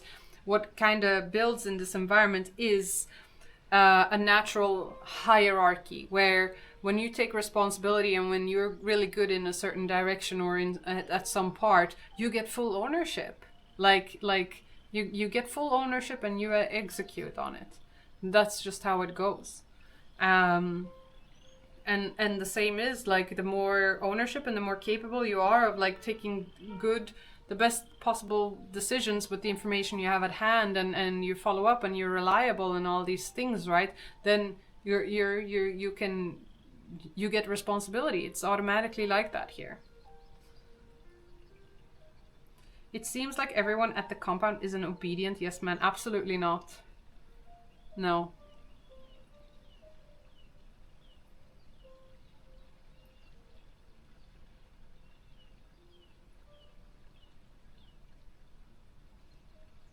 He's received a lot of backlash. I think the backlash isn't really what has made him age so much. It's more the stress of running everything in a place like this. And when other people fall short and they don't do what they're supposed to do or whatever, it all lands on him, you know.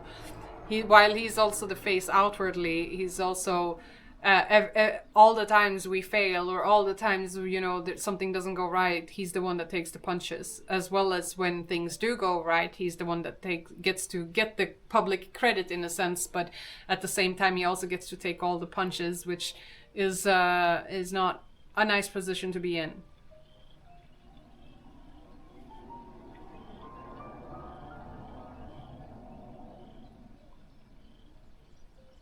And he doesn't care about like that what we call intersubjectivity. He doesn't care about what other people care or think or whether they love him or not or whatever, because he finds all of that from himself, right? Like this person loves himself enough. And when I say love himself, I don't mean in a narcissistic way. I mean like there is a basic self-respect and love that nurtures himself. He makes sure he eats healthy, he sleeps well, he takes care of his body, he takes care of his mind, and in order to do these things without getting into destructive behaviors, there is a level of self-love. So when you have that level of self-love and you have that level of safety within yourselves, you don't need to have it from the environment around you. And the environment around you, whether they think badly about you or not, it doesn't really, sure, it can have an impact, but it doesn't really shake you. You know, it's like we talked a little bit before about, have you ever been punished for being too nice? And I said, like, I don't think I've ever been too nice, because if you're too nice, it means you're appeasing to people because you want to be liked. So your too niceness is actually not nice. It's actually a selfish thing. However, me being nice, I have been punished for being nice, but I know where it, within myself, that what I did came from the right place, and therefore if someone takes it the wrong way or tries to weaponize it against me, then it's not so much about me at the end of the day. And for it to shake me, other than me, you know, reflecting a little bit whether it was right or wrong, would not be a good place to be. Because if you get so shaken by what the intersubjectivity or what people around you think, and it really throws you off of your own self-value, then you're not having a very strong foundation to stand on. But of course it's always good to get feedback and listen to feedback and implement where it makes sense. But for you to be able to do that in a way that is productive, you have to have a level of honesty towards the self, and a level of awareness to understand and recognize where people's feedback even come from. Because there's so many people in your life that are going to give you feedback because they want to change you into what they want you to change into, to fit their needs rather than what is right. Anyway, this has been a long stream, and I have to go. I have to get to my shit and make sure that my baseline is good, that I get to work properly, that I eat properly, take care of myself, and do all of this stuff that is self-love. I mean, look at the state of my room. It's not very self-lovey right now. Alright, Ronnie, let's have a good one. Take care. Sleep well. I love you, Michi. I will see you soon. I miss you so much. Michi, oh my god. Wait, before I go, I have to show you something. You've gifted me this, by the way, and if you see how I use it, you would be so upset. Look what I'm having next to me here. You've gifted this to me, but like, this one doesn't work for me. I think this is the second one I have of this one.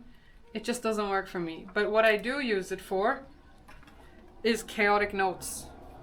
So like, I don't use it at all how it's meant to be used. It's just a blabber book. But somehow it helps me through my work anyway. If it wasn't filled with all this shit already, I would have sent it to you so that you have some structure in it. And for those of you who don't know, like, Michi gets all of her structures from this book, whereas I get mine from the pink one. The pink one is not here right now. It's in my backpack. I mean, it gets used, but just not, you know. Yeah, but this one is actually a Swedish one, though. You're set for 2 more years. Yeah, that's true. And maybe after that, AI takes over, so you don't even need it. All right, everyone. Thank you so much for hanging out and for all these conversations. I hope you enjoyed the stream, and maybe you even got some work done yourselves. Should we raid someone? I guess, Michi, you're not live. Let's check who's live. And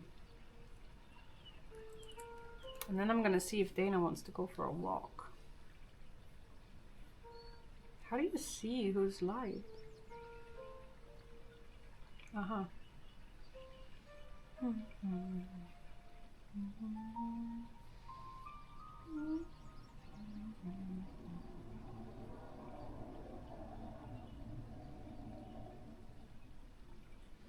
Man, I have a hard time seeing who's even live streaming. Oh, let's read Gabby. Let's read Gabby.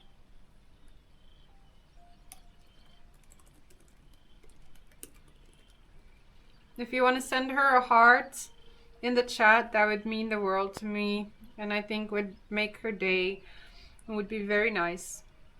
So if you have the time to do that, just to send her a little heart, that would mean the world. Oh, can we get 5 more people to opt in? Oh, and then someone opts out. If you've opted out, please opt in, and let's get her to 100, and then let's call it a day. That would mean the world to me. And then thank you all for hanging out. I'll see you when I see you. Definitely at the event in a week, but maybe even before that in these sort of streams. Peace out. Bye. Oh my god, you scared the shit out of me. What the fuck are you? Oh my god.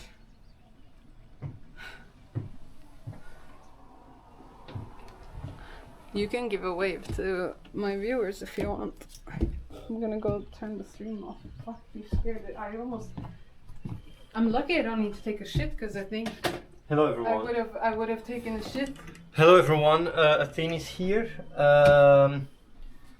Yeah, I just came because I saw like